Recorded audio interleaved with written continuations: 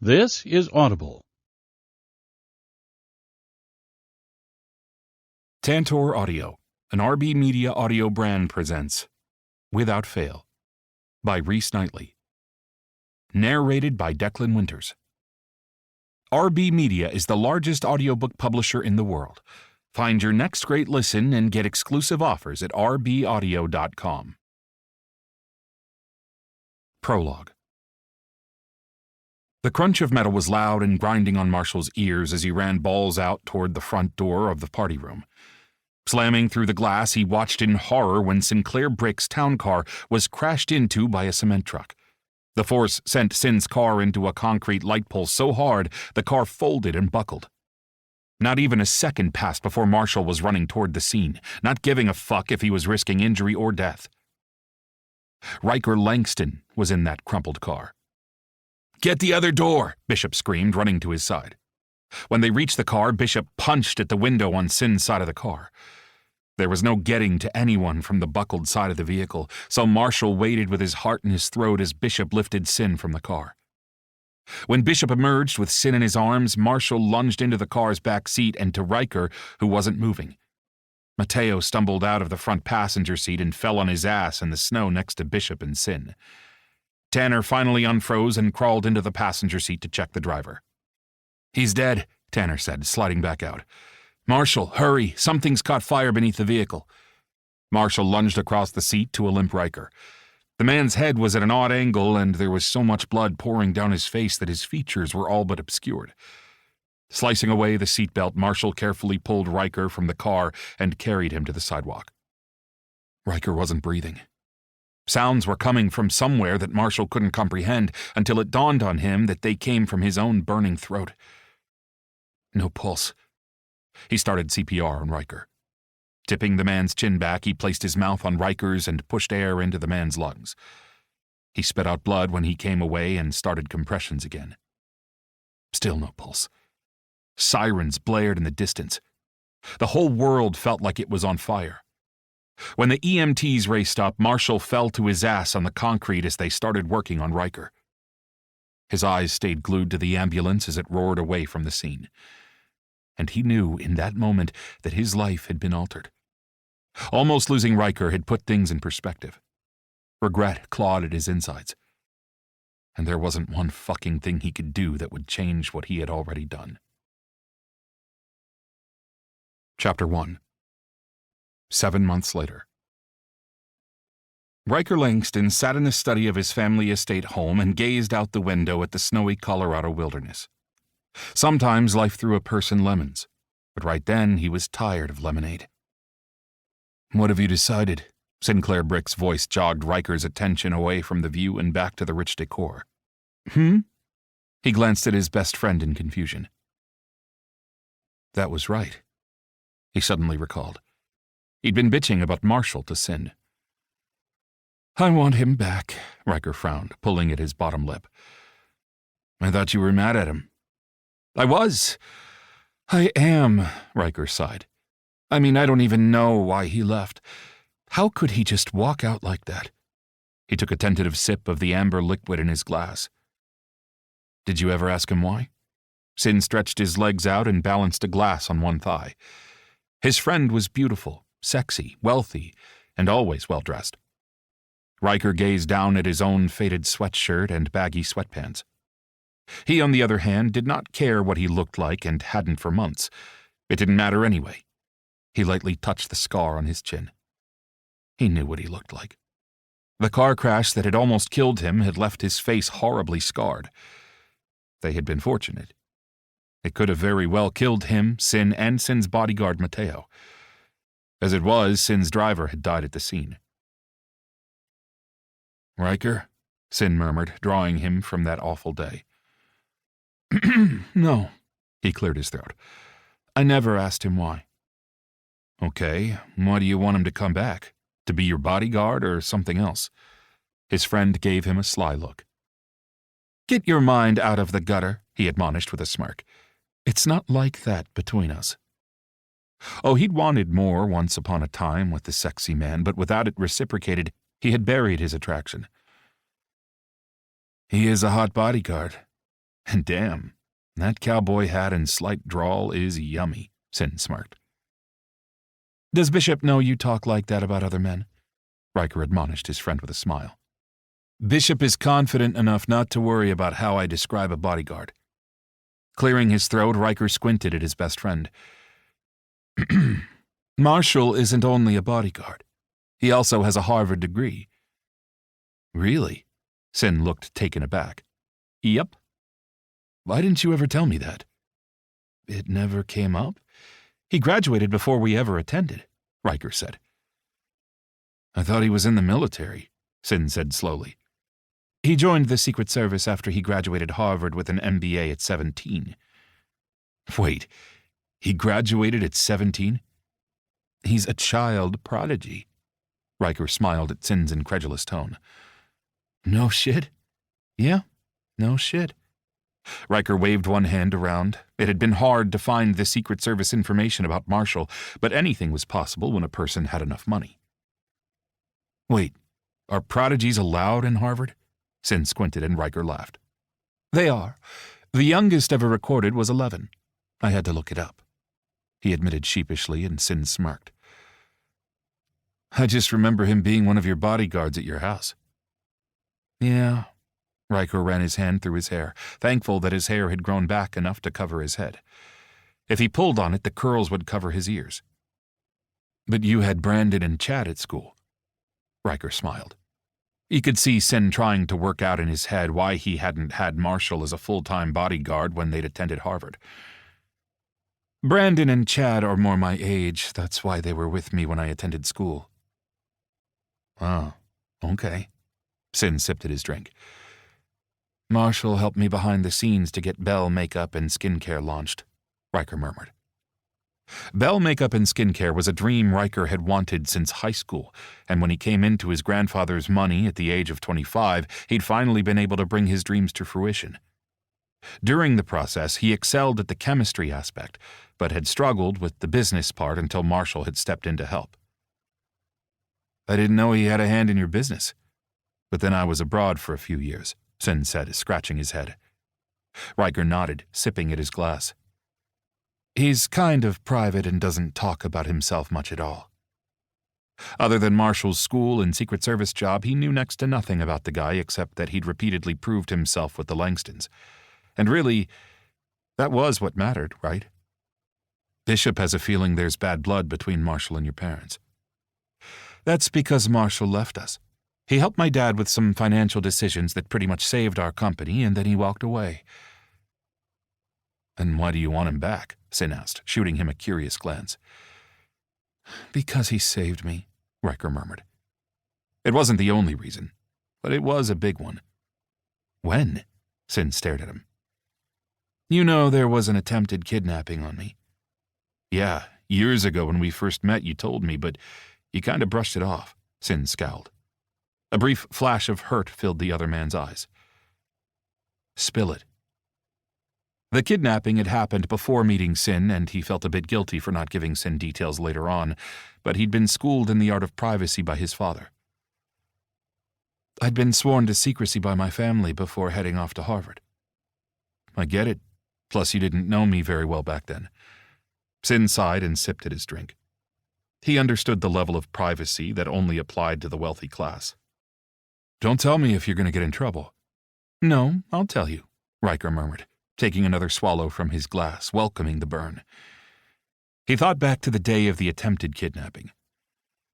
I was walking out of a club with Chris, he began. Instead of taking the family town car, he had wanted to continue drinking.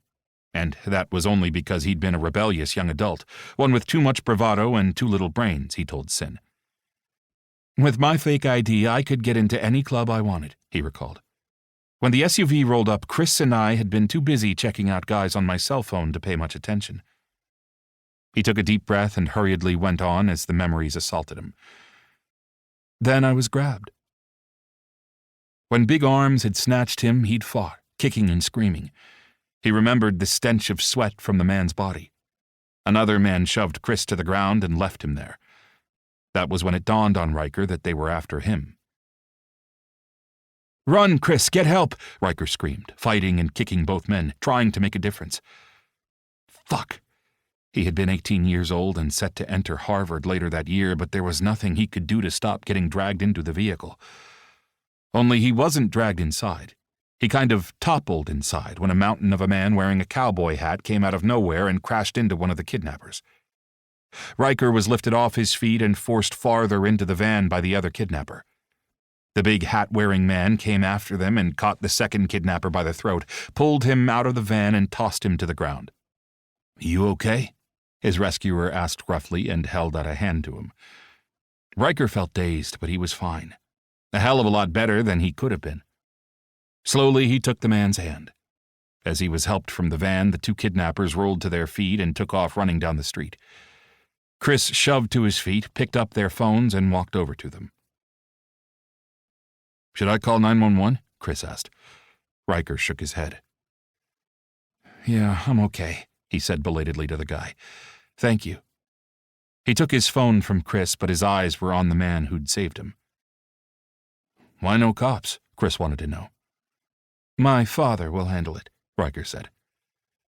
"Let me see you safely home," his savior said gruffly, his eyes shadowed by the brim of a black cowboy hat.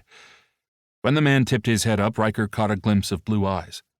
He had to crane his neck way back to gaze up at the man who would later, that very same day, become his bodyguard until he left for school. His father, Robert Langston III, had been grateful when he had returned home with Marshall in tow. After a lengthy discussion, and Riker was sure some detailed investigation, his dad had offered Marshall a job on the spot. "What happened to the kidnappers?" Sin asked when he stopped speaking. "I found out later that they both died from overdoses." Riker held Sin's gaze. It wasn't a stretch to realize Robert Langston had had a hand in their demise. "So, that's the story." "So what are you going to do now?" Sin asked. "Now? I'm going to get him to come back." Marshall may have been their family-employed bodyguard, and even though Riker had wished for things to be different between them, they had at least been friends. Or so he'd thought. "So you're not pissed at him anymore?" "Yeah, I'm pissed. He left without a fucking word," Riker said, scowling before he tossed back the rest of his booze. "And you have no idea why he suddenly left?" Sin frowned into what remained of his drink. "I honestly don't know. One day I turned around and found his resignation on my desk." The stunned devastation he'd felt holding Marshall's resignation letter was something he would never forget. "Well, then you, my friend, need a makeover." "Why?" he frowned. "Because looking good makes us feel good." Riker rolled his eyes with a snort. "I'll never look good again." "Don't say that. Let's go shopping. A new outfit will do wonders." Sin turned in his chair toward him. "After I have my surgery. I can't go out like this. No fucking way." Riker covered the marred half of his face with one hand. The car crash that had damaged his face 7 months ago had left visible scars a cosmetic surgeon said could not all be fixed. He knew what he looked like without gazing in a mirror. An angry V-shaped scar ran from the top right of his forehead, angling down to his upper right cheek before it cut diagonally across his cheek to end just at his chin. His shorn head helped deliver the brutality of it all. At least he wasn't bald any longer.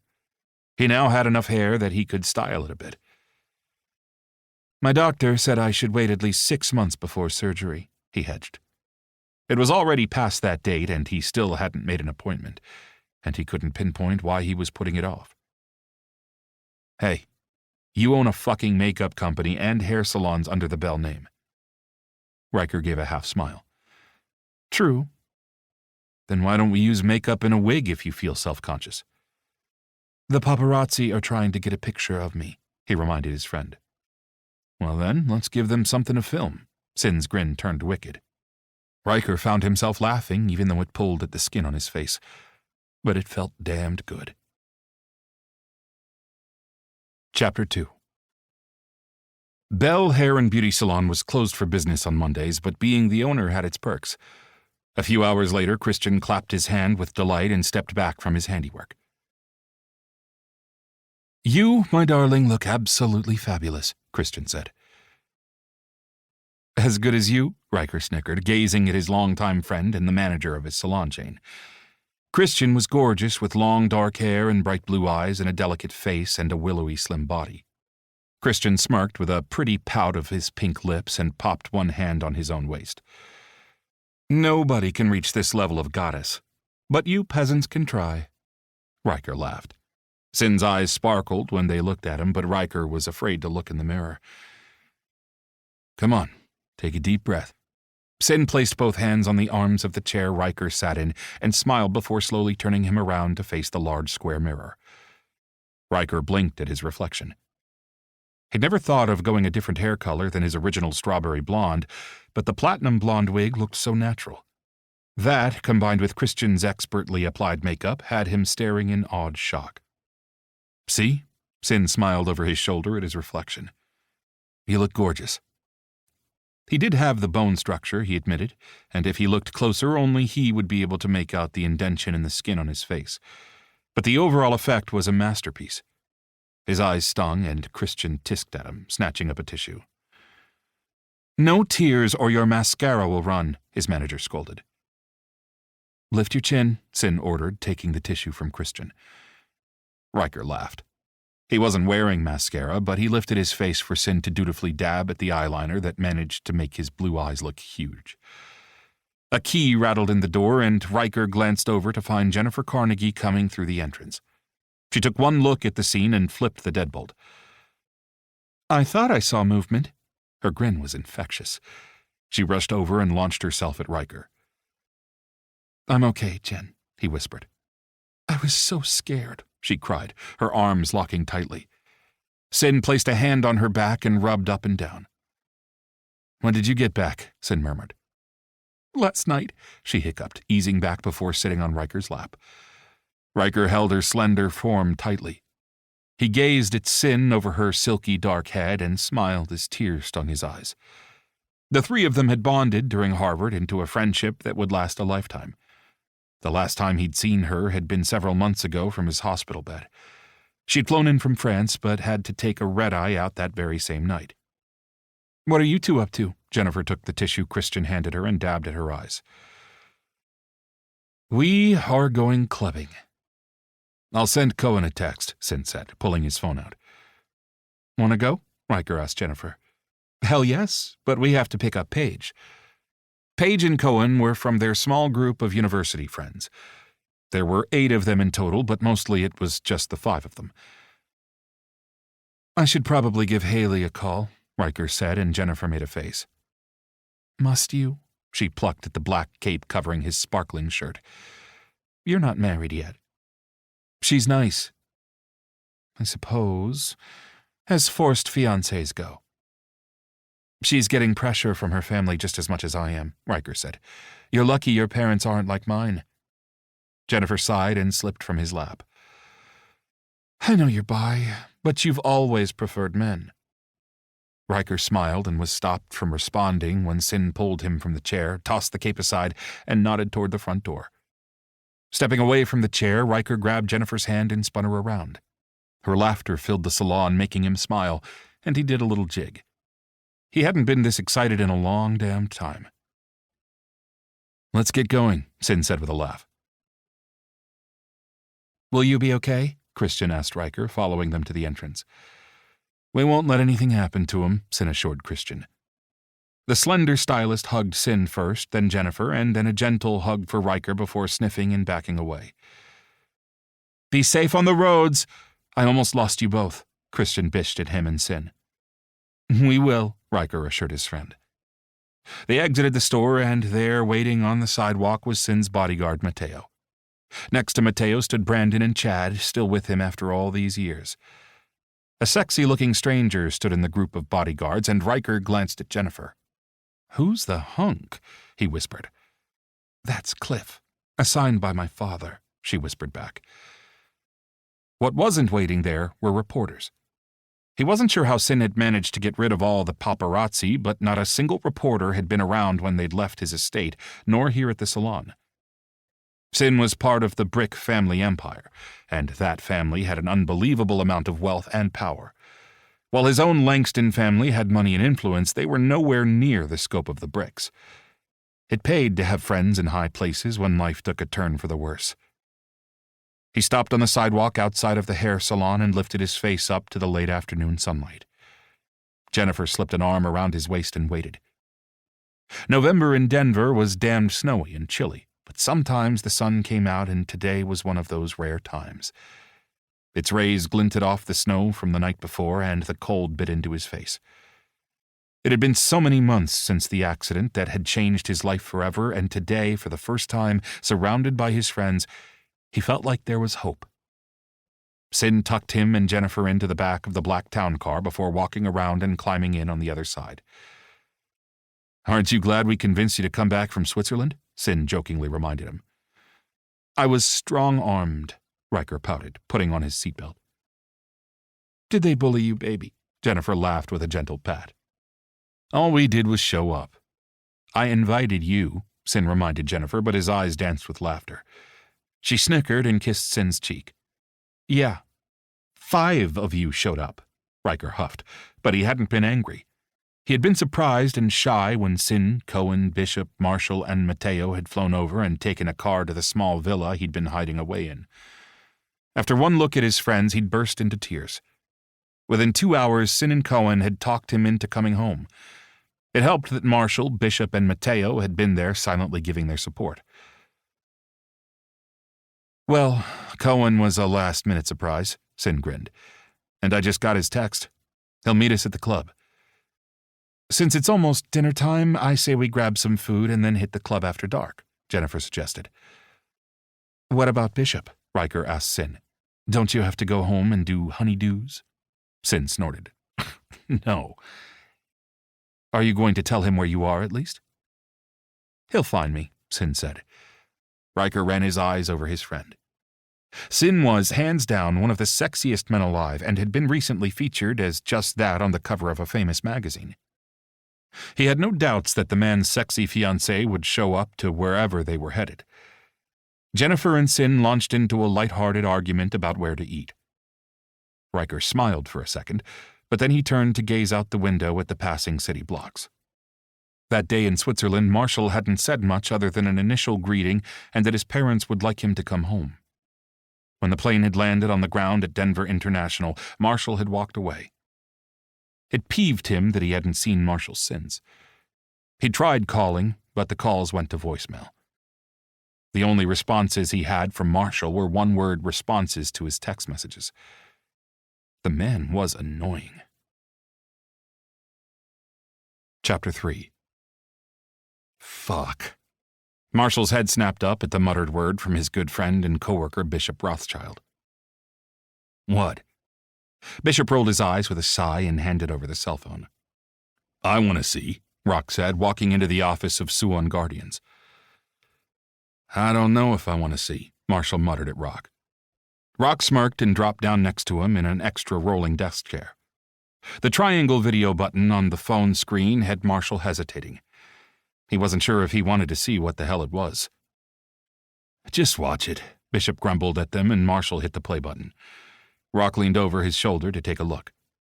Lights flashed in the dark room and music blared as young adults gyrated to the pulsing beat. It looked like the exclusive members club just off of Main Street. The video camera swung upward and landed on the gyrating form of a slender young man with the brightest blonde hair Marshall had ever seen. The way the man moved held his attention, and then the stunning figure spun around. Riker Langston danced on the tables, and someone had filmed it. "Fuck," Marshall growled, squeezing the phone. Rock cackled, and Marshall shot the big bodyguard a glare. "I don't blame him. He's been through hell," Rock said, leaning back in the chair that creaked underneath the considerable weight of the heavily muscled man. Marshall pulled a hand down the trimmed hairs on his face. He agreed with Rock that Riker had been through hell, but dancing on fucking tables? "It's probably still streaming live," Bishop said, shoving to his feet and grabbing his keys from where they lay on the desk. "You guys coming?" Hell yes, he was fucking coming. Marshall shoved back his own office chair and snatched his jacket from the peg by the office door.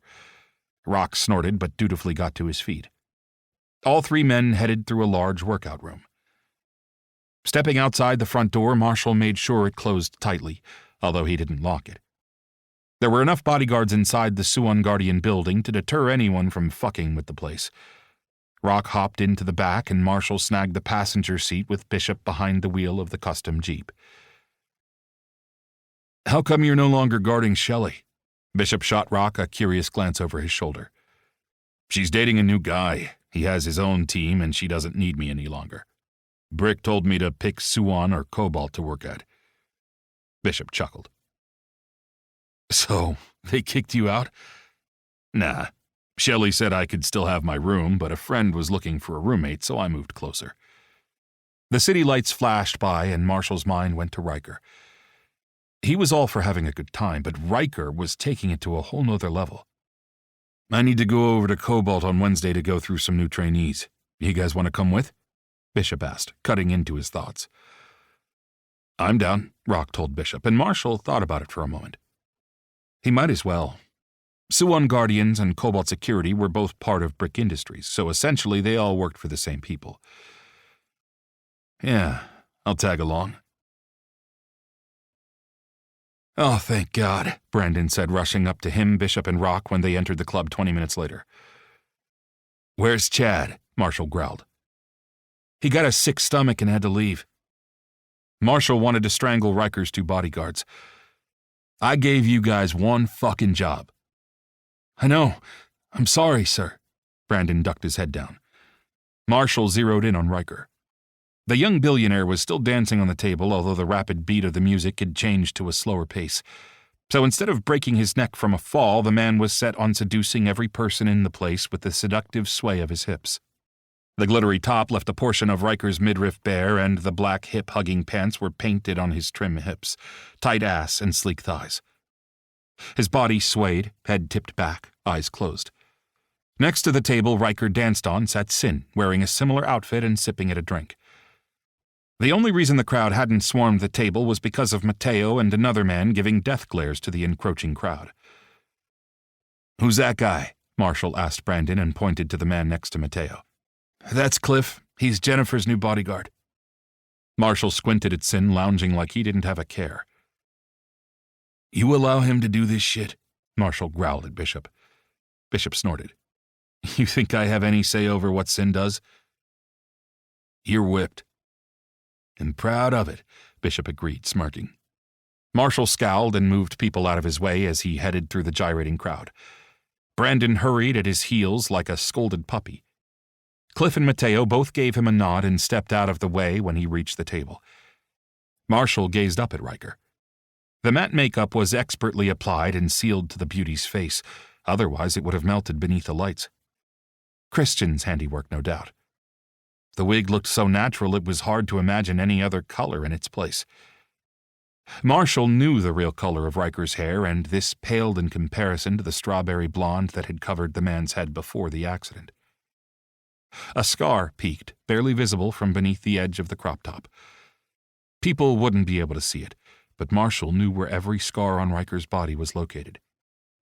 After the accident that had almost taken the man's life, he had seen Riker's medical report on the extensive injuries. He knew the scars by heart. Instead of yanking Riker from the table like he wanted to, he closed a firm hand around the man's slender ankle. Slowly, Riker's lids lifted and his head tipped down to gaze at him. Blonde hair spilled forward, caressing the curve of the man's face. The bone structure that had launched Bell Industries was delicate, the man above him stunning. Riker's glittering blue eyes caught and held his own. "What are you doing?" Marshall said gruffly. Riker smirked and lifted one finger to his ear, shaking his head, a clear sign that he either couldn't hear him or wasn't listening. "Get down from there," Marshall said louder, trying to rein in his temper. Ignoring him, Riker kept dancing, and Marshall clenched his teeth before shooting a glare at Sin. "How much is he drunk?" "A lot?" Sin's brow quirked. Bishop stood behind Sin's chair with both hands resting lightly on the young billionaire's shoulders. Sin tipped his dark head to one side and rubbed his cheek against one of Bishop's hands. "You're his friend. How can you let him drink so much?" he growled. "Because I'm his friend and I know what he needs." Sin bit the words out. Marshall's jaw ached from clenching his teeth, and he scowled, tightening his hand around Riker's ankle. Riker crouched in one swoop. The man went from standing to resting on his heels and reaching for a drink Marshall hadn't seen. When Riker lifted the glass of some fruity drink, Marshall closed his other hand around Riker's forearm. Very slowly, Riker turned his head to stare at him. "What?" Even though the word was spoken beneath the thumping beat, Marshall was so close he heard it. "Don't drink any more," he answered quietly, holding that searching blue gaze. "Come home, then," Riker said. Shit.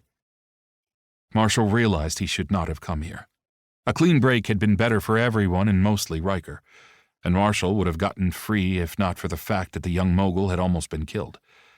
The cold fear he'd felt when a cement truck had plowed into Sin's town car carrying Riker couldn't be described. But it was during that time that Marshall knew he had made the right decision to leave the Langstons a while ago.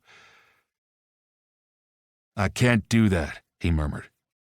Holding Riker's gaze, his mouth went dry, and as always, his stomach muscles clenched in the face of Riker's beauty. "Then fuck off." Riker stood and kicked his ankle free. Marshall hissed and brought his burning fingers to his mouth. "Sorry, Princess. I can't do that either," he muttered and reached up to catch Riker around the waist. He lifted Riker down from the table and placed him on his feet. "Asshole!" Riker kicked him in the shin. "Fuck!" Marshall hopped on one leg, rubbing his shin with one hand. Rather than return to the tabletop, Riker dropped down in a sexy sprawl on the leather seat and tossed one arm around the scantily clad woman in a see-through mini-dress. It was Riker's new fiancée, Haley Baldwin of the Denver Baldwins. She was impeccable, had breeding, and was hands down gorgeous. He wanted to break the hand she slid up Riker's thigh. "Hi, Marshall!" He glanced down when Jennifer wrapped both hands around his forearm and smiled up at him. Of all Riker's friends, Jennifer was the most tolerable, followed by Cohen and Paige, who had their heads together discussing something on the other side of the table that fit six. "Hey," he said, and Jennifer patted his arm before sliding back into her seat. Marshall pinched the bridge of his nose and closed his eyes to stave off the headache threatening. If Riker's father got wind of this, Riker was going to pay. Robert Langston was a hard taskmaster, among other things, and Marshall needed Riker to keep a low profile. Marshall glanced at Brandon. He could imagine what Riker's bodyguards had been through watching after the man all these years. "Go home. Get some rest. I'll take the rest of the night," Marshall told Brandon, who gave a grateful nod. "He's my bodyguard," Riker snapped. "I'll tell him whether or not he can go." Marshall held those glaring blue eyes. "Okay, then he can stay. I'm out," Marshall snapped right back. "Wait."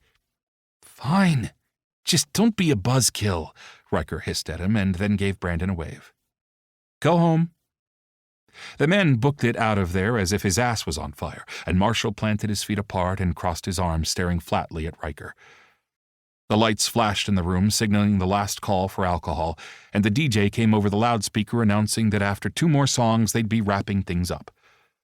When Riker tipped his chin up and ordered more booze, Marshall wanted to hoist the young man up over his shoulder and give him a good smack on the ass. Of course he wouldn't do that, because as much as it killed him, he didn't have that kind of relationship with Riker. Chapter 4. The bed dipped beneath his knee when he placed Riker down on the mattress. Rather than strip the sexy outfit off of the young billionaire, he removed the man's shoes and pulled the comforter over his sprawled body. This was a first. Riker didn't normally drink. Hell, the man never had but an occasional sip, so having him pass out was new. But the not drinking had been before Marshall had quit the Langstons. Now Riker was out of control. It shouldn't have surprised him that Riker was acting out. After what he'd been through, it was understandable. "Marshall," Riker's mom spoke coolly from the doorway. She gave him a glacial look when he glanced her way. "Ma'am?" He touched the brim of his hat. Lydia Langston looked sleekly put together, even in sleepwear. The 55-year-old socialite wore her auburn hair in a messy bun and was in silky pajamas that probably cost more than he made in a year. Her glare was not surprising. To her, he was a deserter. She didn't understand why he had left, but it didn't matter. She would stand up for her husband and son until death.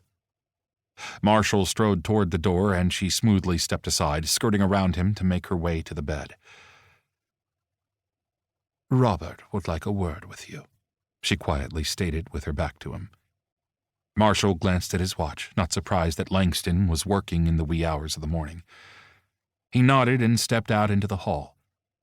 The Langstons' butler, John Brown, gestured, and Marshall followed the elderly man down the long, luxurious hallway lined with photographs and paintings of past and present family members. The butler left him at the doorway to the office, and Marshall stepped inside and closed the door. At the end of the large room, Robert Langston sat behind a massive oak desk situated near a wide picture window.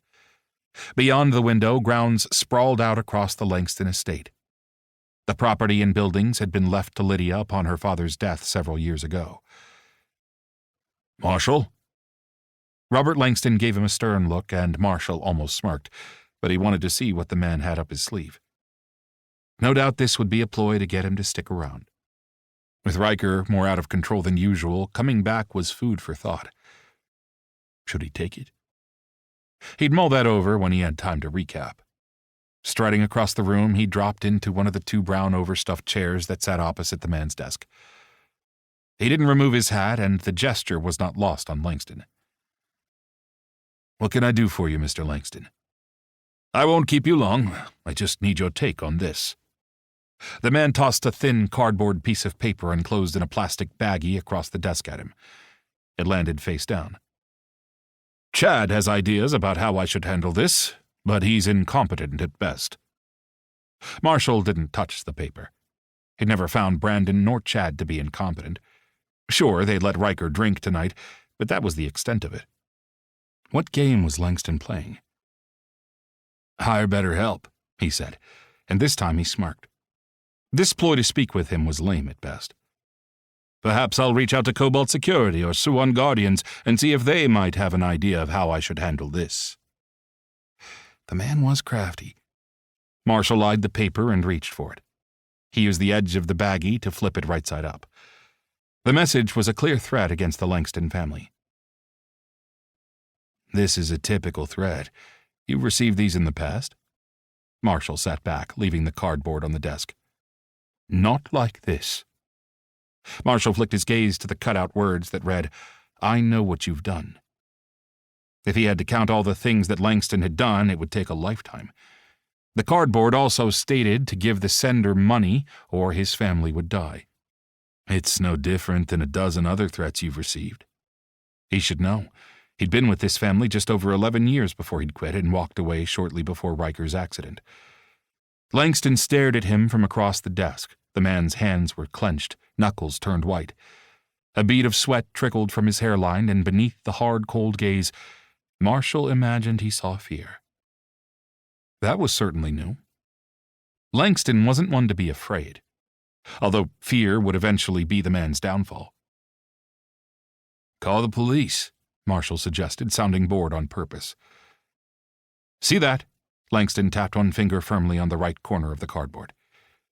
He'd seen it. The bloody thumbprint on the right corner of the paper.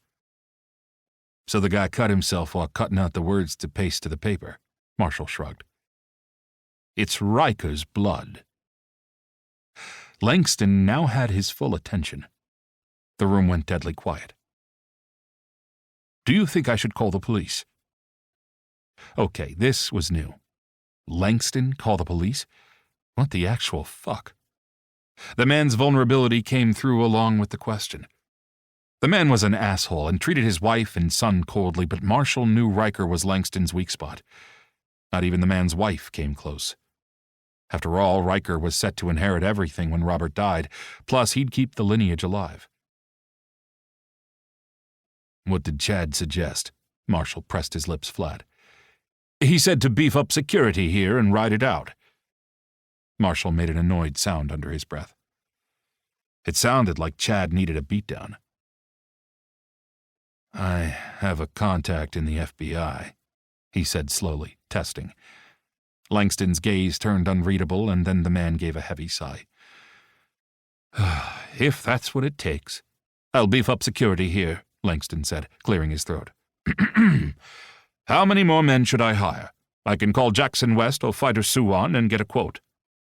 Marshall locked his eyes on Langston.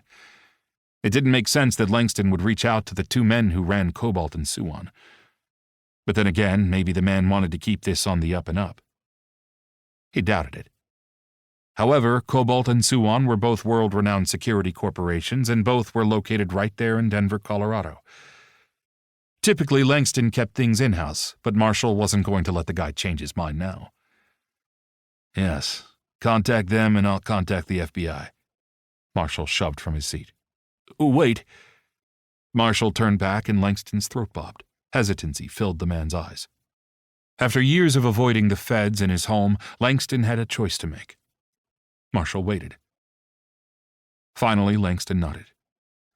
Do whatever it takes. I'm on it. He turned toward the door, but was stopped again. Marshall, I don't know why you left, but why don't you come back temporarily? Riker only listens to you. If Langston had seen his son dancing on the tabletop at one of Denver's exclusive members' clubs, the man might have thought differently. It had zero effect on getting Riker to stop his public display. Perhaps a few years ago Riker might have listened to him, but right now was not the case. I'll think about it, he said without turning around and strode from the room. 2 days later, Marshall entered the Langston estate carrying a carry-on-sized suitcase. Being back there was only temporary. Nice place, Assistant Special Agent in charge of the FBI, Alexander Channing, said, entering the foyer with him. Mr. Thomas, Mr. Channing, the Langston butler said, greeting them. ASAC, Channing, Alex easily corrected the older man. Marshall would have told Alex not to bother. John Brown had been with the family for years and never followed protocol nor rules to his knowledge. I'll take your luggage, sir, a young man said from behind John and stepped forward with a grin. This guy was new, and Marshall made a mental note to get his hands on any and all background information on all employees, past or present. Someone on the inside had delivered the threat, that much was clear, and Marshall would root out the fucker. He handed over his suitcase to the new guy. Mr. Langston has set up a place for you to work, John said, leading them down a long hallway toward the west wing of the estate. This part of the place was high-tech and an add-on a century after the original structure had been built. Marshall had had a hand in keeping the high-tech surveillance system up to date. Will it be only you? John slanted Alex a judging look. Don't worry, Jeeves, I have other agents on their way. Alex smirked and entered the room. My name is John. The man stiffened like he had a metal pole rammed up his ass. Yeah, it was a joke. Alex tossed Marshall a pained look. He's set to retire soon, Marshall told John. He's practicing. The butler nodded as if that made perfect sense and then left the room. Wow, Alex murmured, walking over to tap the keys on one of the numerous laptops before placing his briefcase on the table. He's stiff. Have you checked him out? A long time ago, but we can do another sweep, Marshall suggested. I want to recheck everyone. Sounds good. Alex glanced up from the computer. Someone delivered that message here, and I bet that same person got Riker's blood. No doubt. Marshall walked over to gaze out the window at the sprawling grounds. There were 27 people employed on the estate and surrounding grounds, and that didn't include the vendors who came in and out regularly. You good? Marshall shot Alex a glance. Yep, I have Hitch coming with a few others, Alex murmured, placing his laptop on one of the desks. Marshall nodded, touched the brim of his hat, and left the room. He'd find the traitor in the Langstons' midst. But first, he needed to make a call. Chapter 5. Marshall was back, but not in the way Riker envisioned. Standing in front of his father, Riker kept his hands at his sides, trying not to fidget. Even at the age of 30, he still felt like a child beneath his father's judgmental gaze. It had taken him making an appointment 24 hours in advance just to question his dad. Why is Marshall back? He asked, meeting his father's eyes directly. Doing so had been a hard lesson he'd learned at the age of 8. Meet the man's eyes or get the fuck out. He's doing a temporary assignment for me. Stay out of his way. Exasperation filled the man's voice. The tone made the usual lump grow in Riker's throat. He didn't know why his dad always treated him like an annoyance. It couldn't be because of his sexuality, could it? He was bisexual. Sure, he had a tendency toward men, but that didn't omit women, so Robert Langston couldn't rule out that he and Haley might actually get married. At first, he hadn't minded Haley, but lately something didn't feel right about their relationship, and it wasn't the fact that they hadn't been intimate. He suspected their values were far different. His dad was old school, so even if Riker married a man, Langston Sr. would not allow for a surrogate. This was his life, right? He had a say in how things went. This was the year 2024, for God's sake. But he knew differently. With money came power, and with power came a whole set of rules that were a far cry from ordinary people. Riker hated it, but he'd been raised in it, and changing now wouldn't be possible. Right? Right. Walking out of his father's office, he took the hallway to the left, skirting around people. The house had been filled with FBI agents and beefed-up security from Cobalt and Suon. It suddenly became too fucking hard to breathe, and all he wanted was to escape pitying looks and stares. A few people murmured condolences, as if he'd fucking died. He made it to the parking garage located beneath the house and slipped behind the wheel of the silver Porsche and pressed his finger to the ignition. The passenger door opened, and Marshall suddenly slid into the passenger seat. The man's big body took up a lot of room, making the inside of the car feel smaller. Riker clenched his teeth and squeezed both hands on the steering wheel. He stared out the windshield, waiting for Marshall to forbid him from leaving. It wasn't like he could shove the man from the car.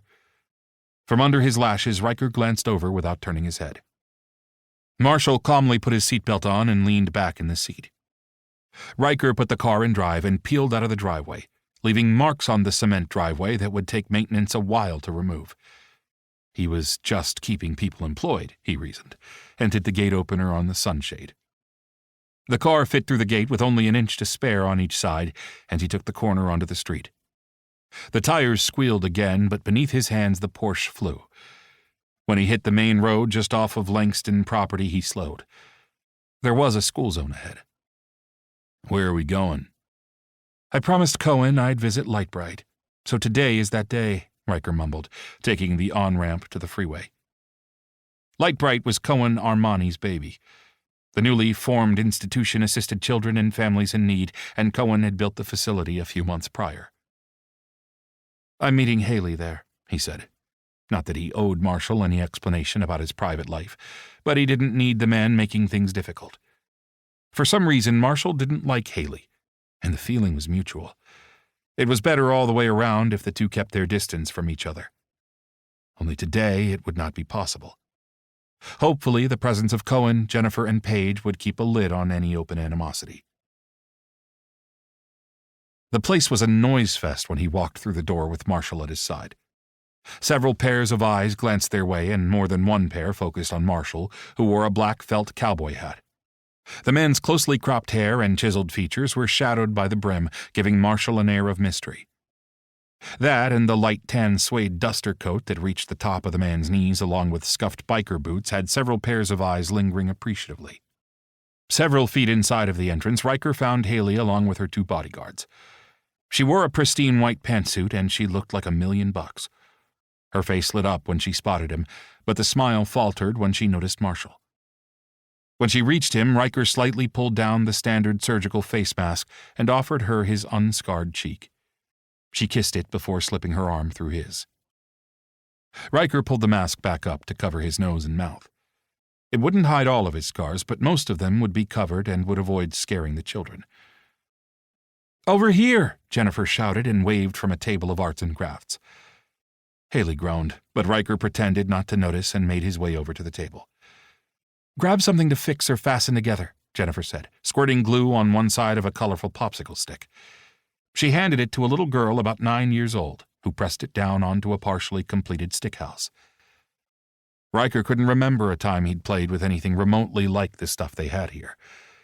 His childhood had been lonely and filled with books and mostly online games. He wanted to try putting together an airplane and lifted one of several packages. "What are you doing?" Haley huffed under her breath, and Riker shot her a quick look. Disdain filled her face, and she grimaced when a running child accidentally bumped into her. He didn't realize she had such an aversion to children. Or maybe it was people in general. She came from old money and power, and she took snobbish to a whole other level. He slowly placed the package back on the table and slipped his hands inside of his slacks. He'd overdressed, but this was the first time he'd been there. Marshall reached past him and plucked the airplane package off the table, and Riker shot the man a curious glance. He almost squeaked when Marshall unlatched Haley from his arm and grabbed his hand. When Marshall pulled him through the crush of kids and adults, Riker had no choice but to follow. "Riker!" Haley called out, trying to maneuver through the crowd without actually touching anyone, which was nearly impossible. Marshall didn't give him a chance to stop. Giddy, he felt like a kid when Marshall pulled him through an open doorway and into what looked to be a supply closet. Flipping the lights off, he found himself crowded up against a stack of supplies with Marshall's big body crowding him. With a pounding heart, Riker gripped the shirt at Marshall's sides and held his breath. The clean scent of body soap swept over him, and he slowly filled his lungs. High-heeled shoes marched past, and Riker tried to stifle a laugh. Marshall pressed a hand against his mouth, and Riker puckered his lips against the man's palm, the mask thin enough for him to notice. Marshall's quick inhale was loud in his ears. Lifting his eyes upward, their gazes locked and held. The moment was intimate. His heart pounded in his chest. Marshall's throat bobbed, and then laughter in the hallway broke them apart.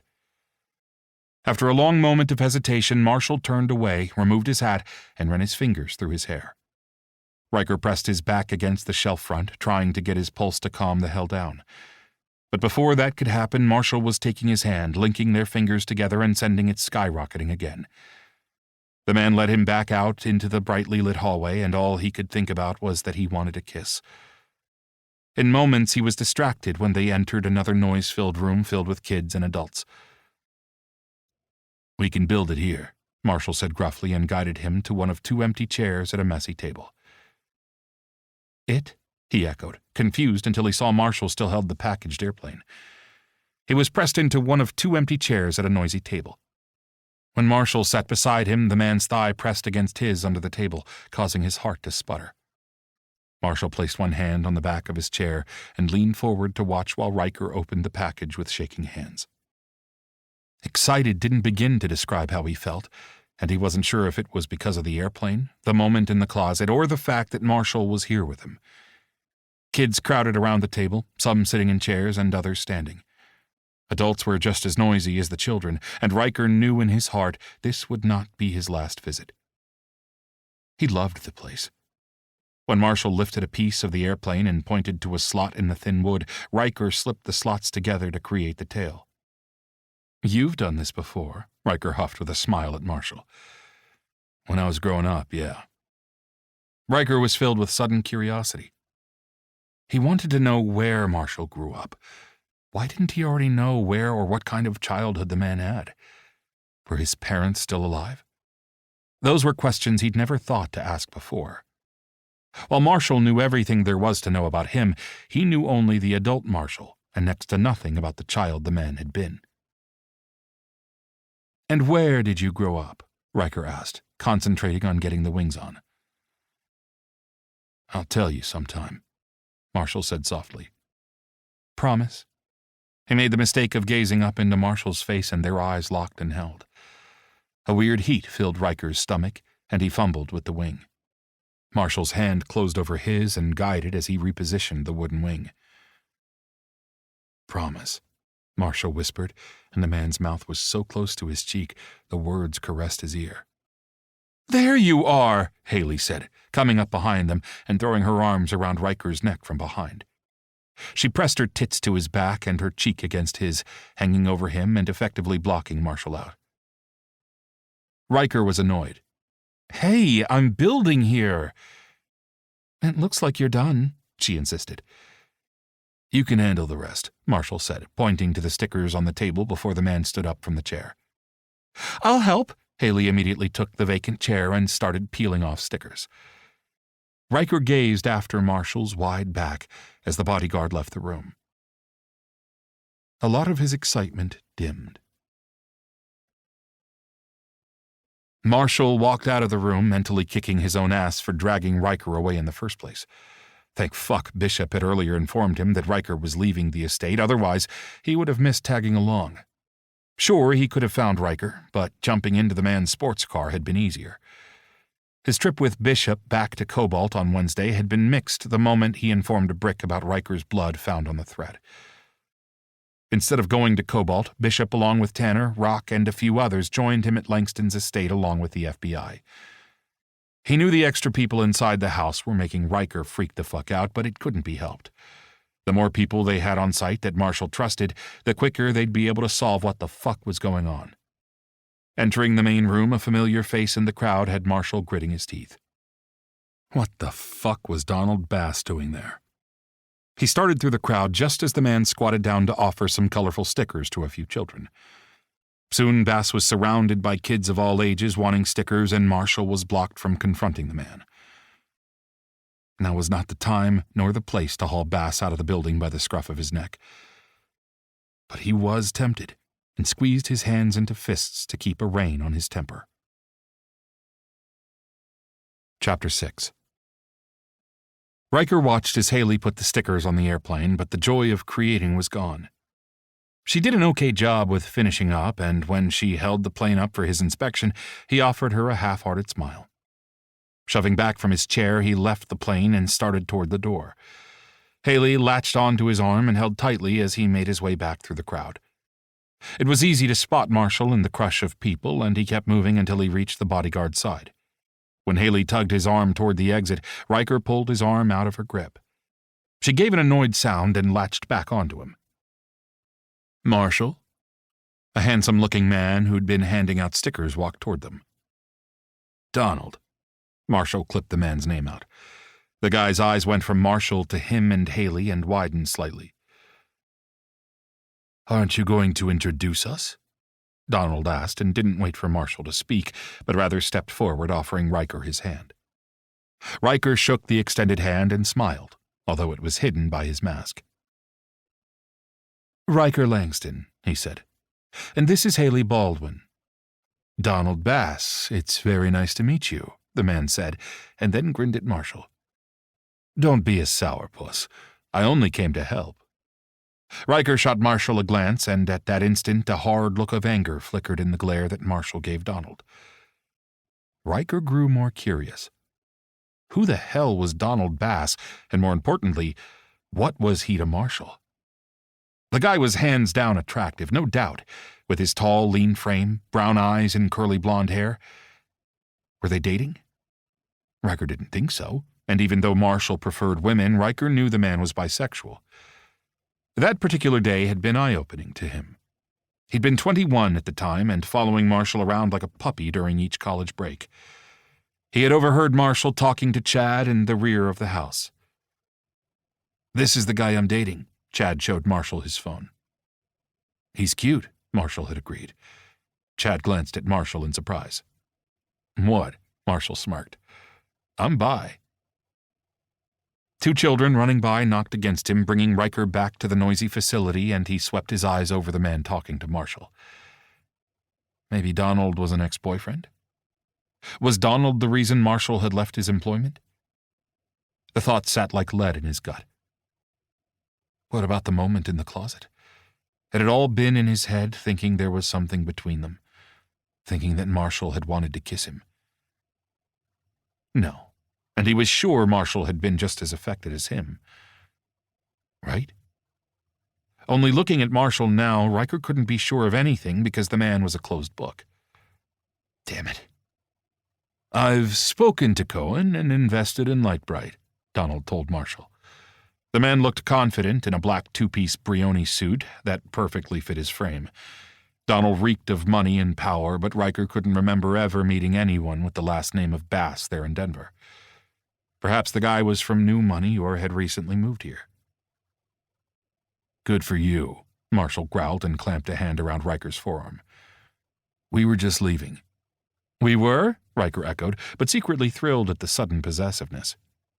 Yep, Marshall drawled the one word and pulled him toward the exit. Bye, Donald. Nice to meet you, Haley called out as she too was dragged along due to her death grip on Riker's other arm. When they reached the exit, Marshall guided him out to the parking lot and over to the sports car. Sorry, there's only room for 2, Marshall told Haley before he pulled the woman's hand from his arm and tucked him behind the wheel. Haley's 2 bodyguards stood behind her, and she shot Marshall a look of loathing. Riker was thrilled and tried not to snicker, but he failed. He made sure to school his features when Marshall slid into the passenger seat. I'm starving, Riker said, starting the engine and pulling out of the parking lot. I could eat, but let's go home for food. Trying to keep you safe in a crowded restaurant is almost impossible. Wait. What? Riker shot Marshall a squinty look. What the hell? Keep me safe? Marshall stared at him, and Riker pulled over to the side of the road in a no-parking zone. You'll get a ticket. I'll pay it, he snapped. Why do you need to keep me safe? You've seen the extra bodyguards and the FBI? My dad told me they were there to handle some business with you. What kind of business do you think the FBI handles? White-collar stuff. Kidnapping. Right. Marshall pulled a hand over his perfectly cropped mustache and beard. Tell me right now or I'm not fucking going home, Riker hissed. The family received a viable threat. How viable? Enough to call in the FBI, Marshall said, staring out the windshield. On the one hand, it pissed Riker off that Marshall was deliberately avoiding his eyes, but on the other hand, he wanted to ease the pressure Marshall must be under trying to keep them safe. What do I need to do? He asked softly, and Marshall finally turned to look at him. Are you serious? He nodded. Yes, I want to help. For starters, you need to tell Haley to stay away. The last thing you want is her in the line of fire. Searching Marshall's face, he looked for signs beyond the basic order to stay away from Haley, but found none. The man's blue eyes flickered and turned hard for a moment, and then went empty. Get over yourself. He doesn't want you, Riker silently scolded himself. I'll call her as soon as I get home, he promised softly, and after a moment, Marshall gave a small nod. And, the man continued gruffly, you need to keep a low profile. That means no more dancing on tabletops. Riker smirked even though his eyes stung. Aw, bummer. Marshall gave him a squinted-eyed look, but Riker saw the man's lips twitch. Intimacy filled the air between them, and it lingered. He didn't look away. So, you said you'd tell me about growing up. Riker placed a hand on Marshall's arm, but the bodyguard pulled his arm away, his face closing off immediately. Riker couldn't stop the sudden hurt that filled him, and he squeezed his hands closed. There isn't much to tell, Marshall said indifferently. What do you mean? Riker swallowed hard. I grew up fast, went to Harvard way too young, and then after that the Secret Service. Nothing special. Well, not if you explain it that way. Disappointment filled Riker, but he continued doggedly. How did you know how to make that airplane? Marshall sighed, and a muscle ticked in the man's jaw. I read the directions. A flush of humiliation heated Riker's cheeks, and he turned to face forward. Screw this. He pulled back onto the road. In stony silence, he drove them back to the Langston estate. Marshall did nothing to break the tension, and Riker wasn't sure what the hell he'd say if the man did try to talk right then. Because he was sure the next words out of his own mouth would be along the lines of, go to hell or fuck off. He wasn't sure which. Maybe he'd say both. Chapter 7. Marshall was kicking his own ass 2 days later when the strained silence continued between him and Riker. He was also pissed at himself for the stunt he'd pulled at the Light-Bright facility. Of all the things to do. He'd kept his distance for years for a reason. Now that had gone to shit and he had to put things back to how they'd been before his fuck-up. His phone buzzed with an incoming text from Donald Bass, but he ignored it just like he had the numerous messages he'd received since the day at Lightbright. He'd deal with Donald later tonight. "I'm out of leads," Alexander told him, placing an iPad down on the desk in front of him. Since the Langston bodyguard headquarters was packed with additional personnel, Marshall had taken up working at one of the desks in the tech room where the next FBI was temporarily housed. Lifting the iPad, Marshall flipped through the screen of suspects. 5 altogether. He thumbed through the list of new staff and a few old ones. "Next, we need to put a tail on them," Marshall said. "I don't have enough men," Alexander gestured to Hitch and 2 other FBI techies who had shown up later that first day. "I'll have bodyguards fill it. Work them in pairs, so that means 5 teams," Marshall said, shooting a text to Fighter and Jackson. When Jackson's name flashed on a video call a moment later, Marshall answered. Instead of Jackson, though, the man's gorgeous husband filled the screen. "Hey, Marshall," Hayden smiled. "You need more manpower?" "A few more would help." "I can send Gunner and Felix." "Okay. Where's Jackson?" Marshall asked.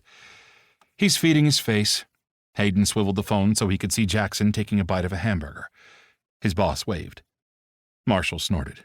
"Yeah, send Gunner and Felix. And if you have one more, that would be great." "Okay, I think Sterling is free," Hayden agreed. "Don't forget it's Thanksgiving this Thursday, so pickings might be slim." "I won't. I think the Langstons will provide food," Marshall said, and he planned on going home that day. "Yum," Hayden snickered and ended the call. "I'll hook everyone up with radios," Alexander said, and Marshall nodded. All Langston employees lived locally, and high-frequency radios would make it easier for the bodyguards to keep in touch as they handled their separate jobs. It took an hour and 30 minutes to assemble the team into pairs once Gunner Morgan, Felix Acosta, and Sterling Carnell arrived. Marshall gazed over the quiet group of bodyguards that had gathered in the main room located on the ground floor of the Langston estate. "I want pictures of every person your target meets. Send them to Alexander or myself immediately, and we'll start doing a background check." "You're all on Channel 3, Alexander said, handing each team a radio. "I shot each team 1 target photo and information." Hitch piped up from where he was sitting with a laptop on his lap. "I need to reiterate something," Bishop said. "Go ahead." Marshall gave Bishop the floor. Bishop walked to the head of the group and turned, facing the teams. "This goes without saying, but I'm going to say it anyway." The man paused, running his eyes over the group. "Nobody is to talk about anything related to this case outside of this room. Sometimes the staff come in here to deliver beverages, food, or clean. We always shut conversations down when that happens, but what if we're caught off guard?" Tanner said. Tanner Hendricks had been with Cobalt Security for over a year and had a very bright future ahead. Tanner was quick and super fucking smart. "Any ideas?" Bishop asked Tanner. The man's response was quick. "We all take turns rotating as a guard to man the door 24/7. I'll put together a schedule. Nobody enters until the guard notifies those inside first." Marshall smirked and Bishop smiled wide. The rest of the men nodded in agreement. "There you have it," Marshall said. "Now, watch your target, and when they leave for the day or weekend, you do whatever you need to do to get the information back to us." With low murmurs of agreement, pairs broke off together to go over the photos and information about their target. Marshall headed out of the room with Alexander and Hitch.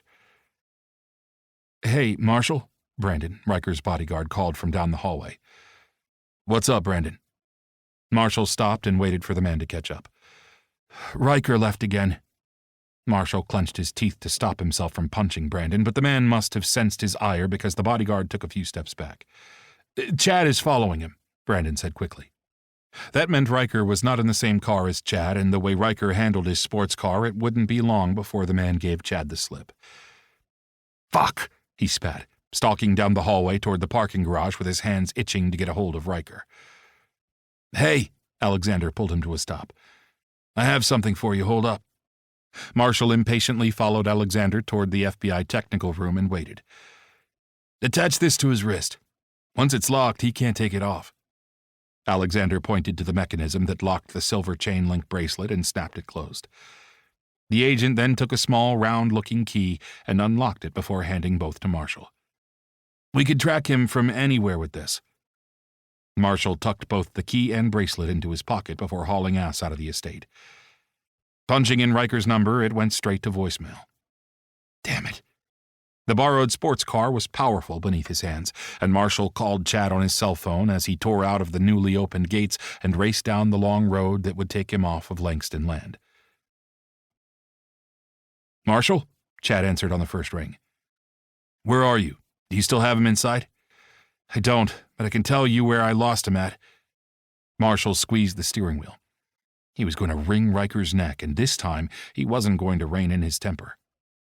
Thankfully, his phone rang, and the name flashing on the dashboard screen made him smile and keep him from brooding too much. Hey, Mom, he answered with the hands free on the second ring. Hey, sweetie, are you coming home for Thanksgiving weekend? Her hopeful voice filled up the vehicle's speakers. I'll be home for Thanksgiving, but I won't be able to stay for the weekend until this job is over. She gave a heavy sigh that came in loud and clear over the speakers, and he suspected she was having a hard time. Put Tristan on the phone, Marshall growled. Don't yell, she cautioned him. Hey, Dad, his 16-year-old son grumbled into the phone. Are you giving your grandmother a hard time? No, Tristan assured him. It's Colin and Owen. They're out of control. Marshall eased his foot off the gas and took the exit that would take him to where Chad had last seen Riker. Here, Tristan said with a loud, annoyed sigh, and handed the phone over before he could say anything further. Marshall expected his mom, not his 4-year-old son Colin, to pop on the line. Hi, Daddy. Hi, baby. Are you being a good boy? Yep. Owen is a bad boy, Colin said, accusing his quieter twin. I see. Well, you be sure to be a good boy for Grandma and share your toys. I want to talk to Daddy. Owen's voice wavered in the background, sounding like he was going to cry. Put Owen on the phone. There was some tug-of-war going on, Marshall was sure of it, but eventually Owen's voice filled the speakers. I love you, Daddy. I love you too, baby. Be good for Grandma, okay? Okay, Owen assured him. Hey, sweetie, his mom said, coming back on the line. I'll see you on Thursday, he assured her, and they talked a few more minutes before ending the call. Even if it was only for the day, he needed to make it home. He rubbed a tired hand over his face and drove onto the street where Riker had last been seen. He recognized the area immediately and knew exactly where Riker was going. Fuck. Chapter 8. Riker slowed as he took another left and drove into one of Denver's affluent neighborhoods. Reaching the Baldwin estate, he gave his ID to the guard at the gate and pulled through the open gate when he was given the okay. Haley waved at him from the front walkway, and Riker parked his sports car in the wide driveway. This was only one of the homes that the Baldwins owned, and Riker knew it was the one Haley hoped they would live in after their marriage. Hi, your call was so unexpected, but I'm thrilled, she said, smiling and coming forward. When she reached him, she hugged him tight. Hi back, he said as he hugged her. She had always smelled so good to him, but now the soapy scent of Marshall took over. How long can you stay? Not long, but I need to talk with you about something. He followed her into the house, kicking off his shoes in the large foyer before walking in socks to the den. He loved this room because it felt homey. It was a room he'd relaxed in many times since his return from Switzerland. Haley disappeared and came back with 2 sparkling waters, handing him one. So, what's up? She asked, twisting the lid from her water and dropping down on the sofa next to him. She hitched a leg on the cushion and turned toward him. He really did feel comfortable around her, and she'd become a good friend over the past year. Perhaps that was why he hadn't put up too much of a fuss when his dad suggested the engagement. However, he now had hope for him and Marshall, and unfortunately any feelings he had had for Haley paled in comparison. There was a threat against us, he told her. Again? She frowned worriedly. Yeah. He opened his own water and took a sip. Until the threat is neutralized, you can't come over and I can't come here. But you're here now, and without bodyguards, she pointed out. I know, and I'm going to catch hell, but I also have something I need to tell you in person. Okay, she smiled, placing her hand over his where it lay resting on his thigh. I'm getting a sense that our personalities don't mesh, he began, not sure where he was going with this or what he was trying to convey, but he'd start there and see if she'd at least acknowledge that. It would make breaking up easier.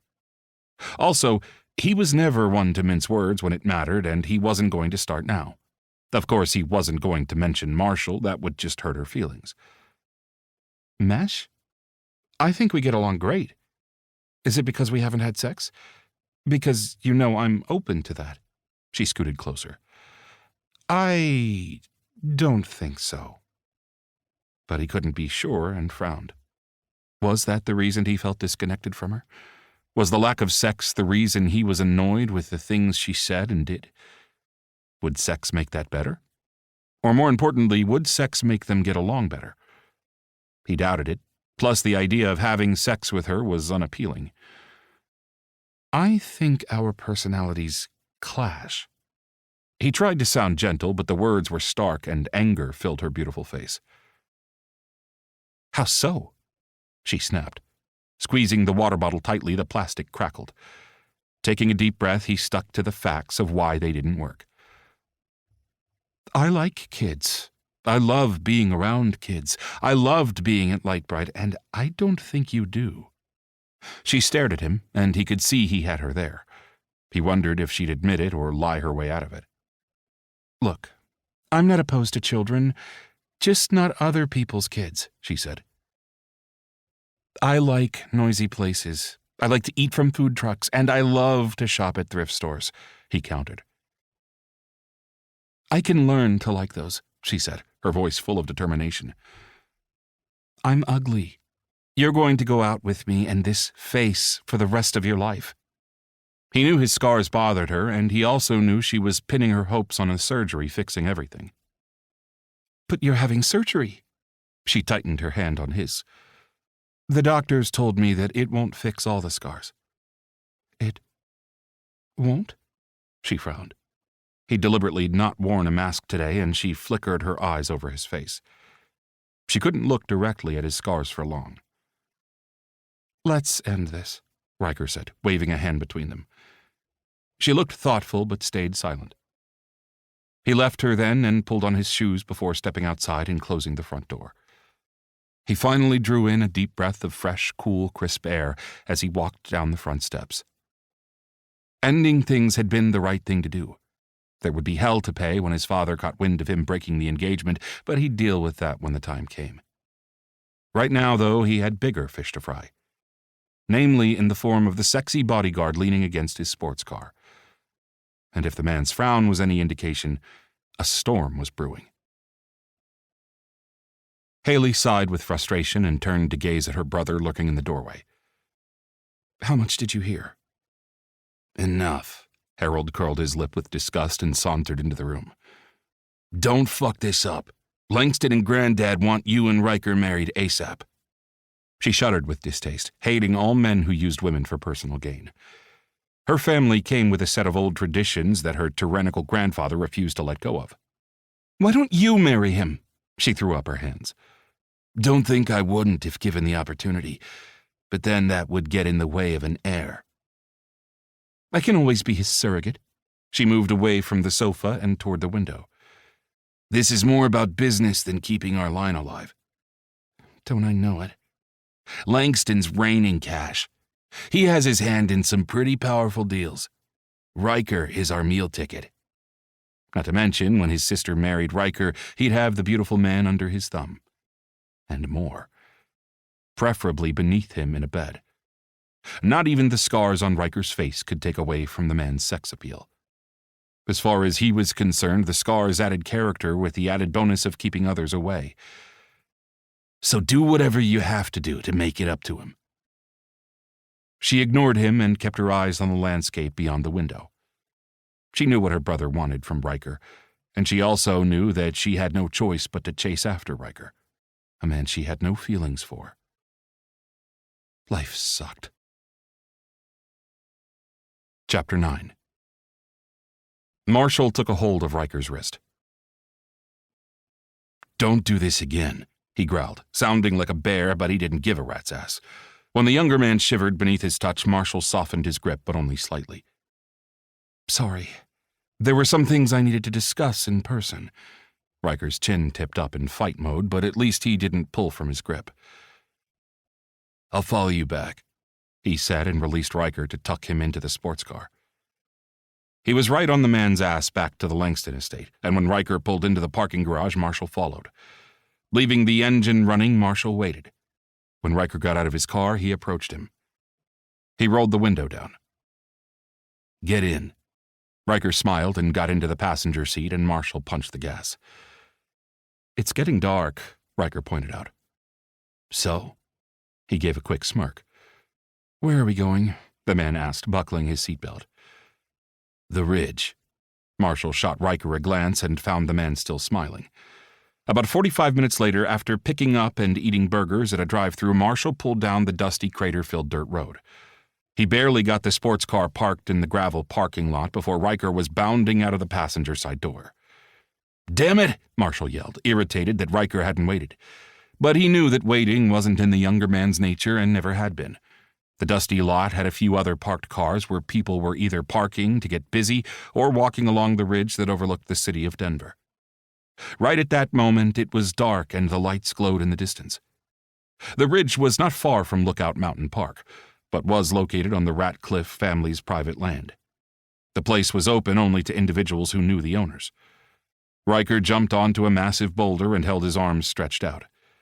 Tipping his head back, the man gazed up at the cloud-filled sky. Sauntering closer, Marshall kept a hawk's eye on Riker. His slender body poised on the rock as if he was part of nature. The wig he wore today was midnight black and set off his pale, luminous skin. Riker had forgone wearing the surgical mask, and Marshall ran his eyes over the Billionaire's pure bone structure. He knew Riker was worried about the Bell brand, but with the right cosmetics and filters, Riker should be able to go right back to handling all the promotional photography. Marshall sighed softly. He'd heard that Riker was thinking of stepping away from the cameras and letting another face take over. There shouldn't be any switching of models, and as far as Marshall was concerned, Riker was the face of Bell. Riker spun on top of the boulder, and Marshall felt his heart leap into his throat. He snatched the man's wrist. What? Riker huffed. Keeping a firm grip on Riker, he squinted up into his face. It's several 100 feet down there. And I'm as agile as a cat, Riker smirked, then twisted free. The man ran across the boulder's surface to leap across to the next one. Marshall broke out in a cold sweat and jogged to keep up. Riker's laughter floated on the night, and the slender, agile form fairly flew from boulder to boulder until the man reached a retaining wall. It was there that Marshall had had enough. When Riker did a tightrope walk along the top of the short wall, Marshall reached up and snagged him around the waist and lifted him down. Their bodies slid together, and Marshall felt his pulse thundering in his ears. He gently pushed Riker from him, and anger filled the younger man's face. Just humor me and stay down here, he muttered when Riker shot him a squinty glare and snatched his hat from his head. Humor you is all I do. The man's tongue darted out to lick at his lips, and then his cowboy hat was placed on Riker's head. Riker's hands settled on his shoulders, and his mouth went dry. What would those lips taste like? The thought of one sip from those lush lips became all-consuming in those next few seconds.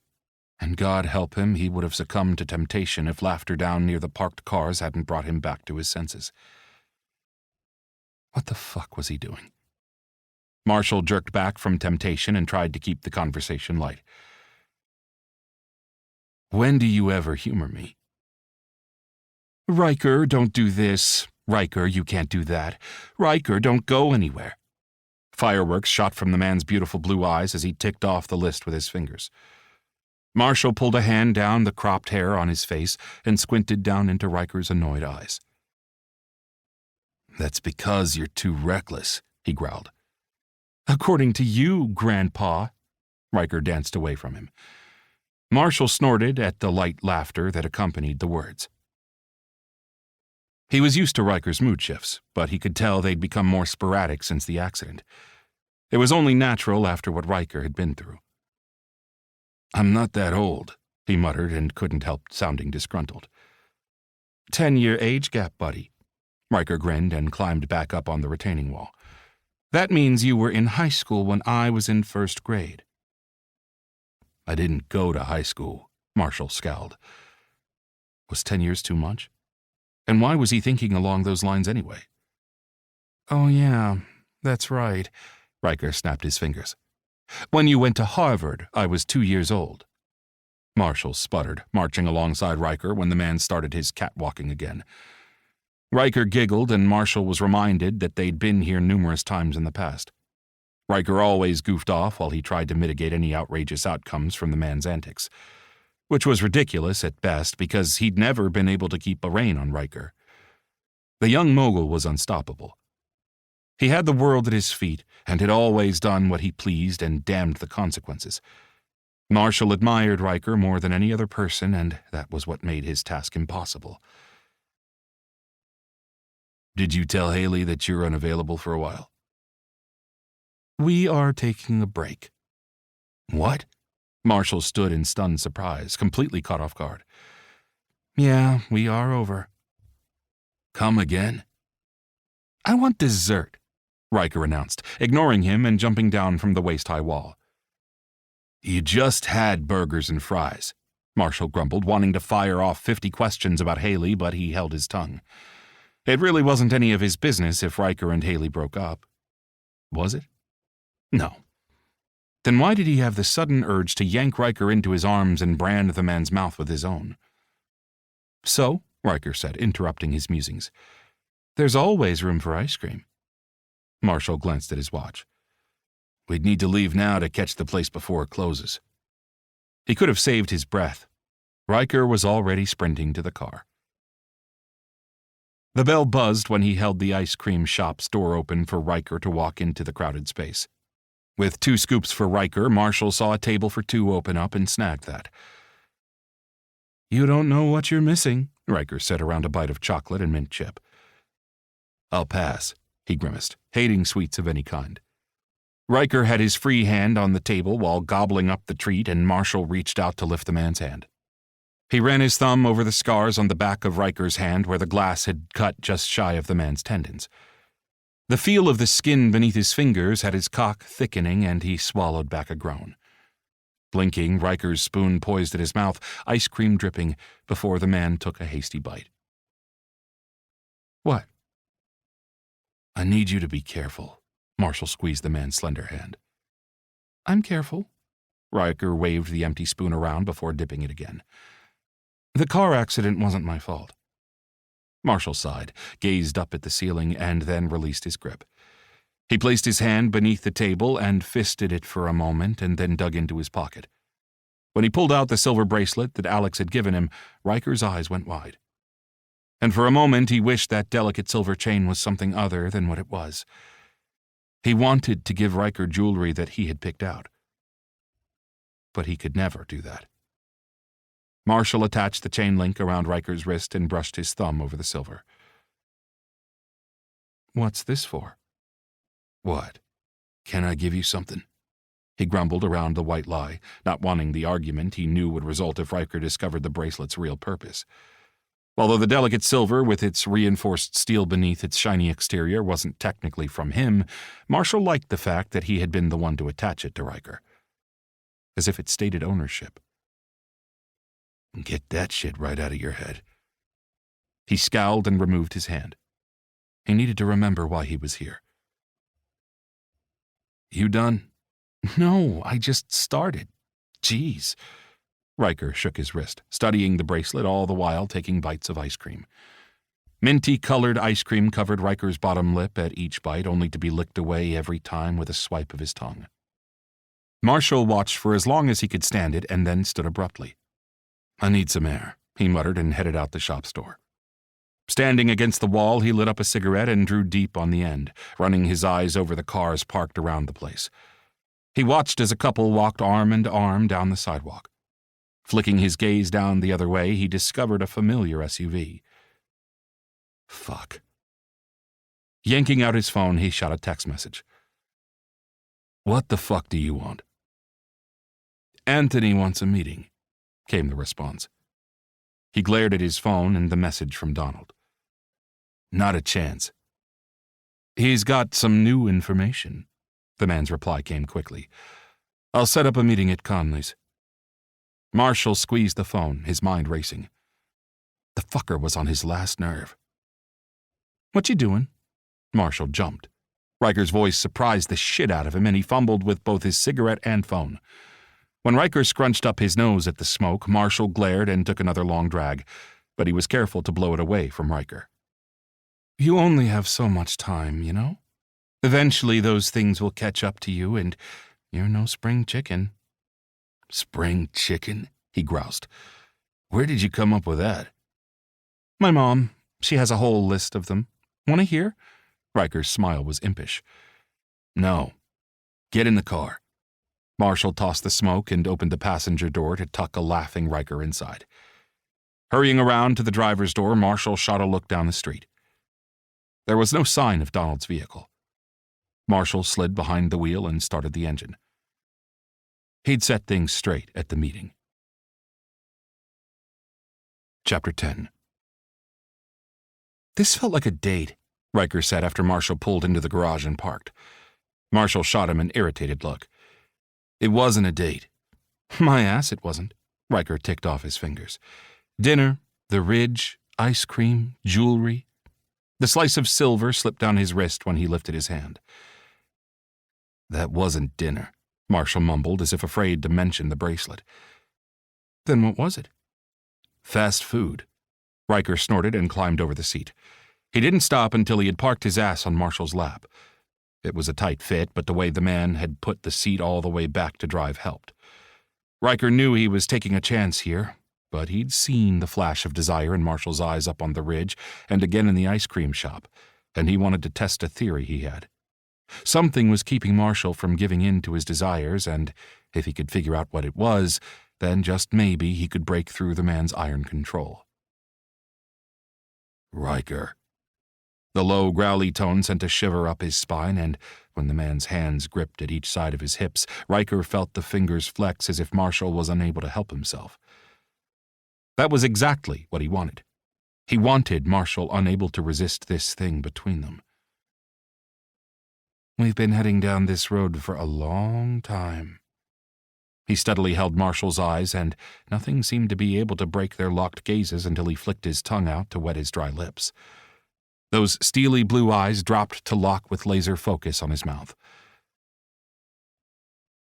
"Don't you want to at least have a taste?" He breathed the words out with a whisper and cleaved his teeth into his bottom lip. With a groan, Marshall's hand suddenly cupped the back of his head, and their parted lips were hotly fused together. Taking advantage of the man's momentary weakness, Riker bit at Marshall's mouth hungrily, fully expecting him to break away. Only Marshall did not. The kiss deepened when the man's tongue swept between his lips, stealing his breath away. Marshall's hand tightened on the back of his head, keeping him still as his mouth was taken. The kiss was possessive, and he felt branded and relished beneath the onslaught. Marshall could have all of him. Moaning into the kiss, Riker caressed his tongue against Marshall's and cleaved his fingers into the man's thick hair. Knuckles rapped on the window, and Riker almost had a heart attack, scrambling off of Marshall's lap. He toppled into the passenger seat and gasped for breath. Marshall shoved the driver's door open and stepped out. Closing the car door, Riker was engulfed in silence for a few seconds before he heard Tanner asking about the incident of Chad losing his tail. He laughed and pressed a hand to his chest to calm his breathing. It wasn't like anyone could see through the tinted windows into his sports car. So nobody really would know that they'd kissed, but he would. He would remember this moment for the rest of his life. He'd finally kissed Marshall Thomas, and he wanted more. Sliding out the passenger side door, he found Marshall standing with his back to the car. Tanner had returned inside. Riker approached Marshall from behind and laid a gentle hand on the man's back. Marshall abruptly stepped away. "Don't do that again." The man's growling tone sent his heart plunging, and he squeezed his hands into fists at his sides. "Why not?" "Because I don't think of you like that." The words stung, but he responded quickly. "Your mouth sure the hell felt like you do." "Don't overthink it. It was just a kiss, and not a very good one." Riker couldn't help the offended gasp from escaping, and when he tried to get around Marshall to get a look at the guy's face, the bodyguard blocked him. When a firm hand clamped around his arm, Riker was marched through the back door. It was snapped closed, but Marshall hadn't joined him. "Fine," he snarled, stalking through the house. If that was the way Marshall wanted it, then so be it. He could ignore the kiss, that supposedly wasn't all that good, and ignore Marshall, too. The jerk. His eyes burned, but he refused to let the asshole's words affect him to the point of crying. He hadn't shed real tears since he was little. "This is war, you prick." He felt better calling Marshall names and continued doing so all the way to his rooms. Thunking his head against the wall in the garage, Marshall released the breath he was holding. He hadn't meant one single word of the hurtful words he'd said to Riker, but if they got the man to forget about the kiss, then so be it. He just had to stay focused, and then he'd be out of there.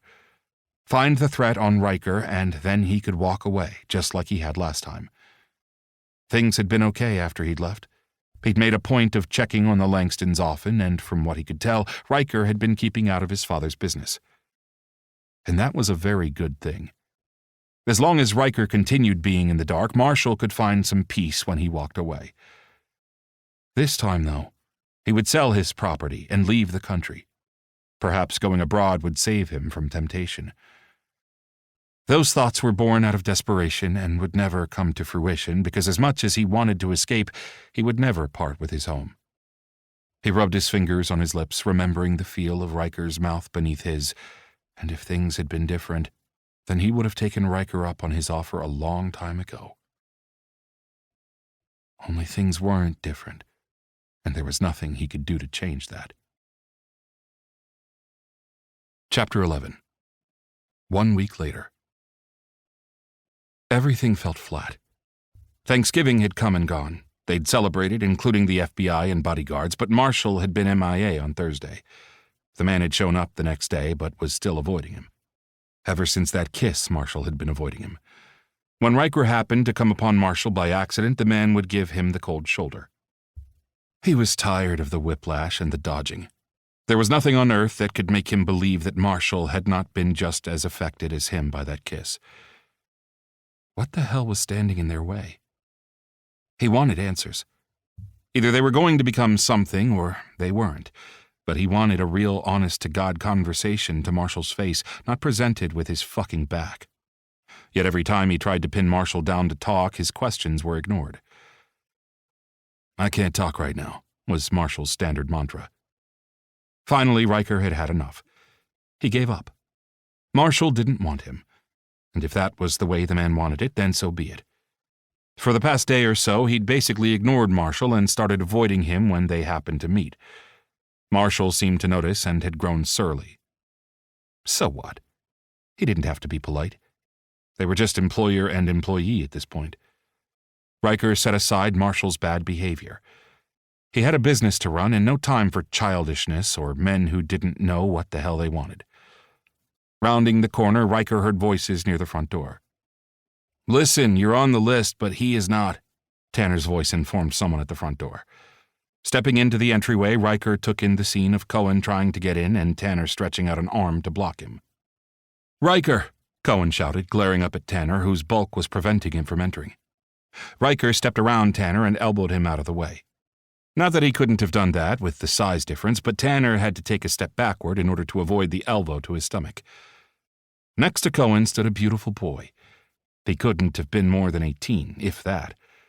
Curly dark hair cascaded around his head, and that combined with a slim physique and delicate face put the boy in the beautiful category. The only blemish on the boy was the fact that his eyes were covered by dark sunglasses. Riker searched and found what he suspected. Behind the glasses lurked bruises, and Riker's heart squeezed.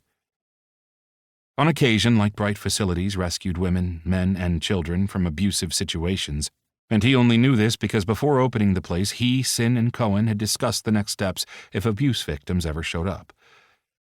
Well, it looked like that day was today. "It's okay, Tanner. I'll take responsibility," Riker said quietly, slowly moving closer. He was careful to make no sudden moves. The boy looked ready to bolt. "I'm sorry, but I can't allow that," Tanner said and pulled his cell phone. Marshal, we have a situation at the front door. Riker rolled his eyes at Cohen and the boy. And you are? He smiled, making sure his voice was soft, but even so, the boy took a step backward. This is Aspen, Cohen said, and wrapped a hand around the boy's wrist to keep him from running. Hello, Aspen. I'm Riker, and this hard-headed Neanderthal is Tanner. Riker shot a thumb over his shoulder. Just following orders. Tanner crossed his arms over his impressive chest, but Riker saw the former Army medic's eyes run over Aspen, assessing the damage that they could all see. We need an ID and fingerprints, Marshall said, his deep voice suddenly filling the space. No, Riker said flatly and gave Marshall a cold, hard stare. It was a look that Riker didn't use often. It contained every ounce of his father's teaching from his upbringing. He came from old money and power that not many could match or beat, and he used it now to go head-to-head with Marshall. You can get your damned information later. Riker didn't raise his voice, but his tone had Marshall staring at him with surprise, and Tanner took a slow step backward. Riker, Marshall began. While he may have a crush on the sexy bodyguard, he was in no way a pushover, and he needed to remind the man of that. Besides, they were at odds now, and wasn't this the way Marshall wanted it? So be it. You work for me, he snapped, and Marshall froze. So stay the hell out of my business, he growled. The silence in the hallway became charged with tension. Ignoring both Marshall and Tanner, Riker gently took Aspen's hand and linked their fingers. With Cohen holding the boy's other wrist, Riker walked the pair farther into his home and up the wide staircase. He could feel Marshall's eyes burning into his back, but he kept his spine straight and eyes forward. When they reached his private wing, he guided them into his study and closed the door. He released his grip on Aspen. Cohen let out a laugh. That was impressive. If I hadn't been watching you, I would have sworn it was your father talking. Snorting with laughter, Riker groaned. Don't remind me of how much I take after him. You don't, really. You know that, right? Cohen touched his arm lightly. Riker nodded and turned to Aspen, who stayed frozen just inside the room. It's okay. They won't bother us here. With a jerky nod, the boy slowly drew off his sunglasses, and Riker got his first glimpse of the damage left by someone's fists. Do you own all these books? The question was odd, considering the books were in his home, but he heard the tremble in Aspen's voice. Nodding with a smile, Riker waved a hand around. Help yourself. If you see any you want to read, you're more than welcome to take it with you. That's the reason I'm here, Cohen said. Aspen needs a place to lay low where there's constant protection, and right now you have a house filled with bodyguards. I do, Riker grinned. I'll have a room prepared. What about your man? Cohen walked over to drop gracefully down onto the rich brown leather couch that faced a giant picture window overlooking the grounds. He's not my man, he snapped and followed to the sitting area to sprawl into a matching leather chair that sat across from the couch. Aspen moved to the bookshelves that stretched the room and reached the ceiling. The boy ran his fingers over the spines of the books. And I'll handle Marshall. Cohen laughed. I cannot believe you haven't tapped that. Shut up, he grimaced, hooking one leg over the armrest. He doesn't want anything to do with me. He studied the delicate silver bracelet around his wrist. A lump grew in his throat. He couldn't fathom why Marshall was blowing hot and cold and why he was refusing to even contemplate giving them a shot. The sparks between them had been undeniable. Perhaps the reaction in that kiss had been all in his head, and Marshall felt nothing beyond friendship. Hell, now they were more like acquaintances, if he were being honest. They'd gone from being close to something painful. I'm sorry. Cohen pressed a hand to his arm. His friend knew of his unrequited feelings for Marshall. How old is he? Riker changed the subject by jerking his head towards Aspen. 16 in 2 weeks. Riker blinked, staring at his friend. Yeah, I know, Cohen said, running his fingers through his dark curly hair, thrusting the teal streak along the front into disarray. The streak's color changed with Cohen's mood. That he's a minor and you're breaking the law? I've contacted my lawyer. He's taking steps to get Aspen emancipated from his parents. Did both parents do that? Riker shot Aspen a quick glance, but the boy was at the end of the large room with an open book in his hands. I don't know. Cohen glanced away. He showed up at the center scared to death. So his parents could be innocent, Riker murmured, thinking quickly. Leave him here. I'll see if I can get him to talk. I was thinking. A knock interrupted Cohen, and a moment later Marshall stepped into the room, removed his cowboy hat, and closed the door. Walking over to the sitting area, the bodyguard settled his large frame into the other comfy leather chair, and his hat on one muscled thigh. Riker caught and held Marshall's gaze across the distance. He wasn't giving an inch and scowled. What do you want? Riker kept his voice devoid of emotion and calm, tired of being heard. Tell me what you know, Marshall said while gazing at him. Riker decided right then and there to put aside personal feelings for just a moment and deal with the issue of an abused boy. I don't know much yet. Cohen? Riker shot his friend a look. Cohen told Marshall as much as he could about Aspen's story, which was very thin. Aspen? Riker called out, and when he got the boy's attention, he gestured him over. Slowly, as if unsure about being close to any of them, Aspen came across the room clutching a book in his hands. Riker made out the title of Stardust, a young adult modern-day fairy tale. Have a seat next to Cohen, please, Riker said. Aspen settled on the couch cross-legged, the book clutched tightly to his chest. The bruises on his pale face stood out starkly. Sitting next to Cohen, the pair looked almost identical. Both had curly black hair, blue eyes, and slender frames. His eyes snapped to Cohen, then Aspen, and back to Cohen. Riker saw fear in Cohen's eyes. Understanding suddenly dawned on Riker. What the actual fuck? Cohen had lied to him. Chapter 12. Riker saw the exact moment Cohen realized he'd figured shit out. Not the whole story, but enough to know that the bullshit Cohen had spouted earlier had not been true. When his friend took a deep breath and opened his mouth, Riker held up one finger.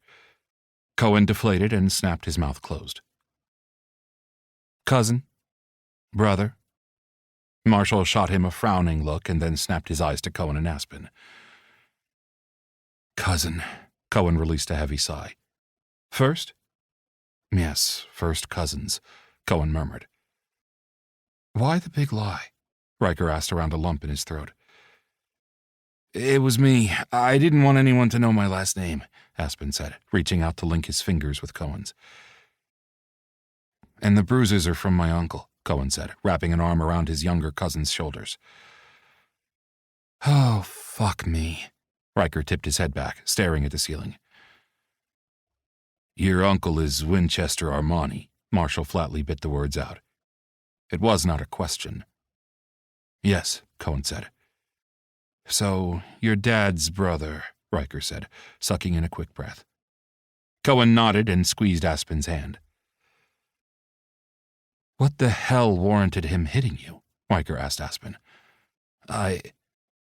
Tears stood in the teenager's eyes. He got a fucking B in business, Cohen snarled, making Aspen jump. Riker had met Winchester through the years, but knew next to nothing about the man who came regularly to his father's office. And while he'd met Cohen's numerous brothers, sisters, and cousins, he hadn't known about this particular cousin.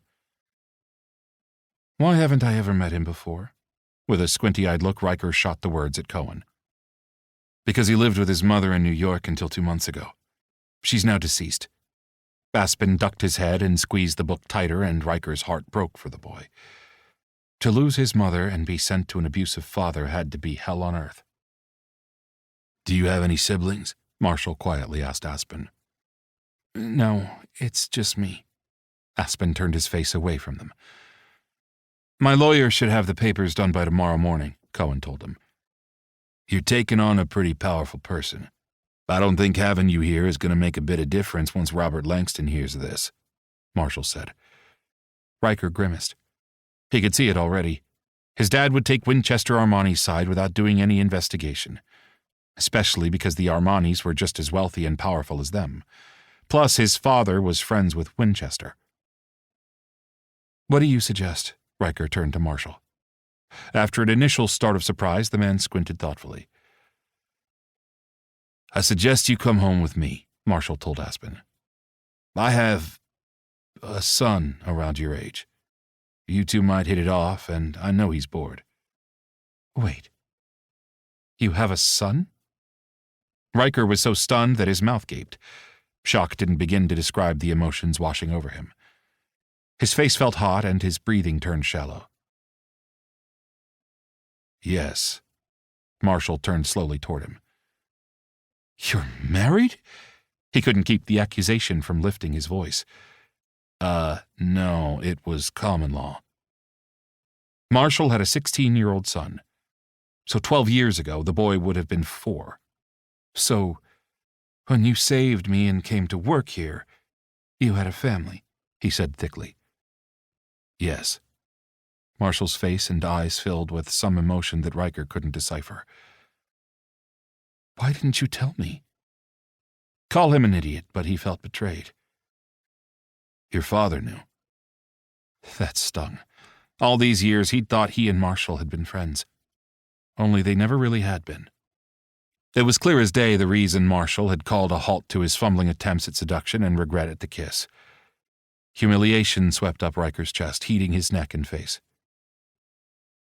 "How many kids do you have?" Riker inquired, speaking slowly to give himself time to calm the hell down. Plus, he needed to wrap his head around the information and not make a fool out of himself. Why didn't he know any of this? For fuck's sake, he'd known Marshall for 12 damned years. Sure, a good portion of that time had been spent apart, but still. The last 3 years, they'd been close until the man quit nearly a year ago. Being caught off guard pissed him off, and he suddenly wanted nothing more than to punch Marshall in the face. "I have 3. Fuck. Riker squeezed his fists, schooled his facial features, and was careful to keep his eyes blank. 3 children.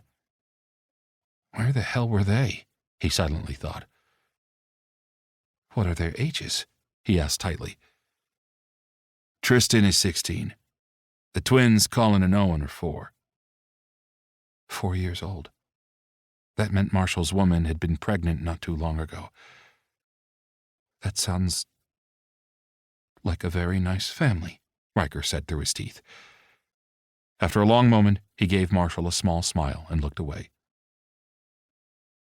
Thank you, Marshall said slowly, feeling unsettled. Riker was shutting him out, and something simmered just below the slender man's calmness. Feeling like a vice was suddenly gripping his chest, Marshall carefully turned back to Aspen. If you're okay with it, I'd like to have you meet Tristan. Sure. Here? Aspen asked tentatively, darting a glance at Riker, who was still gazing out the window.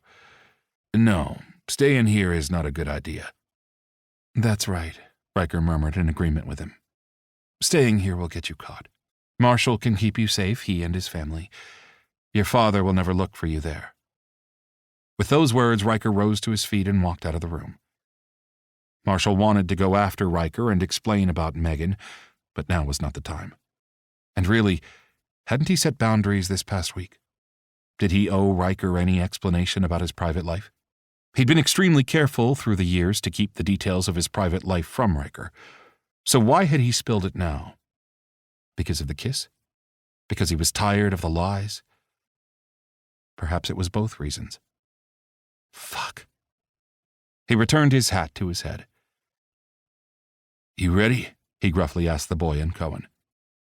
Yeah, I think it's a good idea to get out of here, Cohen said, and drew Aspen up from the couch. Marshall walked toward the door, rubbing at the sudden heartburn filling his chest. He'd had too much damned coffee this morning. That was all that was. It certainly wasn't guilt. Chapter 13. 45 minutes later, Marshall pulled into the driveway of his multi-family-style ranch house located on 200 acres just outside of the Denver city limits. He noticed right away that the front walkway had been shoveled free of snow. Tristan had done a good job of it by clearing the powder out of the driveway. Although his son hadn't taken the trash to the pickup location at the end of the road, his son had at least done the main chore of clearing away the snow. He shut off the engine before he glanced at Cohen and Aspen. The pair were gaping at his home and the surrounding area. Marshall smirked and grabbed his phone before opening his door. Out of all of Riker's friends, Sinclair Brick and Cohen Armani were the two Marshall trusted the most, so he had no problem bringing Cohen here. Still, he would be placing a bodyguard at his home for the foreseeable future. That would ensure nothing happened while he went back to work at the Langston estate. It was risky bringing Aspen here because of Winchester Armani, but with the level of security Marshall kept, he felt he could do the best job of keeping Aspen hidden until he could figure out what the fuck to do. "Let's go," Marshall said, sliding out of the SUV. He motioned for the pair to follow. Tristan had salted the icy brick walkway all the way to the front door, so they reached it relatively quickly considering Aspen had sneakers on his feet. At least Cohen had dressed for the colder weather. His mother was there with a bright smile. Her face filled with shock when she got a glimpse at Aspen's bruised face. "Oh, you poor thing." She wrapped her arms around the boy and gave him a hug. Aspen looked scared at first, but his mother had a way about her. It didn't take but a moment for the boy to become less cautious. Oh, there was still a good dose of fear in Aspen's slender frame, but at least he wasn't running. "This is my mom, Betty," he said, and introduced them to her. "Welcome," she said with a smile, slipping her arm around Aspen's waist. "Thank you for this," Cohen murmured. "Are you hungry?" Betty asked Aspen, who slowly nodded. "I'll make you some pancakes." "With whipped cream?" the boy asked hopefully. "My uncle is a tyrant," Cohen murmured beneath his breath to Marshall. "I know who your uncle is," Marshall said, watching his mom coax Aspen with promises of food. Winchester Armani was not only a tyrant, as Cohen had said, but the man was also mixed up in drugs and suspected of having his hands in child pornography. Although that bit had never been proven because Armani was good at covering his tracks. Armani thought he was untouchable, but now the fucker had a problem. He had fucked with the wrong person. Winchester Armani's actions had brought Aspen to Riker's home, and that put Riker in jeopardy. And that was one thing Marshall would never allow. "Daddy!" Two young voices chorused together, and Marshall crouched down to scoop up his twin sons before standing back up with them in his arms. Cohen stared with a surprised smile. "They look like you." "Thanks. This is Owen and this is Colin," he said gruffly, gesturing with a slight lift of each arm respectively. "Say hello to Cohen and Aspen." "Hello," the twins chimed together, bringing a smile from everyone. "Tristan is probably gaming," Marshall murmured to Aspen. "Yep, he's always gaming," Colin said, wiggling to get down and run ahead of them back into the house. "How much land is this?" Cohen asked as they stepped into the house. "It's 200 acres. "Damn," Cohen gaped. "A working ranch?" "Not for the past 50 years, but we do have several horses, and I also lease the land to neighboring cattle ranchers," he said, placing his hat on the peg by the door. After hanging his coat in the entryway closet and kicking off his boots, he left Cohen and Aspen in his mother's care and headed down the hallway to Tristan's room. The twins opted to stay in the kitchen along with the promise of pancakes.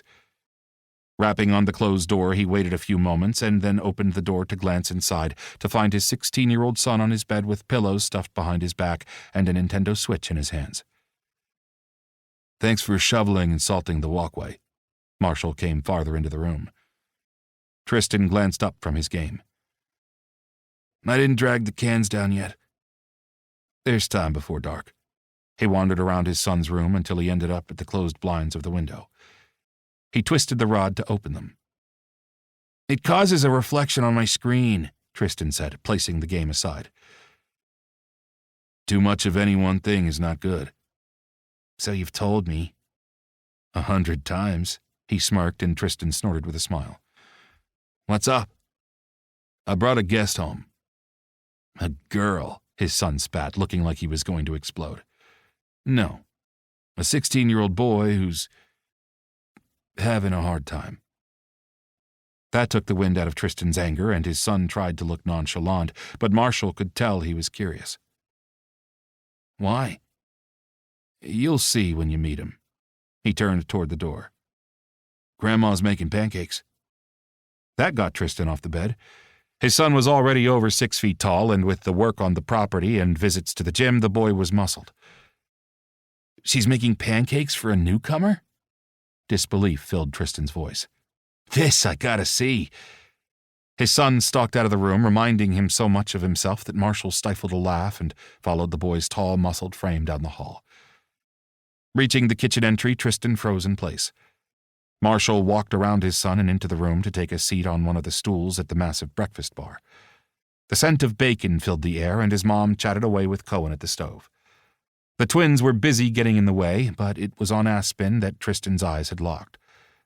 Marshall saw the flare of his son's nostrils, and then the brief flicker of rage. Tristan had been around violence prior to Marshall gaining full custody of his son, but that was something that couldn't be changed. Perhaps Tristan's past would help Aspen. He didn't know, so he watched as the scene unfolded. Aspen looked like a deer caught in the headlights with sheer terror beneath Tristan's glittering gaze. The boy stood nearly a foot shorter than Tristan and had nowhere near the body mass of his son. "Howdy," Tristan drawled and walked across the kitchen to offer his hand out to Aspen. A minute went by, but Tristan didn't lower his arm until Aspen tentatively placed his slender hand into his. "Hi." "I hope the fucker's dead," Tristan growled, running his eyes over Aspen's face, not releasing his hand. "Tristan," Marshall snapped. "Tristan," Betty admonished.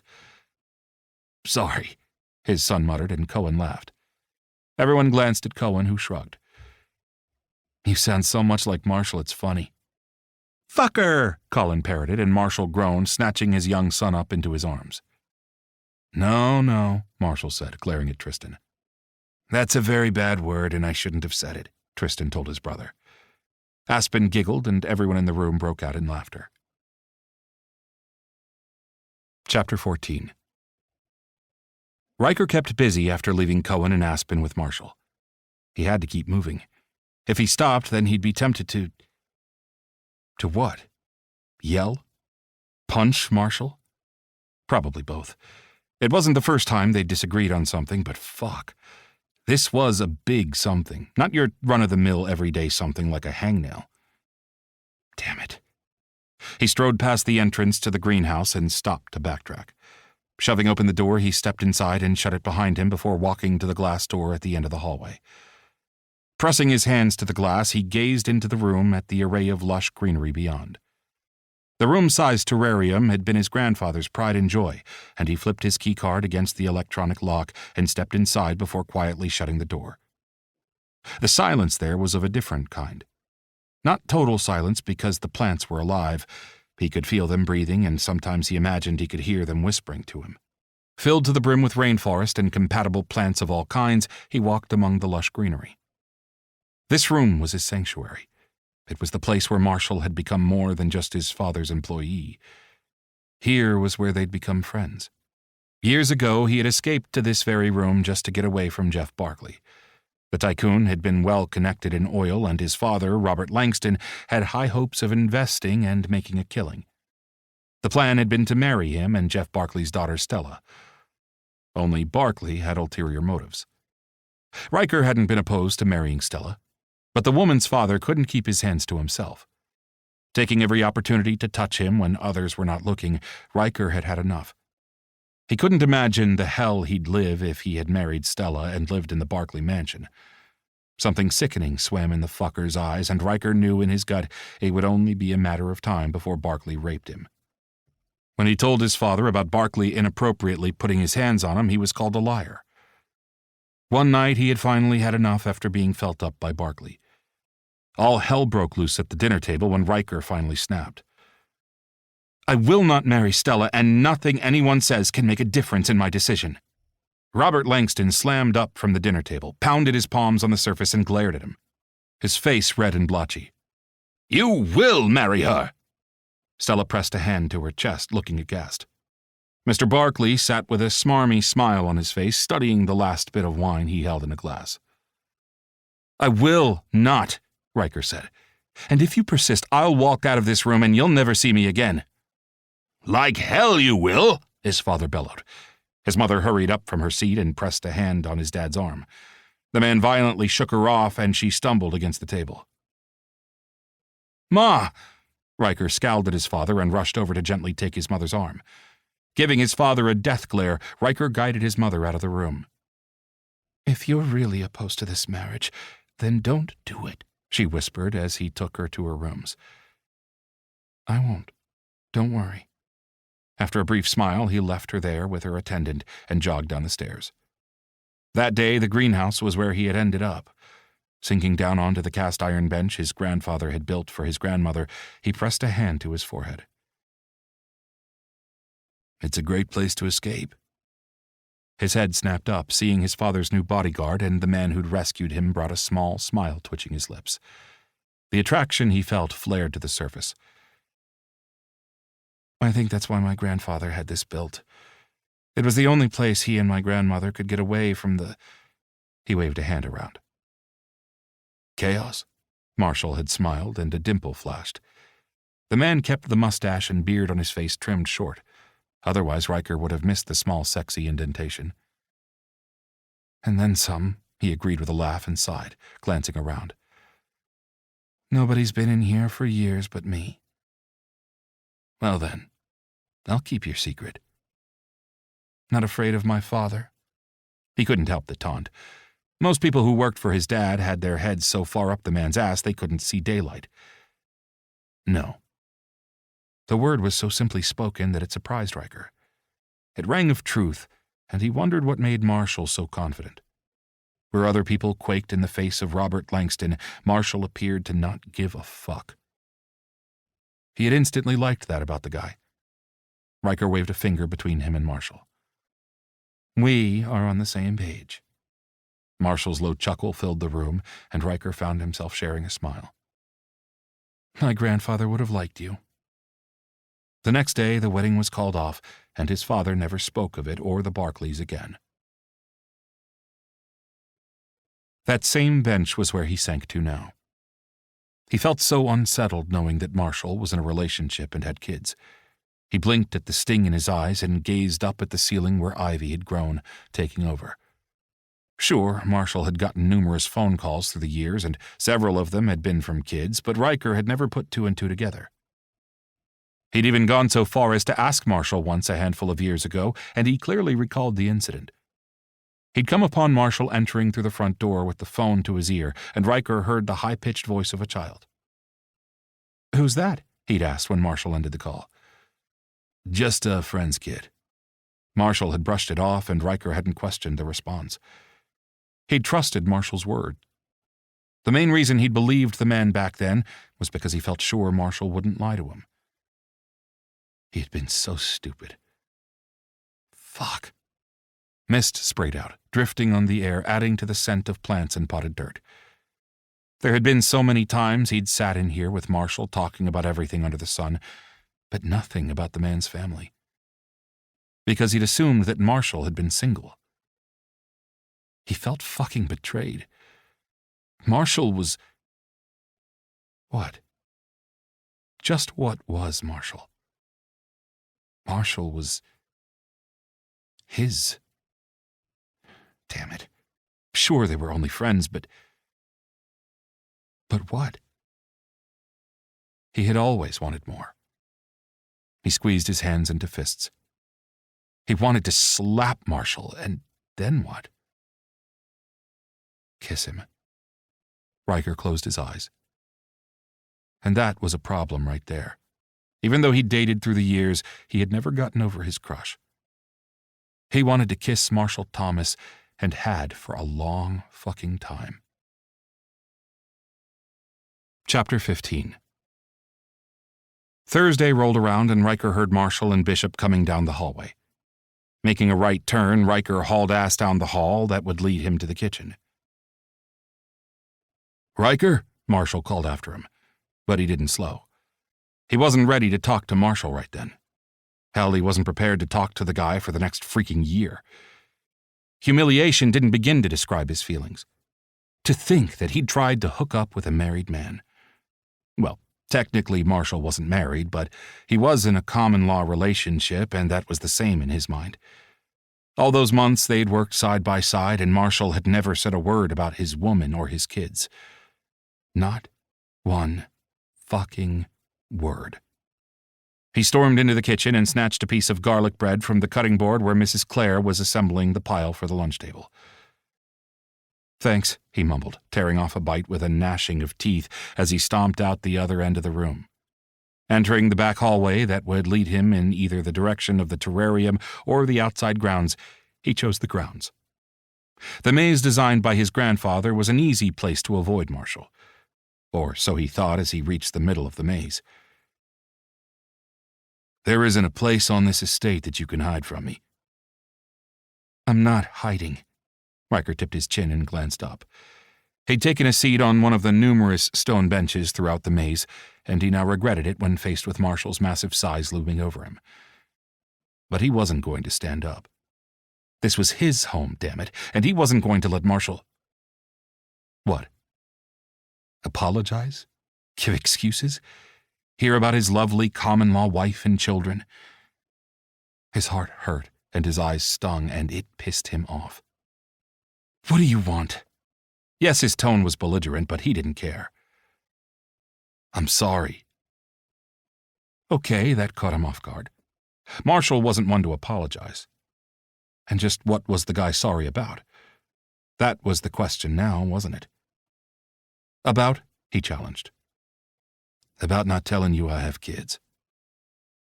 So, it was about the children and not about the man ignoring the tension between them. Why would it be? After all, they'd never been, nor would they ever be anything more. Right? Right. That thought took the wind out of his ire, and he deflated. "Apology accepted," he murmured softly, glancing away because if he continued holding Marshall's piercing blue gaze, then he would start bawling. And Langston men didn't cry. Riker held his breath when Marshall sank onto the bench next to him with a heavy sigh. "I wanted to tell you so many times." The man's guilty tone irritated him. "And you fought doing so for 12 years? A muscle ticked in Marshall's jaw, and Riker's snort was derision-filled. That wasn't lost on Marshall, if the tightening of the man's shoulders were any indication. "I try to keep my family separate from the job." Okay, that hurt. Fuck. Riker squeezed his hands into fists. "You kept it a secret, but told my father," Riker accused. "I'm not going to apologize for having a family." "I'm not mad you have a family," he snapped out of patience. "I'm pissed because you didn't tell me. I thought we were friends." Marshall sucked in a quick breath. The sound drifted in the air along with birds, a distant lawnmower, and a trickle of the maze water fountain. But Riker heard the quick inhalation. "Are we not friends?" he asked tightly, and then forgot to breathe when Marshall reached over and linked their fingers together. He swallowed hard, and his mouth went dry when Marshall lifted his hand to his lips. Was Marshall not happy with his woman? He tried to pull his hand free, but Marshall overpowered him and then sent his heart thumping when he slid his lips down over the inside of his wrist, mouthing his pulse. "You asshole!" Okay, it was a bit dramatic, but he was no cheater. His free hand slapped Marshall, catching the man flat on the cheek and sending the guy's head sideways with the force. With his hand now free, Riker leaped to his feet, but Marshall caught him from behind. Arms like iron were locked around his waist until he stopped struggling. Their harsh breathing filled the space, and after a long moment Marshall leaned his head down and pressed it against the back of Riker's neck, the man's arms tightening. "Let me go!" Riker didn't even recognize his agony-filled voice. "Why?" Marshall croaked like he was having trouble breathing. "I will not be the reason you cheat on your woman." The hurt in his voice came through loud and clear. "She's dead." His heart broke, and he stayed still for a long moment before he twisted around until he faced Marshall. The man's arms loosened, but only slightly, and Riker found himself pressed against Marshall's muscled frame. One hand slipped up his back and cradled his head, lifting his face upward. Suddenly, the thought of Marshall seeing his scars sent him into a panic, and he turned his face away, which was ridiculous because the man had seen them before. Only now it felt different. He was no longer beautiful. "Don't hide from me." Marshall breathed the words against his injured cheek, The soft touch of the man's mouth was accompanied by the prickle of his perfectly groomed facial hair.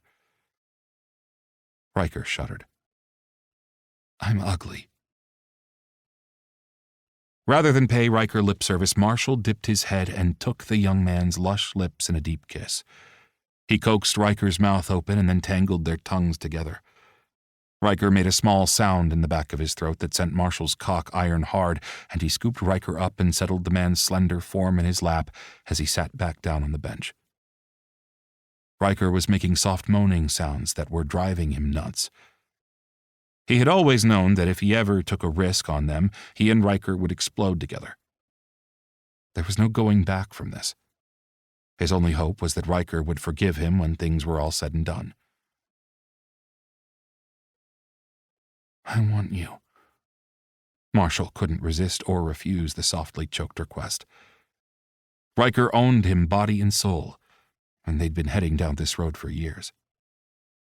Standing, Marshall carried Riker through the maze and toward the cottage-style guest house he'd been staying in since his return. It was secluded and located at the back of the gardens behind the maze. Riker slipped his arms around his neck and pressed his lips to his throat.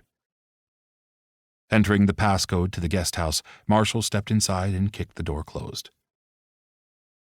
There was no going back. Nor did he want to. Chapter 16. Riker was greedy, and he didn't care if he came off as horny as fuck. He wanted Marshall, and he wanted him now.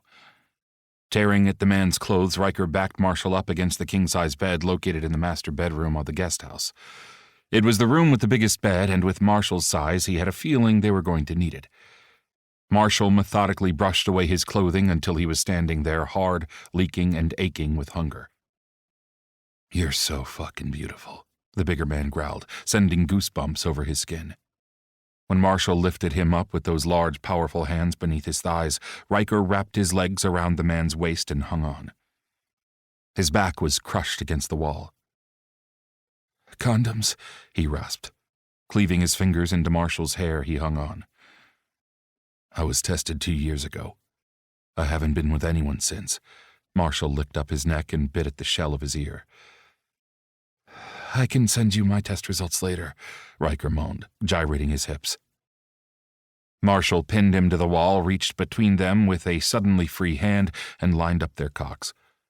When one rough palm gripped them both and began jerking them together, Riker wrapped his legs tighter. A hand job wouldn't be enough, but he'd take what he could. Marshall must have thought the same way and made a growl of frustration. Riker tightened his grip around the man's neck when he was whirled around and tossed onto the big bed. Yanking open the nightstand, Marshall came up with a bottle of lube. "Yet you have lube." "I don't need condoms to jerk myself off." Riker laughed, the sound almost giddy, but his dreams were about to come true. "You or me, baby?" It took him a moment to realize what Marshall was asking. "I bought 'em." He pulled at Marshall with hungry hands. The man quickly dumped lube into his palm, tossed the bottle on the bed next to them, and closed a slicked-up hand around his cock. Riker groaned and arched, thrusting himself into Marshall's palm. Fingers smeared over his balls and down the crack of his ass, shooting sparks straight to his cock. Marshall's hand tightened hard around his dick, and one finger slipped inside of him. "Oh, fuck." Another finger was added to the first and rubbed together in just the right fucking spot. Gasping, he tossed his head back and forth and pulled at Marshall's hair. Roaming up and over him, Marshall lined up his dick at his ass and slid inside to the hilt. He forgot to breathe with every inch of Marshall's big, thick cock fitting tightly inside his ass. Sweat dripped down from the man's hair and combined with his own, and when Marshall lowered, their slick bodies slid together.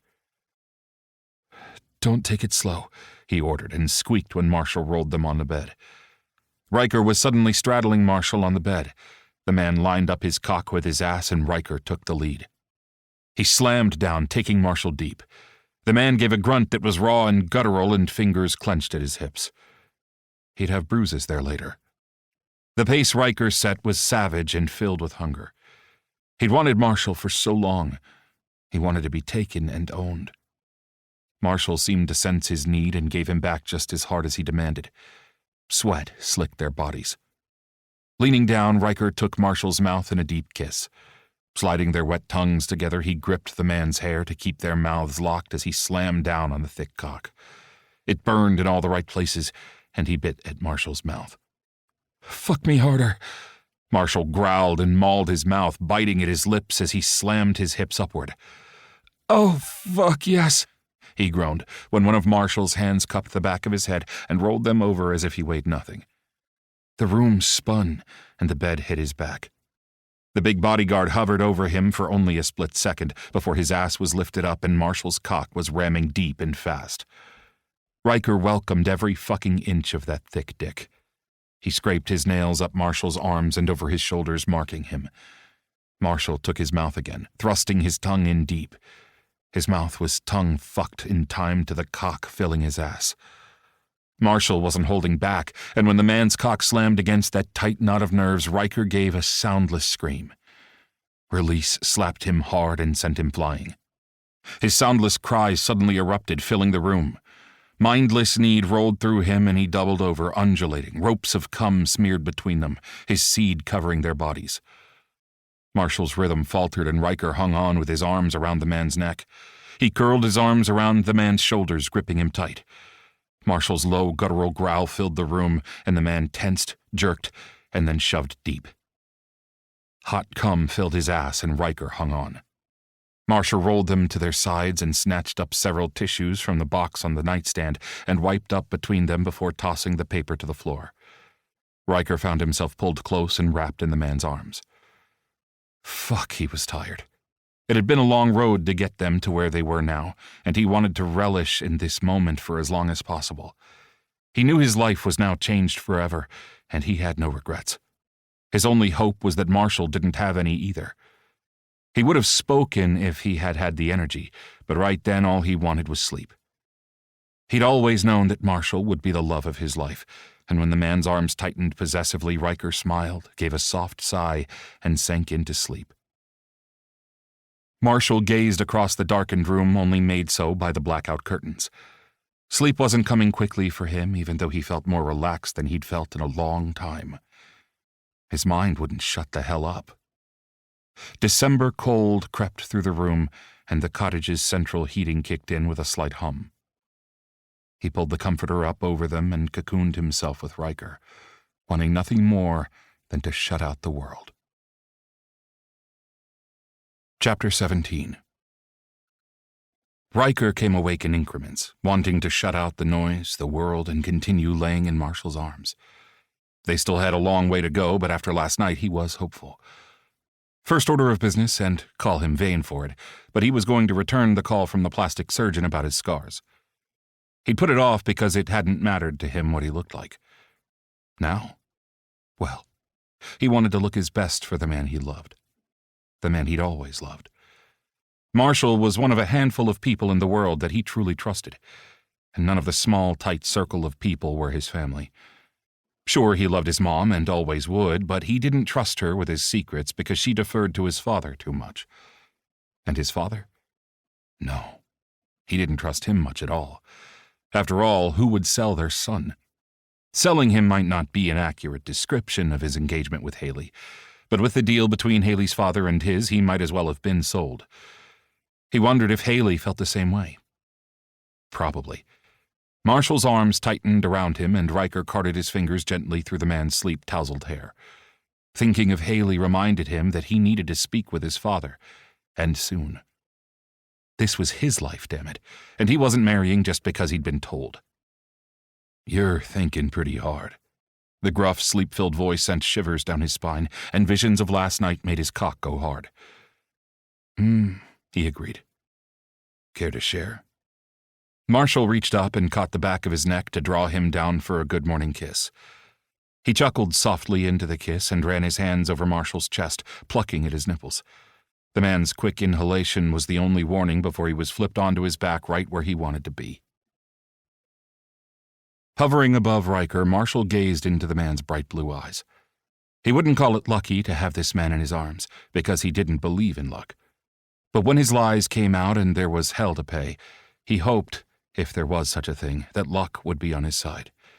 And if dreams really did come true, he and Riker had a long life together ahead of them. He wanted to go slow and draw making love out, but Riker slipped a hand down his stomach and gripped his cock. The man's touch drove him wild, and when hands tugged him down, he crushed his mouth to Riker's throat and sucked up a mark. Riker moaned and undulated against him and pushed at him. Curious, he lifted up, and Riker wiggled from beneath him to push him onto his back. Marshall went willingly, watching the slender redhead devour him with a heated gaze. "Oh, fuck," Marshall breathed long and low when Riker dipped his head and mouthed the head of his cock. His whole body tightened, and he fisted the sheets. It took all the control he had not to grab Riker, flip him over, and fuck him until dusk. Riker swirled his tongue along the crown, over the slit, and down the vein that ran the length of him. And then he did it again.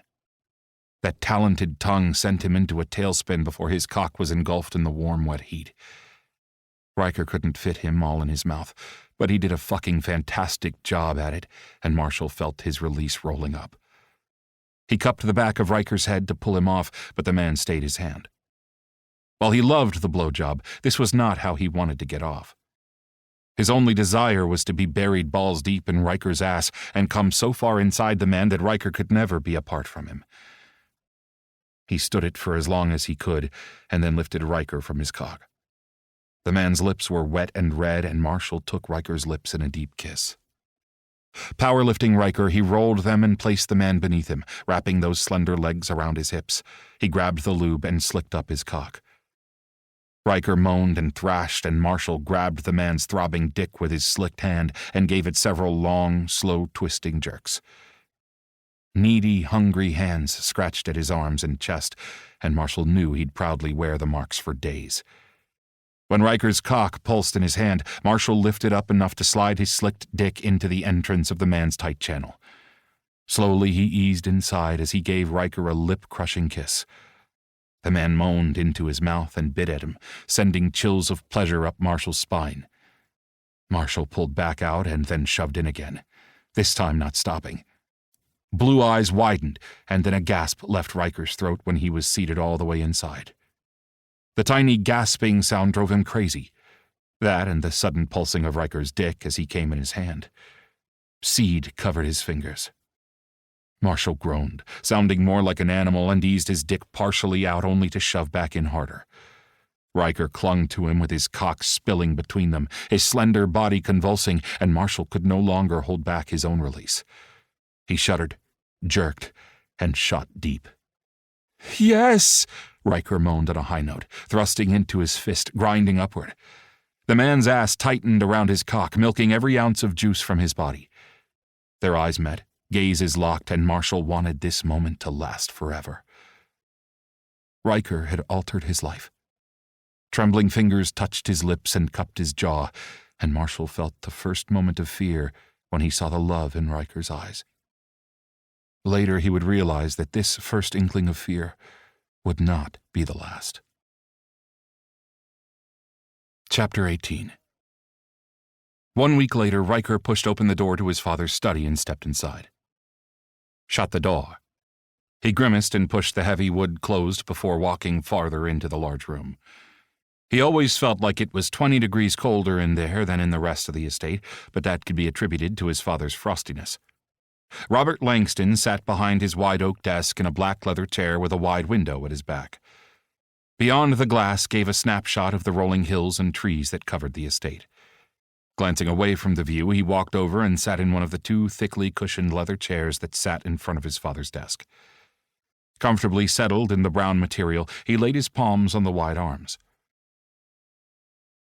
"How's the investigation going?" "What?" His father frowned as if confused for a moment, and realized an irritated-sounding breath. "What? I can't ask about the threat against me." "It wasn't against you. It was against the whole family." "With my blood on the notes," he smirked. Did his father think he wasn't able to get information when he wanted? "It's just a scare tactic." Riker glanced away and toward the trees beyond the glass. "What did you need?" "I need you to keep your word and marry Haley Baldwin." "So you and her father can do your deal?" "No, thanks." Robert squinted at him as if trying to figure out what the hell was going on. You like her? As a friend, maybe. He crossed one leg over the other and brushed at the black material of his Brunello Cucinelli suit slacks. The Piaget Polo Emperador wristwatch glinted on his wrist, and he casually checked the time. Not that he had to be anywhere at the moment, but he wanted his father to think he did. How's business? He murmured, and watched as his father's whole body went still. The hand fiddling with the expensive pen on his desk stopped moving. Their gazes locked across the distance. He kept his own expression bored, but he could see the calculating wonder in his father's brown eyes. My business is fine. The words came out slowly and methodically. Riker waved a hand around. Weren't you and Haley's dad needing this merger? A weird relief-filled dawning swept over his father's face, and the man actually released a breath as if he'd been holding it.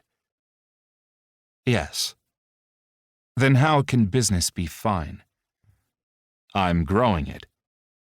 What is it exactly? You know we are in mergers and acquisitions. I know, but you've kept me out of it my whole life. How are you going to leave me the business if you don't show me the ropes? You have your company to handle, Robert dismissed. That's enough on your plate. Riker studied his father. The man was lying.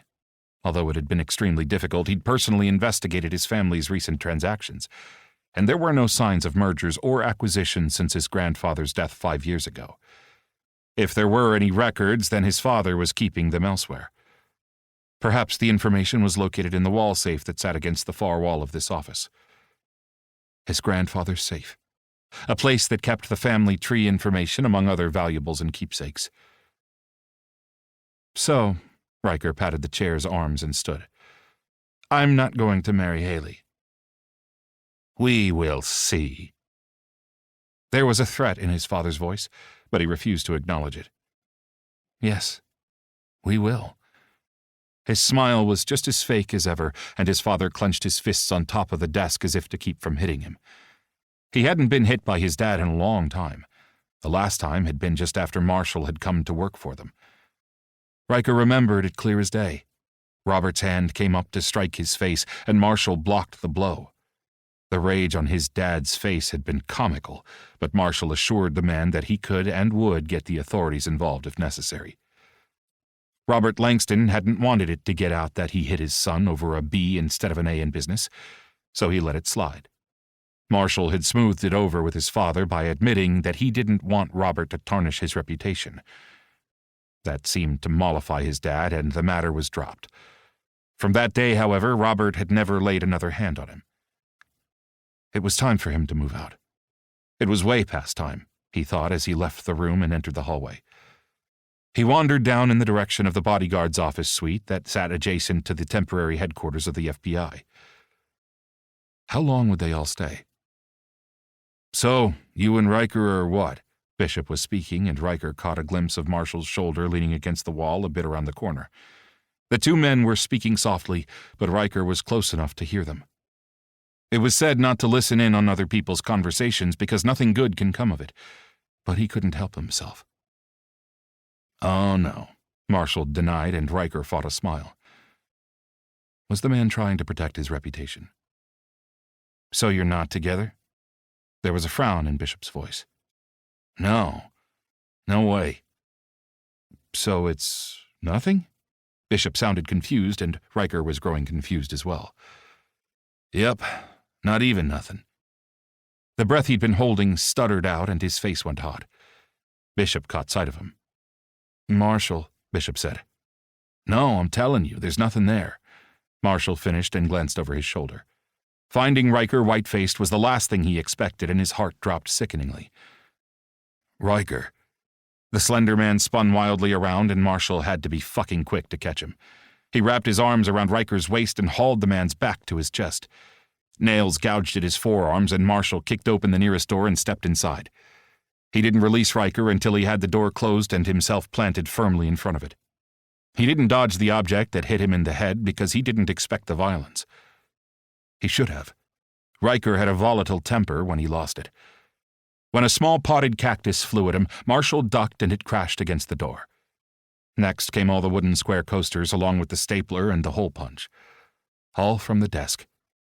Riker moved on to the next task, but Marshall launched after him. He snagged Riker's hand and wrestled the porcelain coffee mug out of the man's hand. Slamming it to the desk, he met Riker's glare head-on. "I didn't mean it," he began, and his head snapped sideways when Riker's hand connected to his cheek. "Fuck you!" Riker delivered another slap, this one harder. "Get the fuck out of my way!" He fisted his hands at his sides. "I didn't mean it," he blew out a breath. His cheek stung. "I'm just trying to keep us secret." "Go to hell and take your secrets with you," Riker spat, shoving him hard. Taking a step back, he gave the man a bit of space. "Once you calm down, we can talk about this rationally." Riker slapped him on the face again and then again. There'd be a bruise tomorrow. "You wish. Now move." Marshall clenched his teeth together.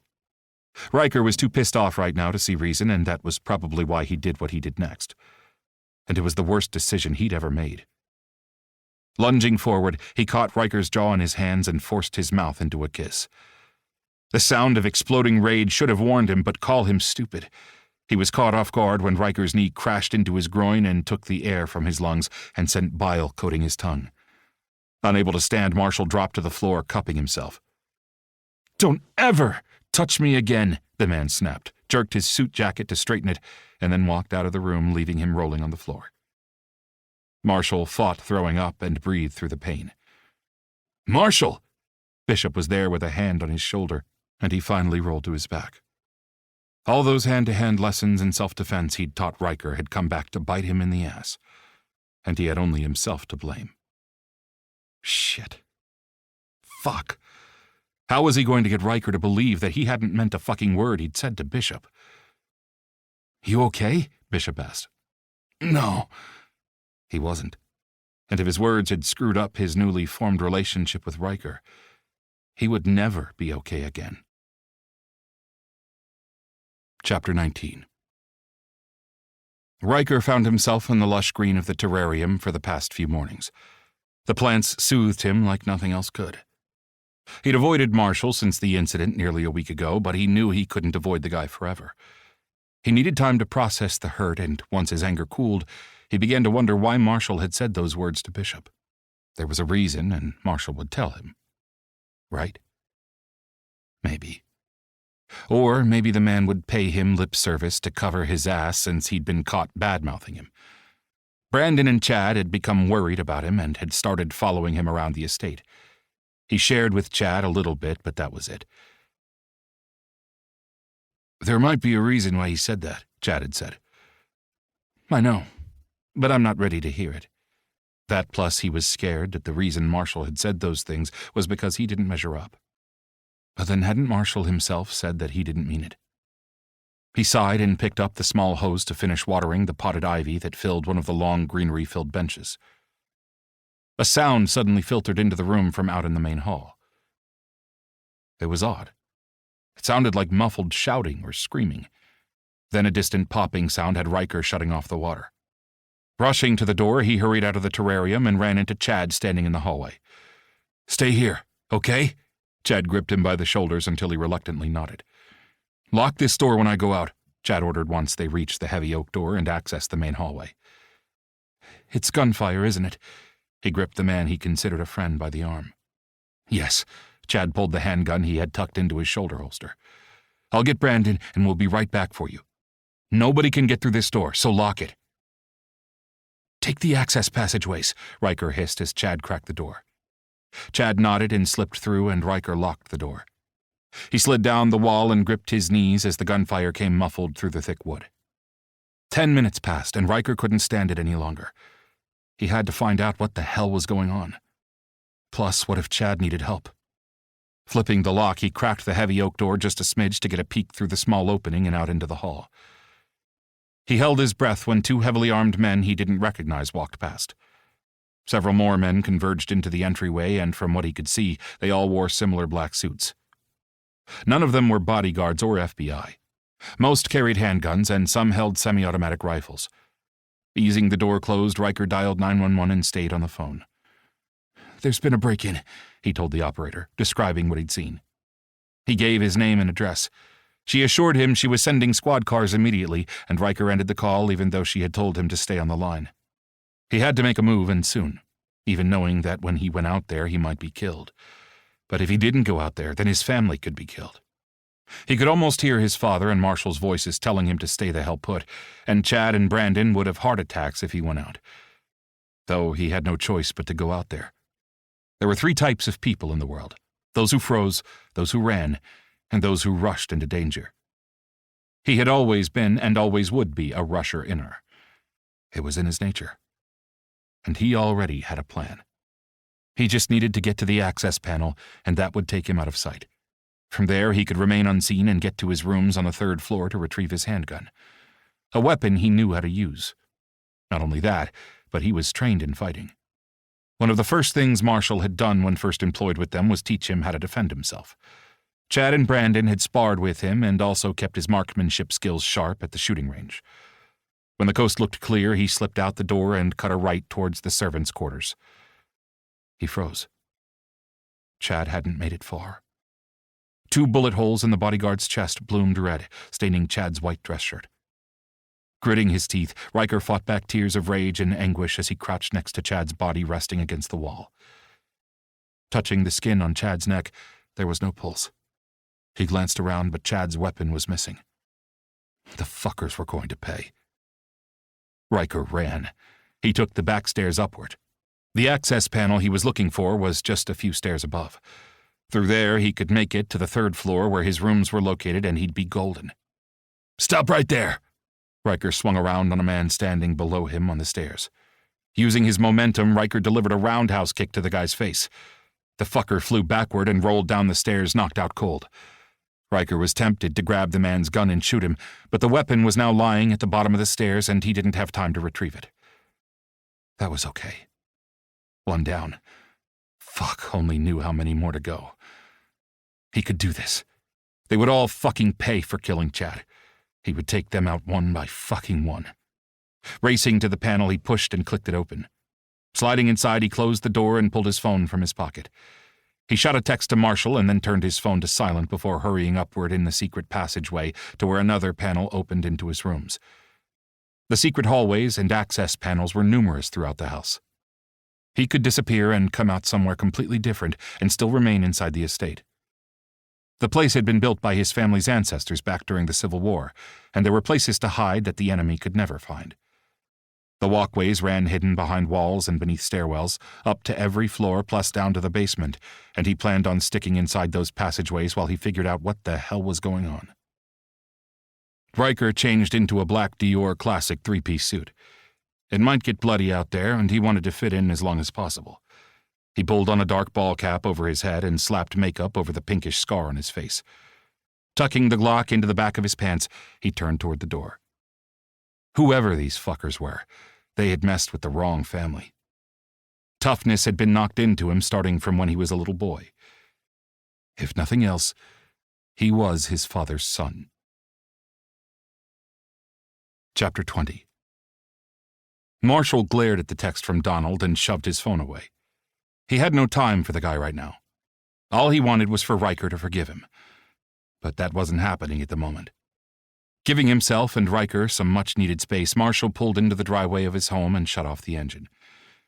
Maybe he needed to bring in the big guns to neutralize the threat against Riker, because he had no doubts that while the note had been directed at Robert Langston, the threat had been against Riker. The young man's blood spoke volumes. Essentially, it meant that they could get to Riker anytime, anywhere, and if Winchester Armani was involved, then shit was about to get ugly. He ran a hand down his face and tugged out his phone. Should he contact Brick? Tyler Brick owned the bodyguards, and while Brick was one of the most powerful men on the West Coast, that fact might not be enough to handle what was coming. Fuck it. Even if Winchester wasn't involved in the threat against Riker, the man needed to be neutralized for Aspen's sake. So he called someone who could shut Winchester Armani down. Marshall? Reel's voice sounded shocked, pleased, and sleep-filled. He smiled at nothing when his friend fumbled with the phone and then cleared his throat. What's up?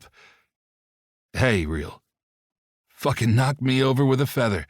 How long has it been? A year. You still in charge of... Things? There was a slight pause as if Real were mulling the question over, but Marshall knew it was the man's way of assessing the situation. And even though Real didn't know why the fuck he'd called, the man had to know it was important. The former Navy SEAL ran a top-secret government unit known only as Genesis, and they answered to the Secretary of Defense. If anyone could rein Winchester Armani in, it would be Real and his team of military assassins. "I need a favor," he began just as a text came in from Riker. "Marshal, we are under attack. Bring help." "What do you need?"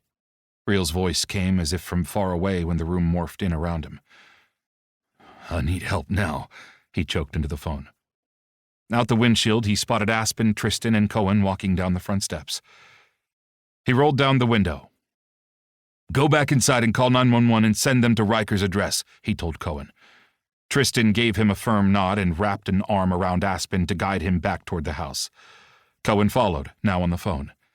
Aspen's face had been filled with such terror that it had been hard to watch, but he couldn't stay and reassure them about anything. Not when Riker's life was at stake. "Marshal," Real snapped. "Talk to me." He rammed the truck into reverse and peeled out of the driveway. "The home I'm protecting is under siege," he growled. His palms around the steering wheel grew slick from sweat.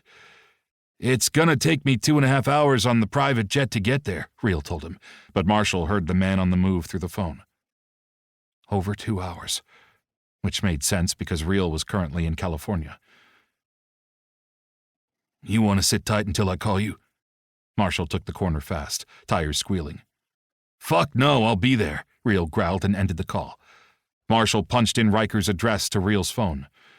He then pulled up an app on his phone that would show him the video feed inside the Langston estate. He snapped the phone into the holder on the dashboard and ran the feed as he punched the gas and took the on-ramp to the freeway. A cold sweat broke out as the scene unfolded on the video. And he drove with his heart in his throat. Real sat back down on the edge of the bed and reached for his pants on the floor. "Leaving so soon? Last night was nice." He had to search for that word. Shoving his feet into his slacks, he stood to pull them up over his briefs. The slender man in the bed scooted over and gripped his thigh. "Can we do it again sometime?" Tugging his t-shirt over his head, Real pulled on his socks and combat boots. That was a hard no. He never went back for seconds from casual hookups. This one had tempted him, and that was only because of his build, dark eyes, and equally dark hair. Maybe. He avoided the guy's searching gaze.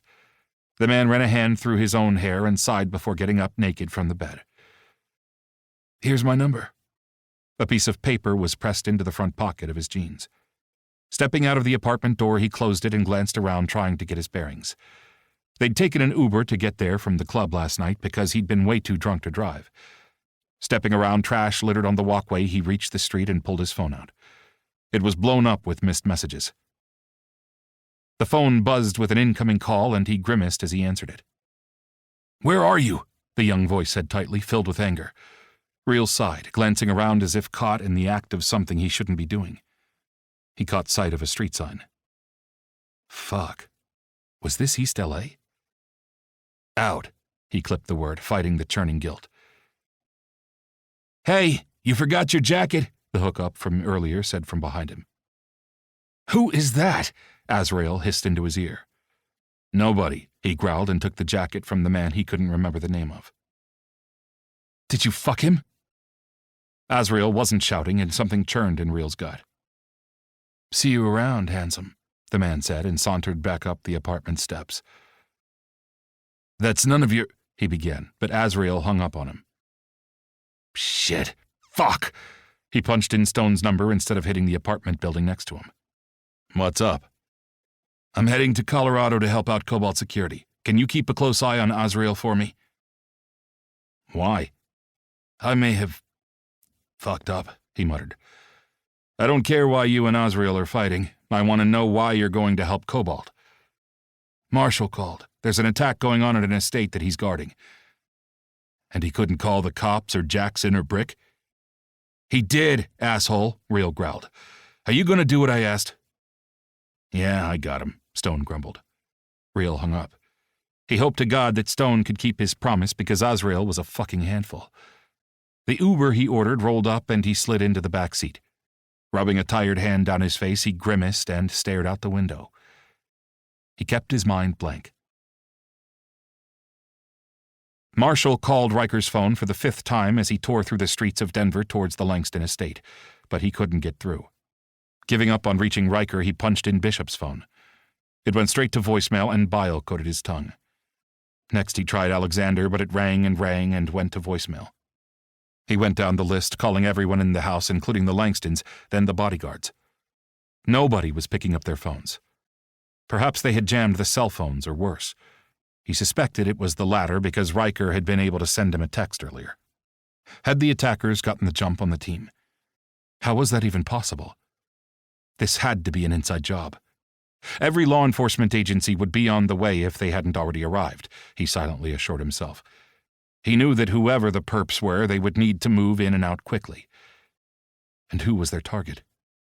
That would depend on who had infiltrated the estate. If it was Winchester Armani, then he was looking for Aspen. If it was the perp from the blood-stained thread, it would be Riker. He shuddered, not wanting to think that way. This could be something totally different. He frowned. If the people infiltrating the estate were sent by Robert Langston's boss, then all hell was about to break loose. After a nearly 45-minute drive, he finally barreled through the open gates. He rolled up and parked behind a line of police cars and a SWAT vehicle. Lights flashed and heavily armed uniformed men stood at the ready. Reaching over, Marshall pulled his Secret Service ID from the glove compartment and slid from his Jeep. Several officers turned on him with weapons drawn. "Stop right fucking there," a big, beefy SWAT officer snarled. "Secret Service." Marshall held up his ID and the closest cop stepped up and took the ID. Nobody lowered their weapons and Marshall didn't blame them. It was times like this when he wished he'd taken up the offer of going to work for Phoenix or Pegasus. They were both elite teams that helped law enforcement, and while they were top secret from the public, every police chief in the western United States was aware of their existence. "What's the situation inside?" Marshall asked the growly man who seemed to be in charge. "What's your business here?" the SWAT cop countered, squinting at him. "I work for—" He was cut off when the cop with his ID slid back out of the patrol car. "He's former Secret Service." The guy handed him back his ID. "And he works for Brick." They all lowered their weapons at the same time. "Well, why the fuck didn't you say you knew Brick?" the snarly SWAT cop grumbled, whose badge name displayed Captain Scott Zimmerman. "He's my boss's boss," Marshall shrugged, his eyes locked on the front of the estate. "So you work for Jackson West?" "Yes," Marshall agreed, even though he worked for both Jackson West and Fighter Suwan. "Can I get in there now?" "No," Scott said with a scowl. "Are they on their way?" "Who?" He clenched his jaw. "Cobalt," Scott blinked. "Fuck!" Marshall snarled and yanked out his phone to punch in Jackson's number. Hayden picked up. "What's up, Marshall?" "Gunmen have entered the Langston estate." "Are you trapped inside? How many are there?" Hayden snapped out orders, and then Jackson came on the line. "We'll be there shortly," Jackson growled. "I'm not trapped inside. I don't know how many there are." The silence was thick before Jackson spoke. "I'll be there," his boss said again and hung up. He'd fucked up. He had left the Langstons vulnerable. He'd left Riker alone. He'd almost lost Riker in the car crash, and now he may lose him again. Their last words hung between them. He hadn't meant them, and he had his reasons for saying them to Bishop. But Riker didn't know his reasons. The sudden hell Marshall found himself in was of his own doing. Chapter 21. Walking through the hallway with a gun in his hand was a new one for him, but Riker thought it better to have the weapon out than tucked away. No way did he want to have to draw down on someone, like in the movie John Wick. The intruder he had previously knocked out was no longer at the bottom of the stairs. A small white object lay resting on the 7th stair from the bottom. It was the same place he'd kicked the fucker in the head. He reached down, picked it up, and discovered it was an earpiece. He popped that into his ear. "Anyone have eyes on the kid?" Kid? Who were they looking for? Aspen? Silence came through the earpiece, and Riker continued down the stairs. "Someone took out 4 of our men," another voice came through the earpiece. "Get our men out of here," another voice ordered. The guy sounded like he might be the one in charge. "They're dead," the other responded. "Get the bodies the fuck out of here then," the same voice snarled. "You guys have fucked up from the minute you failed to jam the cell phones." "Sorry, boss. They were jammed, but the device went down again. I'm working on it now." "Useless," the man snarled. "And find me Langston's kid." So, he was the kid. Fat chance of finding me, fuckers, Riker thought. He knew this place inside and out. In fact, when he heard approaching footsteps, he slid into another hidden access panel and eased the wood closed. His family would know how to hide in them, so it made sense to hunt inside these secret hallways rather than exposed out there. Had they already captured his father? And where was his mother? Riker had heard the cops arriving several minutes ago, but none of the attackers seemed concerned.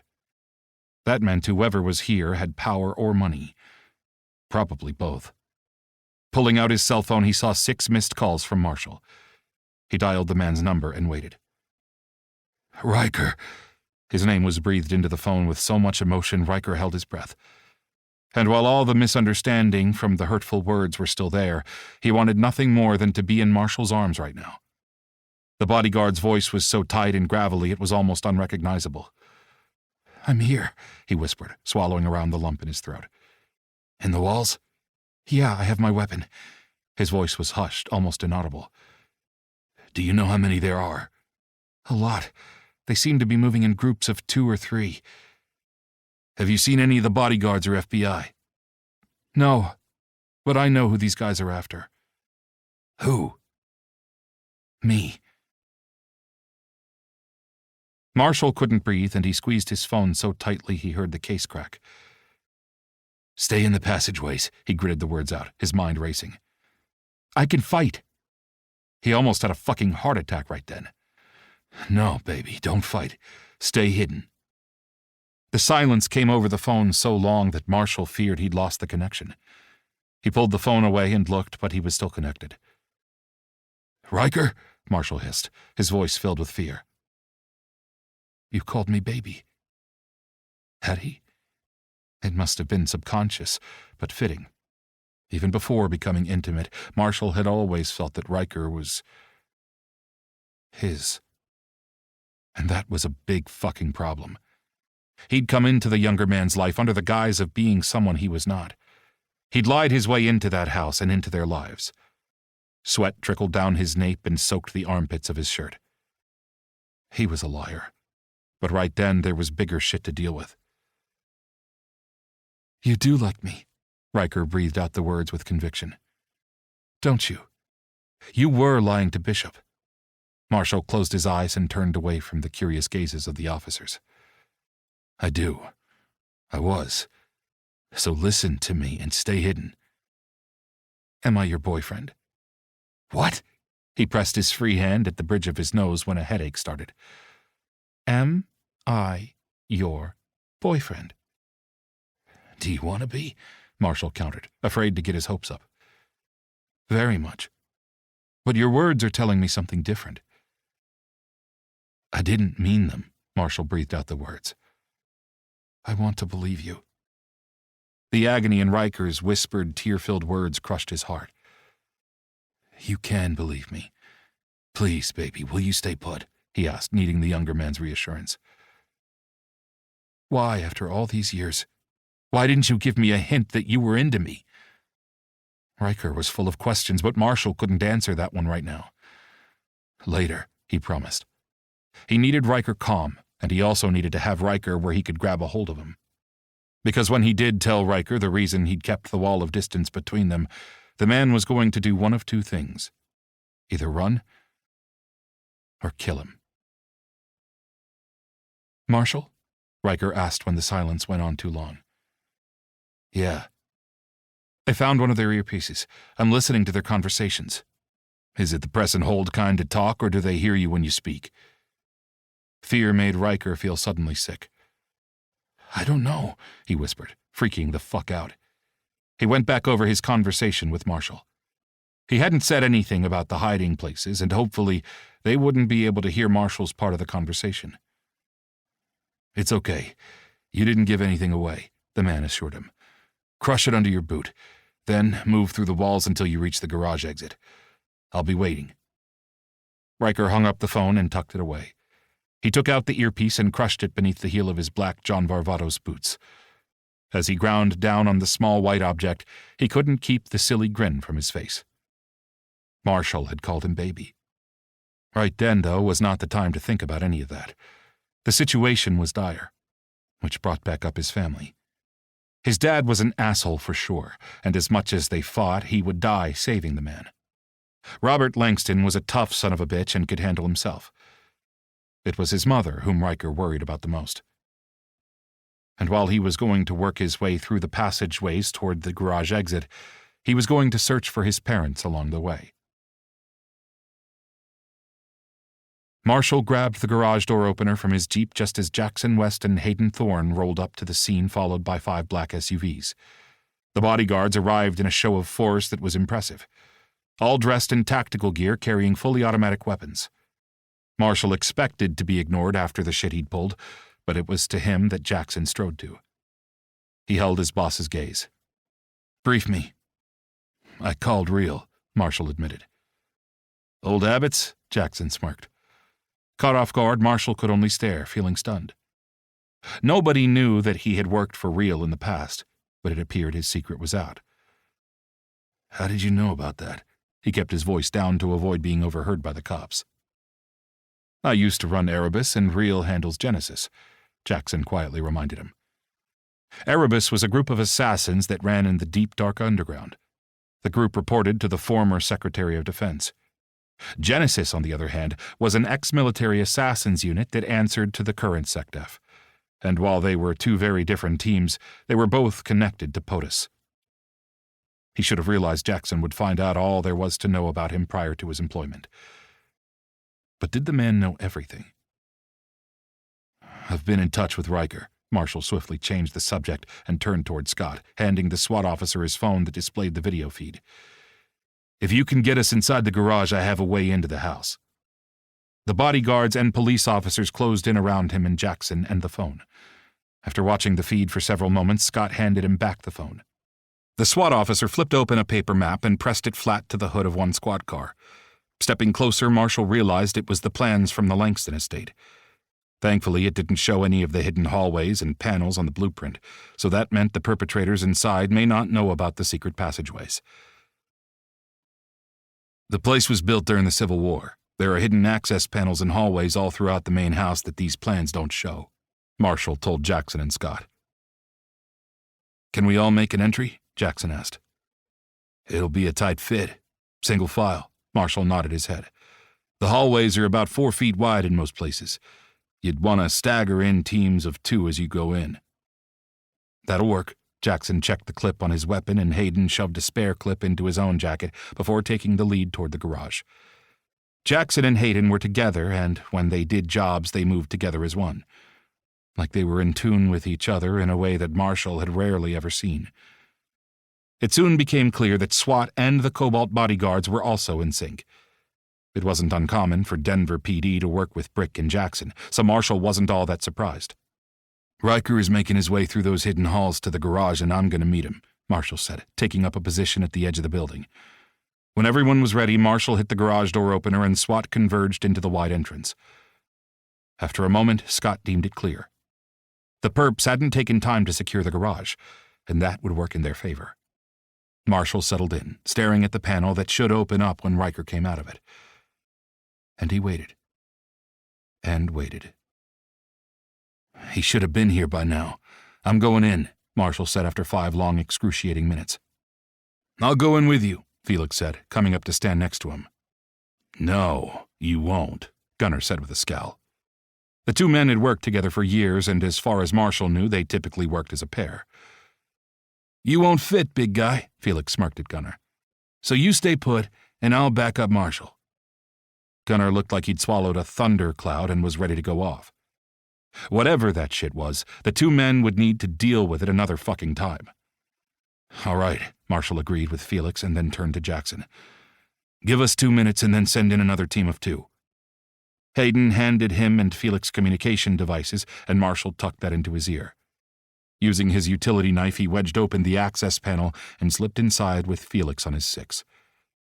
When Jackson and Hayden popped the panel back in place, Marshall flipped on his penlight and led the way. He had only one thought in his mind. If one hair on Riker's head was missing, he'd kill them all. Chapter 22. Riker found his mother huddling in the corner of the hidden walkway, and she gave a sob and launched up. He tucked his weapon away in the back of his pants just before he caught her. Relief choked him up, and he pressed her face into his chest to muffle her sobs.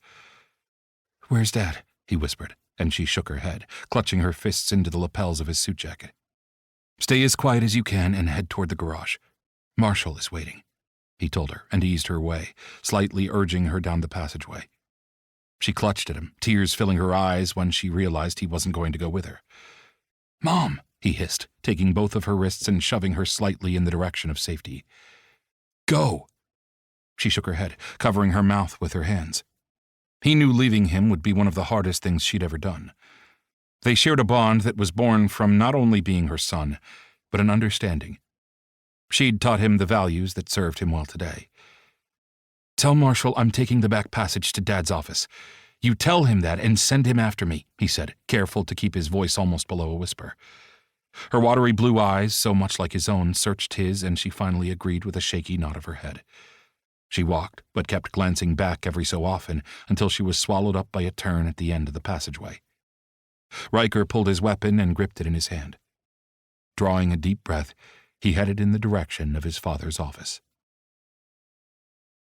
"We didn't find him," a voice said.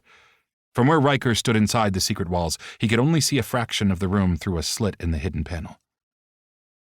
"Did you search entry level?" a smooth-sounding man with a biting tone responded. The man was standing just outside of Riker's view. "There's no sign of the kid." "You're all completely useless," the same smooth-sounding voice snarled low and lethal. "We're out of time," someone near the door urged. "All right, let's work our way out of here," the man just outside of his vision said. The guy was definitely the one in charge. A muffled grunt and gasp of pain sounded, and Riker squeezed his hand around the gun in his hand when his father was shoved into sight and down to his knees on the floor. His dad's face was bloody, and dark red stained the front of his pristine white dress shirt. The man just out of sight stepped closer and came into Riker's view, but with his back to him. He only caught sight of the back of the man's curly blonde head and lean build in his black business suit. Something about the guy niggled at the back of his brain. How many men were in the room? Was he going to watch his father die? The blonde man crouched in front of Langston and lifted his gun to press beneath his father's chin, lifting his face upward. Riker's hand pressed to the panel, ready to explode out and shoot them all, but when the criminal spoke, he hesitated. "I know what you're doing," the man hissed. "And you know what I want, don't you?" "Yes," his father's voice came muffled through bruised lips, sounding shaky. Riker lowered his hand when the man stood and walked out. Riker never got a look at the guy's face, but he would have bet money he'd met the guy before. Maybe it was a disgruntled employee who worked for his father. The more he thought, the more questions he came up with. What the hell was going on? Instead of launching out of the panel, he watched through the slit as his father used the edge of his desk to pull himself to his feet. Rather than run to the phone and call the cops, Langston returned to his chair and pulled out several tissues from the box on his desk. Calmly, the man began wiping the blood from his face. What kind of shady shit was his dad mixed up in now? Who was the guy making the threats? And what the hell had he meant when he'd said, "I know what you're doing"? All Riker had was more questions. Loud noises and popping sounds could be heard filtering through the estate hallways, but Riker stayed put, watching as his dad did literally nothing but wipe at the blood on his face. Maybe the man was in shock. He doubted it. His father was unflappable, unshakable, and unfeeling under pressure. It reminded him of the time when he was about 10 years old. Their family yacht had been boarded by sea pirates. Not really, but that was the story his mother had told him to keep the nightmares away. What he remembered of that day was the cold iron control of his father in the face of possible death. He clearly remembered seeing the gun in his dad's hand, the loud gunfire sounds, and then bodies being tossed into the sea. It might have been a few years after that incident that he realized his father was not the man he'd thought. Robert Langston was a cold-blooded killer, an unpunished criminal with a past that Riker was sure he didn't want to know about because he'd seen enough. But now? Maybe he should be clued in on what the fuck was going on.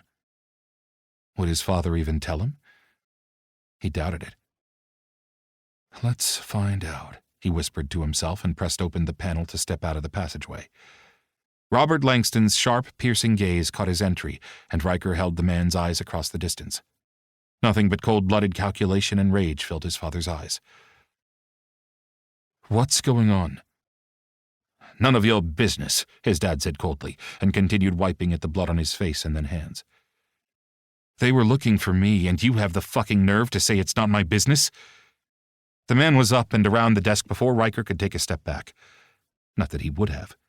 He braced himself, and sure enough, his father's hand connected with his face. It fucking hurt so bad that the room whitened out.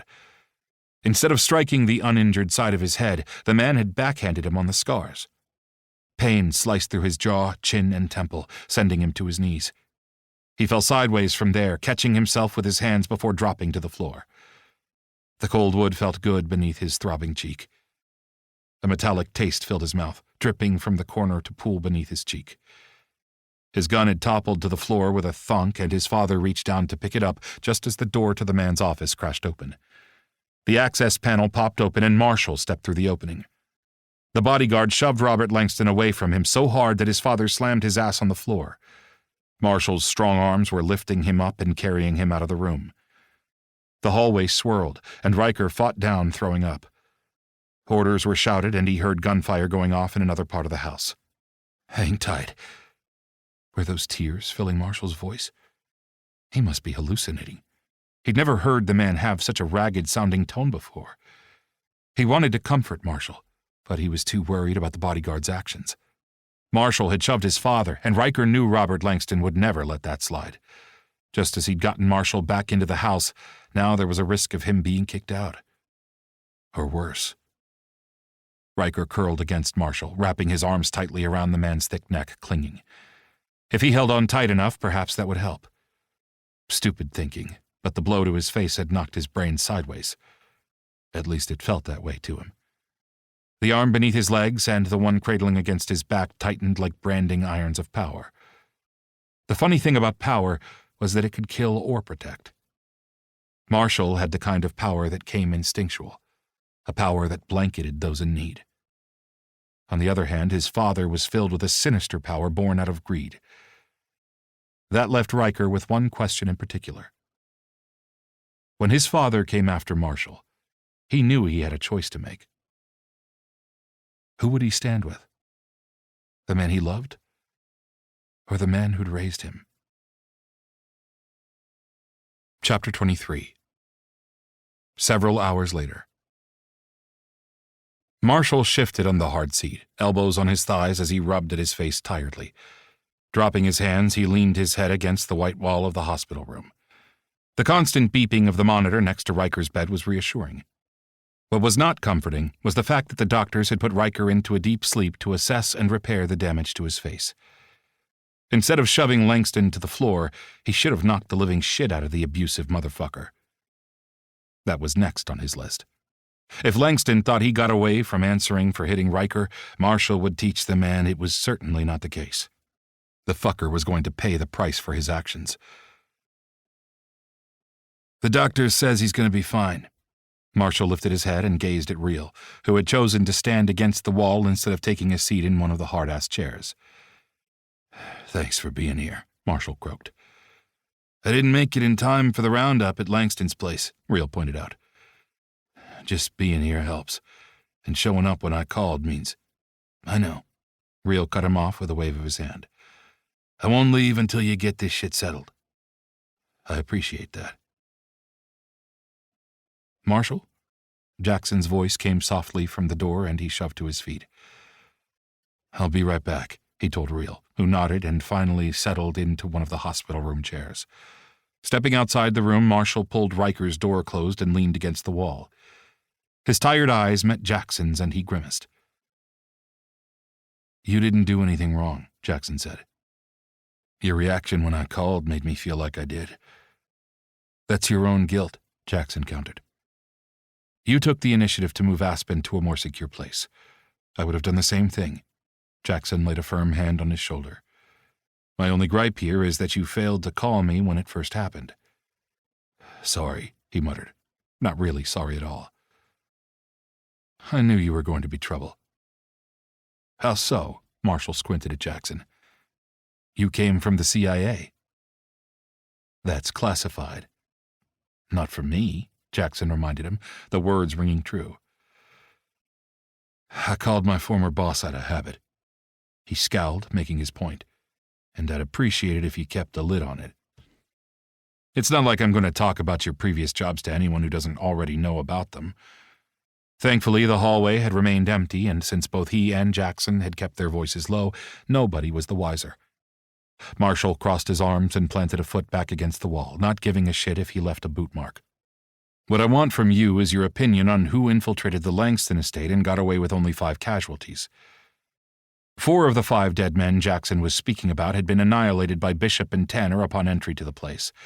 The 5th man had been shot dead by ASAC Alex Channing when the perp had tried to enter the FBI's room. Thankfully, other than a few bruises, none of the other bodyguards or FBI had been hurt in the altercation. Chad was their only casualty. None of the perps had IDs, Marshall murmured. And no fingerprints, Jackson said. Which means they work for some pretty powerful people. That or someone who has connections and can hire hitmen. Marshall frowned. You thinking assassins? Unless there's someone with a grudge against Langston. There's a shit ton of people who want Langston dead. And he was one of them. But he kept that bit of information to himself. No sense in dragging Jackson in if not necessary. No fingerprints, no serial numbers on weapons, dressed the same, Jackson murmured. Rather than assassins, it reeks of hired thugs, Marshall pointed out another alternative. What about the note with Riker's blood on it? Getting Riker's blood was an inside job. Alex has a whole team trying to figure out who might have done it. We were tailing staff members prior to the invasion. So Winchester Armani is our main suspect. Or it could be whoever sent the threat, Jackson said with a quick frown. There's a third option, Marshall said. What's that? It's not related to either one. Which would be? Jackson growled. I have a hunch. If it pans out, I'll fill you in. His suspicions had been growing over the past 2 days, and the more he thought about it, the more it made sense. He didn't want to tip his hand too early, so he would be very careful. I hate when you do that, Jackson wasn't amused. If it's nothing, then you won't need to worry about it. With a heavy sigh, Jackson dropped the questions. I have a phone call to make, he murmured. Can you have someone keep an eye on Riker? I'll put Bishop and Tanner on the door, Jackson said. Relieved, Marshall walked away, lifting his cell phone to his ear as he turned the corner. Marshall, Donald Bass's smooth voice came over the phone. I was wondering when you'd get around to calling me. Let's meet. His voice sounded like gravel, but there was no way of changing that, especially when he was this pissed off. You know where to find me. The man hung up. I sure as fuck do, Marshall muttered, crushing his phone in his hand. Chapter 24. Later that night. Tempted to smoke before entering Conley's members-only club, Marshall gazed at the pack of cigarettes in his hand. He suddenly recalled the grimace of distaste on Riker's face and quickly tucked the smokes away. Want me to come inside with you? Glancing over, Marshall caught Real's gaze and gave a small shake of his head. No. Your appearance might spook him. Real smirked and settled his massive frame against the club's brick wall. Marshall yanked at the door and entered the building. Wednesday night at the club was quiet, but a few people had braved the icy weather to come and find comfort with friends or in the bottom of a glass. The club lights were low, and Marshall stood just outside, letting his eyes adjust until he could see around the lowly lit room. Spotting Donald at a booth in the far back, he made his way over and took a seat opposite the guy. Donald looked tired, like he had been running on fumes for far too long. The man swallowed half the glass of liquor he held in his hand before pointing to his second glass on the table. "Anthony will be here any minute," Donald mumbled into his glass. Clenching his jaw, Marshall lifted the glass and tossed back half the liquid. The expensive scotch bit at his tongue, but felt smooth going down. "Called in the big guns?" He lifted one eyebrow. The man snorted. "You've only yourself to blame. You promised to end shit before you quit last time. Look, I no longer work for the agency." Marshall kept his voice low. "I took out Kramer's second in command. You and Anthony can take out Armani and Langston. Just leave Riker out of it." "That's not possible," Anthony said, appearing as if out of nowhere. The CIA agent slid into the booth, caging him in so he had to scoot the fuck over. He scowled at his former boss. "Riker knows nothing about his father's business," Marshall told Anthony. "He took money from his grandfather's estate to start his cosmetic business," Anthony reminded him. "That money was left to him when his grandfather passed away." "That money is dirty, just like the rest of the family," Anthony snapped. "Riker doesn't know that, and you don't know if his grandfather was involved," Marshall growled right back, squeezing the glass. "So, you think he doesn't know," the man returned and held up a finger when the waitress made her rounds. After Anthony ordered, he turned on him. "I know him," Marshall glared. "He doesn't know what his father does." Anthony gave an irritated sigh. "Let's talk about the fact that you are back at the Langston estate." "So?" "Get me the flash drive in Langston's safe. That will give us concrete evidence to take down Kramer." "Nobody gets in that safe but Langston. You know that." "My sources say that Riker has the combination." Marshall sipped at his drink and then squinted when something dawned on him. "Did you send that threat with Riker's blood on it?" "How else was I supposed to get you to go back?"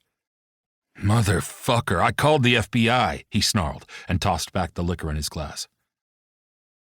"I know. I talked to Alexander. Calling them in made everything look legit." Marshall didn't like Anthony's smile. "Do you have someone on Alex's team?" "Of course I do." Fucking Alexander. The man hadn't said a word, but then why would he? Marshall had quit the CIA when he walked away from the Langstons. It irritated him, though. He considered Alexander Channing a friend, but he couldn't blame the guy for not talking. "Who works for you?" He squinted at Anthony. "Hitch? Or is it Alex?" "I can't disclose that information. You're no longer a part of us." Anthony sipped at his drink. "Damn it, Anthony, I've been chasing my tail trying to find the source of the threat against Riker." Marshall released an annoyed breath. 15 years, Marshall.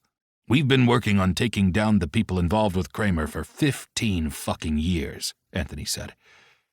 Kenneth Kramer was the big fish. The drug kingpin also had his hands in child pornography. The heart of the matter was that Winchester Armani and Robert Langston both worked for Kramer. Armani ran operations, and Langston kept the books. "Let's not forget that I took out Jason White 4 years ago," Marshall reminded the man. Jason White had been Kenneth Kramer's second in command at the time. "Right, but Armani stepped up to take White's place in the organization. And don't you forget that Armani and Langston killed one of our own," Anthony snarled. "I'll never forget that," Marshall glared. CIA Jeff Grimes had been working undercover as a bodyguard in Langston Estate for 3 years. When Jeff had discovered evidence in Langston's office, the agent sent a text to Anthony to meet. Only Grimes never showed up at the CIA rendezvous. Marshall, Anthony, and Donald had later found the agent's body in an abandoned warehouse. Grimes had been tortured to death. The man's last known contact had been with Riker's father and Winchester Armani. "So I need you to get into that safe and find that flash drive, or I'll send someone else in there for it." "No," he said flatly. Like hell he'd let anyone else near Riker. "Fine. Then find Jeff's evidence. That flash drive will take Kramer down. And when Kramer goes down, Armani and Langston go down with him, and this whole fucking thing ends," Anthony said. "And we get justice for Jeff," Donald added. And Riker's life was forever altered. The thought set like lead in Marshall's gut. He had entered the Langston estate under the guise of saving Riker from a kidnapping, but that incident had been a setup from the beginning by Anthony Young. Save the young billionaire and get in good with the family. Everything had been going as planned until the day he realized that he'd developed feelings for Riker. It started when Riker had graduated from Harvard and came home to live full-time. Everything about the outspoken, energetic young man fascinated him. When they had worked together on getting Bell up and running, his feelings had escalated. He had walked away before he could do any further damage, like succumbing to his emotions and turning things physical. So much for that. Things were physical between them, and as soon as Riker regained consciousness, he was going to have a discussion and fix the shit he'd broken between them. And as much as he wanted justice for Jeff, he had walked away back then, even though leaving Riker had been one of the most difficult decisions in his life. Never again. He was back now, and he wanted more. He wanted to tie Riker to him so he'd never get away. He no longer could keep his need for the younger man at bay like he had before. And he knew why. Riker was his. And now he wanted it all. If I'm no longer a part of the organization, then I don't fucking need to do your job, Marshall growled. What do you want? Anthony scowled over his drink at him. I want full immunity for Riker, he said. Not possible, Anthony shook his head. Then forget about getting that flash drive or any evidence from me. I'm not going to let you throw away our investigation because you've become infatuated, Anthony snapped. Fuck you. Hey, guys, Donald hissed when their voices lifted. Anthony took a deep, calming breath. I'll see what I can do. You do it, or I walk and take Riker with me. Marshall locked his eyes with Anthony's. He meant fucking business, and he saw the moment his former boss realized it. I'll try. You help criminals get off when it suits you. You can help someone who's innocent. You can help me. Marshall wasn't backing down from this. Anthony took a sip from his glass and slowly nodded. I'll make it happen. If you get me evidence and that flash drive. Marshall sighed and rubbed at his face. When shit went down and the Langstons crumbled, he would be there to help Riker pick up the pieces. And the bookkeeping information to take down Kramer was on that flash drive. He had to get into that safe. The first order of business was Riker's recovery. He'd do everything in his power to make up with Riker and get them back to normal. Not the old normal. This new one. A place where life suddenly looked a lot brighter. Chapter 25. Riker came awake slowly, aware of the throbbing through the numbness in his face. His gaze flickered toward the window. Darkness lay beyond, only broken by a street light in the distance. The monitor next to his bed gave off a constant beeping. His mouth felt like a fucking desert. Hi, honey. His mother's soothing voice came from near the bed, and her cool hand pressed to his heated forehead. Ma, he croaked. She was there, quickly putting an ice chip in his mouth, and he gratefully sucked on and swallowed it. She'd taken care of him after the car accident and was familiar with his needs. He had a million questions, but right then he wondered where Marshall was. Had his father already sought revenge? Was Marshall dead? Tears leaked from the corners of his eyes. It's okay, sweetie, his mother soothed, brushing her hand against his forehead. Just sleep. He drifted. Several hours later, he came awake and found Sin sleeping in a chair next to his bed.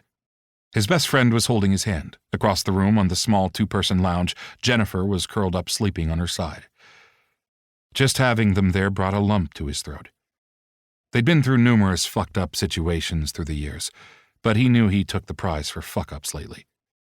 Sin must have sensed him awake because the beautiful man's blue eyes were suddenly locked with his. So much emotion filled Sin's face. Everything from worry to rage warred together. Call Marshall, Riker whispered, the words barely audible. But Sin heard them and pulled out his phone.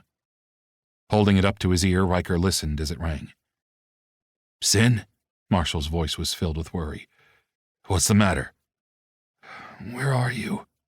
Riker said, his voice scratchy and raw-sounding. Riker, Marshall breathed out his name. I woke up and you're not here. He hated the wispy, needy words, but they wouldn't remain unspoken. I had a meeting. Marshall's rasping voice was filled with regret. I see, he wavered, unsure of everything. Hadn't they shared a moment during the home invasion? Or had that been his imagination? Words spoken over the phone in the middle of panic couldn't be taken seriously, could they? Could those words erase the words Marshall had spoken to Bishop? Riker turned his head away from the phone, but Sin followed with the press of it back to his ear. Wait for me. I'll be right there. The growly word sent a shiver down his spine and a warm wash of heat into his belly. Kay, he whispered, and gave Sin a watery smile. Sin waggled his eyebrows, hung up the phone, and tucked it away before resuming his seat. Lifting one of his hands, Sin pressed a kiss to his cold fingers. How's my face? He rasped, not able to shake off sounding like a frog. The doctors said there's no lasting damage. You mean other than the scars? He said flatly. Yes, other than the scars. Now tell me who hit you. He stared at Sin, his mind returning to his father's office. Only 3 other people had been in the room. His father, Marshall, and another bodyguard he knew went by the name of Felix. Nobody else knew that his father had hit him. Why was Marshall keeping it quiet? It had to be Marshall, right? That guy, Felix, would only keep quiet if ordered, and Riker was pretty damn sure that his own father would never want it to get out that he hit him like that. I don't remember. He glanced away because lying to Sin wasn't something he liked doing. There were rumors it was one of the gunmen, Sin murmured, rubbing his cold fingers with both warm hands. He'd been terrified getting the information that Riker had been admitted to the hospital after an attack. Why the hell didn't you hide? Sin snarled. Riker gave a soft huff. Sin knew of the secret access panels throughout the house. I couldn't. Why? Sin sounded so choked up that it brought a sting to his eyes. Because that's not me. You're too damn reckless, Sin sniffled. I agree, Jennifer said from the small sofa, her voice filled with sleep. You could have been killed. But I wasn't, Riker said, giving them both a small smile. Jennifer curled up in the bed next to him, placing a palm on his chest, and Sin continued holding his hand. Do we know who it was? Riker asked Sin. No, but I heard a rumor that it was organized, Sin said. Like organized crime? Are you talking Armani? Riker frowned. It kind of made sense if that were the case. Winchester Armani had to be pissed that his son was missing. No. More like organized officials. FBI, Riker said. Maybe, Sin said. But something is off. I'm sure you'll find the answer, Jennifer said, hugging Riker tightly. She changed the subject, and they talked about nonsensical things that didn't really matter. But Riker was grateful for the distraction. A while later, the hospital door suddenly shoved open and Marshall stepped inside.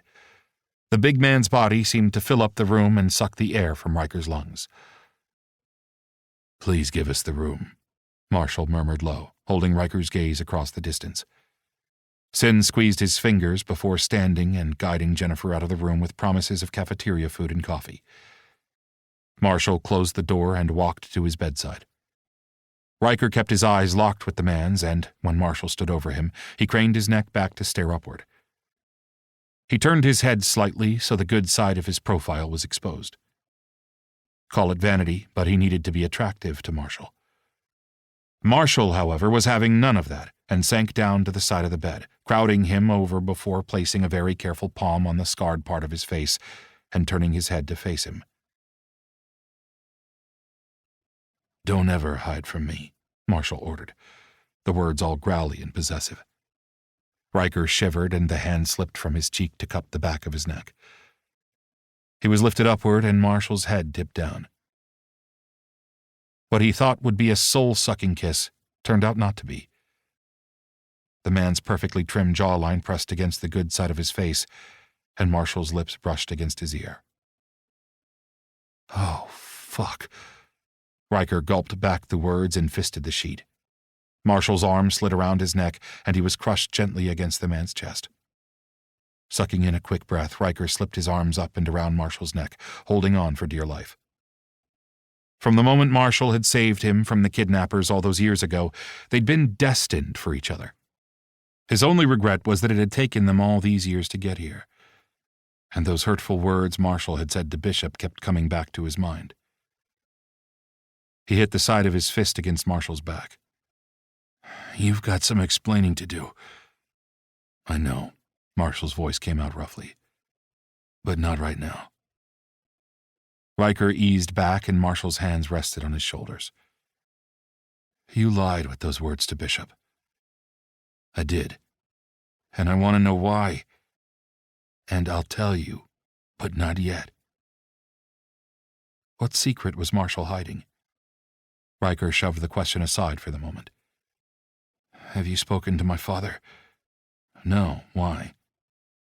"He's not going to take what you did lightly." "What I did?" Marshall's brow puckered with confusion. "You pushed him. He's lucky I didn't knock the fuck out of him." Riker clutched at Marshall's arm. "No, you can't think that way." "Calm down." Marshall brushed tender fingers over his cheek and beneath his chin. "I'll handle your father." Something occurred to Riker just then. "I need to get into my grandfather's safe." "Oh?" Marshall asked, careful to keep his tone casual. "Yeah. I'm looking for acquisition documents and records." "Can't you just go in there and get them?" Marshall knew the answer, but he needed to know where Riker's head was at. Did the man suspect his father of criminal dealings? He had to very carefully go about finding out. "Normally, yes, but I have a feeling my dad doesn't want me meddling in the family business." "So, what do you need from me?" Marshall cupped the back of Riker's neck. Fuck. This could be way easier than he had first thought it would be. "I need him distracted, preferably out of the house while I get into his office and search the safe," Riker said. "He goes to an off-site meeting every Friday." "Yes, but he monitors that room on his phone app," Marshall murmured. "I know. That's why I need the FBI to take down the feed for me." Marshall blinked. Riker seemed to have it all planned out. All he needed to do was come along for the ride. No harm and no foul, right? Shit. The thought sat like lead in Marshall's gut.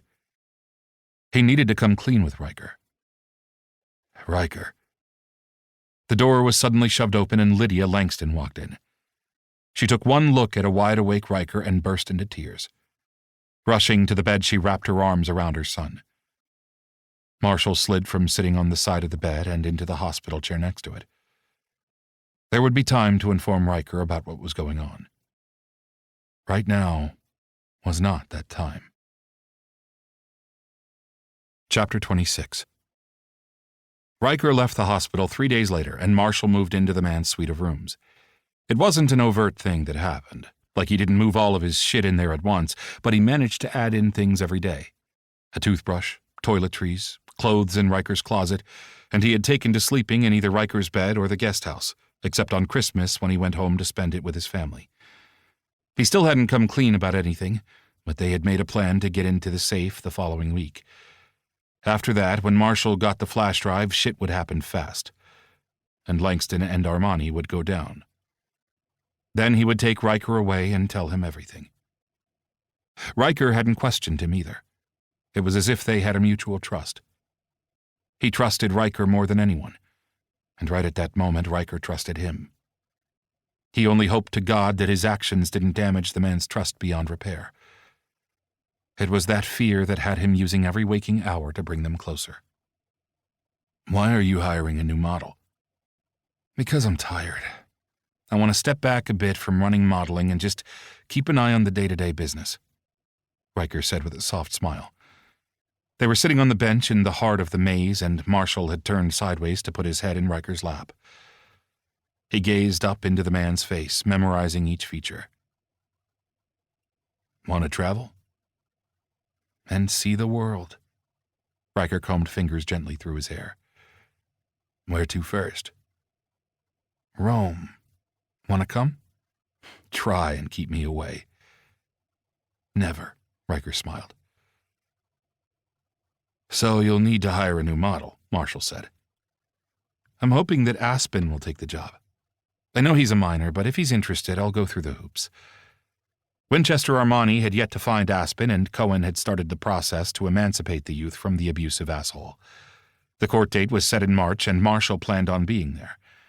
That was if the court date happened. Because by that time, Armani might just be behind bars, and Aspen won't need to go through the courts to be separated from his father. Of course, Aspen would lose all funds available when the courts locked up the money, but as of this moment, Marshall had plans to let Aspen live with them until he went off to college.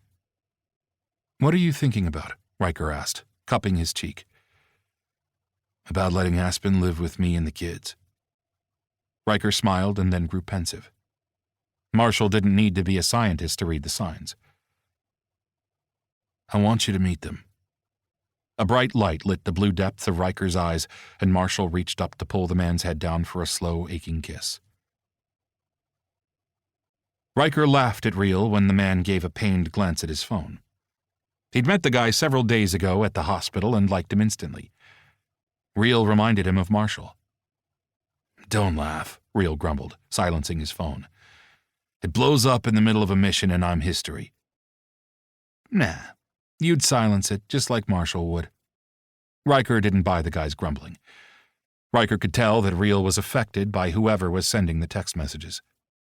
Marshall linked their fingers and brought them to his mouth, and Riker forgot about anyone else but the man who was never far from his side. Together, along with Real, they entered the noisy dining room and sat with the bodyguards and FBI. Riker gazed around the massive table and smiled. Being an only kid had been lonely as hell at mealtimes.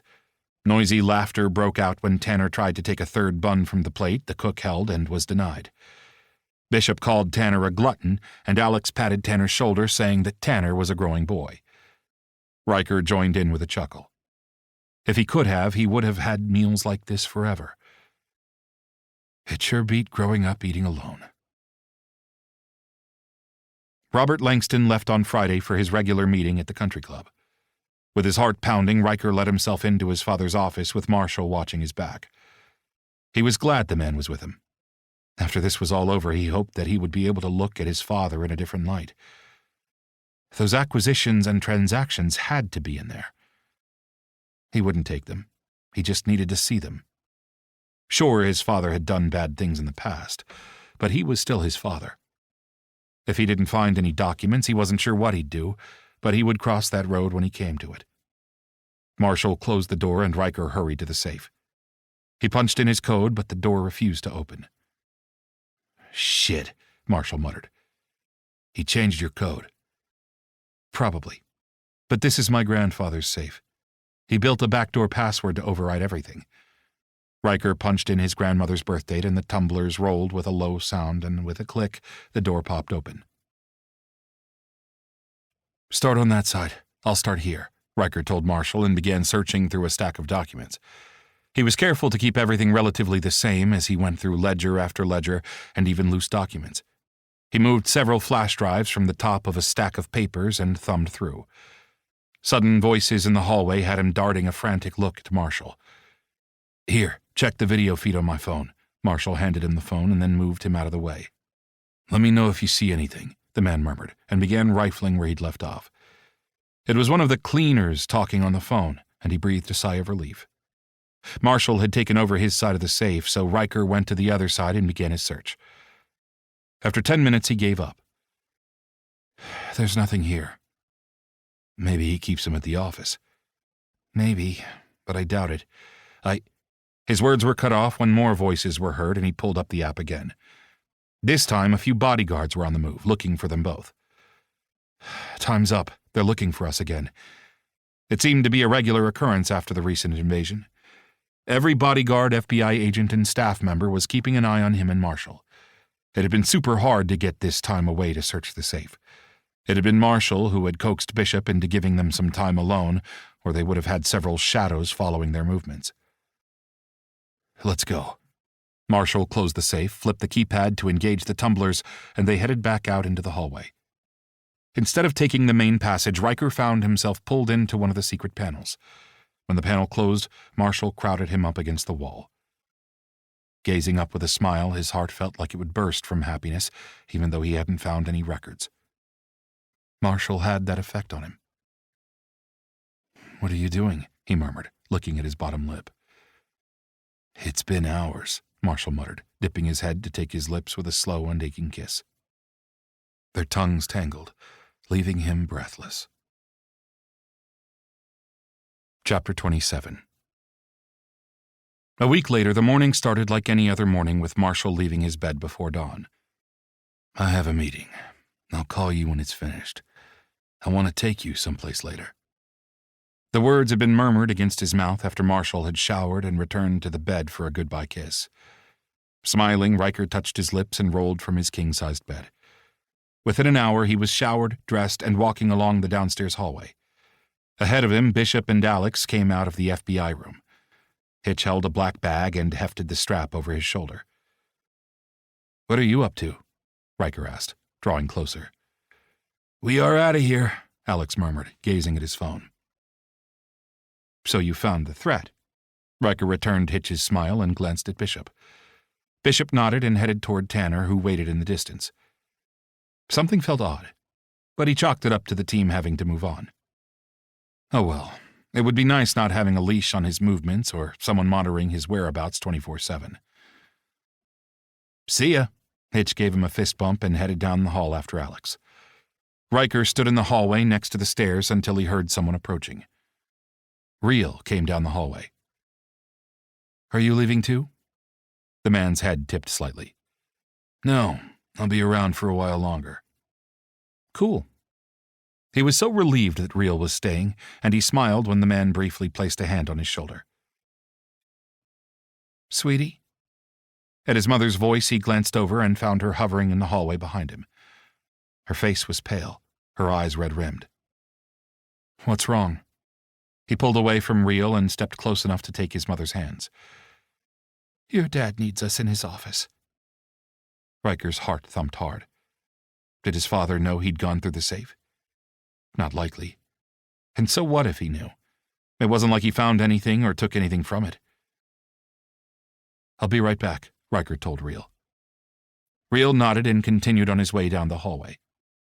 Ushering his mother into his father's office, Riker also found Sin along with his father and his father's lawyer, Mr. Bradford. It wasn't to his father that he looked, but rather to Sin. If his best friend was here, something was definitely wrong. Had Winchester Armani found where Aspen was hiding? And why was his father's lawyer here? "What's going on?" "Did you go through my safe?" His father cut him off. "I did." His father slowly closed his eyes, and when they opened, they were filled with a fierce light. "Give me the flash drive." "I didn't take your flash drive. I was looking for company documents." Shit. In hindsight, he should have taken the flash drive. Was that where his father kept the company information? "Several flash drives are missing," Robert growled, his fists clenched. "Was there anyone else with you?" Sin asked. "Yeah, Marshall." "Fucking great," Robert snarled, thrusting fingers through his hair, leaving a trail of messy strands behind. "Marshall wouldn't take anything from the safe without telling me." Riker squinted at his dad. What the hell was going on? He turned on Sin. "Why are you here?" "I got wind of an arrest warrant issued today." "Who is being arrested?" "Your family." Shock caught up with him, making him jerk involuntarily. "Why?" He gaped at his friend. "Money laundering, suspected covering up of a crime, and multiple counts of exploitation of children," What? Riker gaped at Sin. There's gotta be a mistake. Maybe. Your dad says he had proof he wasn't involved in any of it. Sin spoke softly. Where's the proof? Riker turned on his dad. The flash drive Marshall stole, Robert snapped. Federal agents! The shout came from the hallway along with a few screams from the staff. Listen, Sin stepped closer and gripped his hands. You're going to be arrested. I'll get you out. Don't any of you say a word, his father's lawyer said. Not one word, and ask for a lawyer right away. The door slammed open, his mother fainted, and before Riker could get to her side, he was converged upon and cuffed with his hands behind his back. They yanked him out into the hallway, searching him as they went. He craned his head, but only caught a glimpse of his father's back as the man was handcuffed. Reese stood just beyond the entrance to his father's office, and just the sight of the man gave him comfort. Reese would be able to get word to Marshall, and once Marshall came for him, everything would be okay. A hand pushed the top of his head down, and he was tucked into a black SUV that was soon barreling through the streets. He could barely breathe. Shit was coming at him too fast. And all he could focus on was, where was Marshall?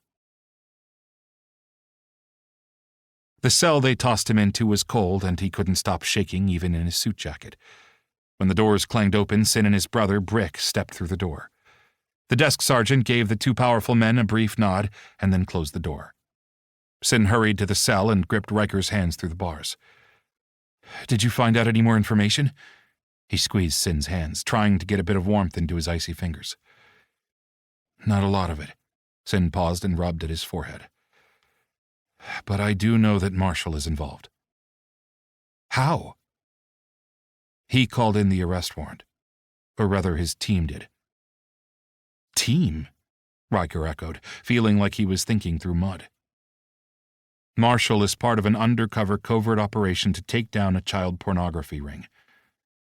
Let me get this straight. They think that my dad is involved in child pornography? Riker yanked his hands away. Don't you think I would know? He spat. Your dad is suspected of working for the man who runs the ring and is in charge of keeping the man's books. For who? Who is he supposedly working for? Kenneth Kramer. That gave Riker pause, and he rubbed at his mouth with a trembling hand. I've met that guy. He comes to my dad's office every other month. And ever since Kramer had shown up years ago, the man had given him the fucking creeps. Riker was very careful to make sure he was never caught alone with the fucker. He could totally see Kramer being a sexual predator, but his father? No way. He shook his head. My dad is not involved in any of that. Listen, there's more we don't know, Sin said, and Brick laid a hand on his brother's shoulder. We need to leave if we're going to catch the judge before his next session, Brick said, giving Riker a sympathetic look. Find Marshall. I have a feeling he has answers. He took the proof my dad has that proves his innocence, Riker hissed hurriedly.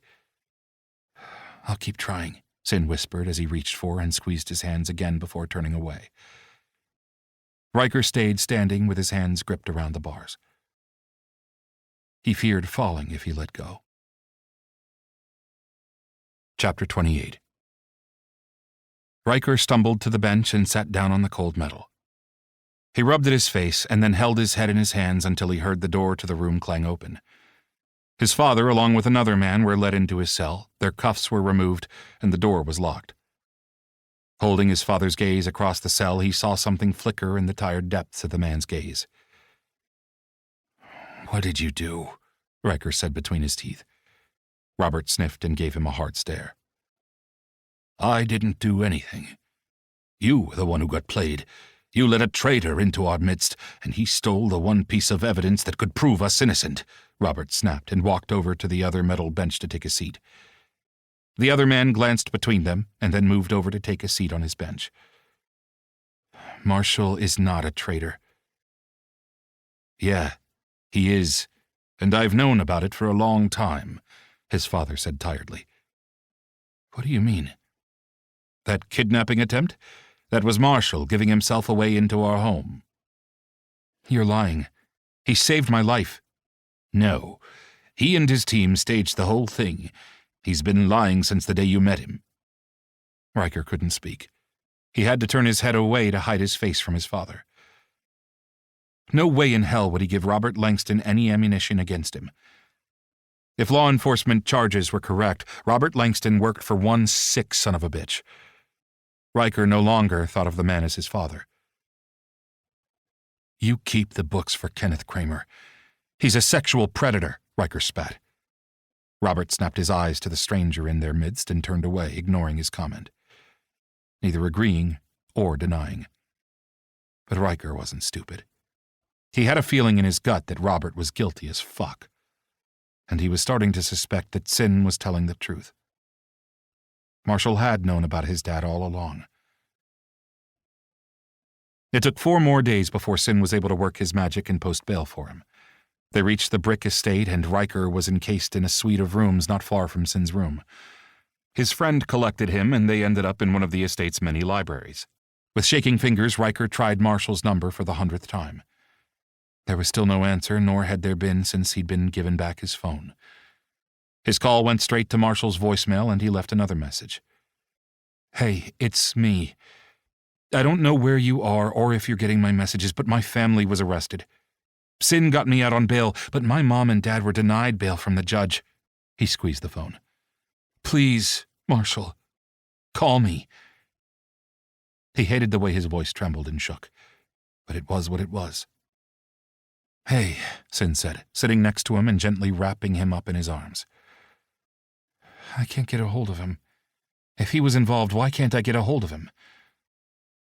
"I'm sure he's okay. We would have heard differently if he wasn't. You know that. There isn't a damned thing that happens in the city that Brick and I don't know about." His friend's words reassured him somewhat, but he was still terrified that something bad had happened to Marshall. He still couldn't stay focused on Marshall's part in all of this. If he thought too long about Marshall setting up the kidnapping or using him to get into his grandfather's safe, then his brain would shut down. If he thought about them being lovers, he shuddered, fighting down nausea as thoughts of being used took over. Sucking in several quick breaths, he stared at nothing. "Right."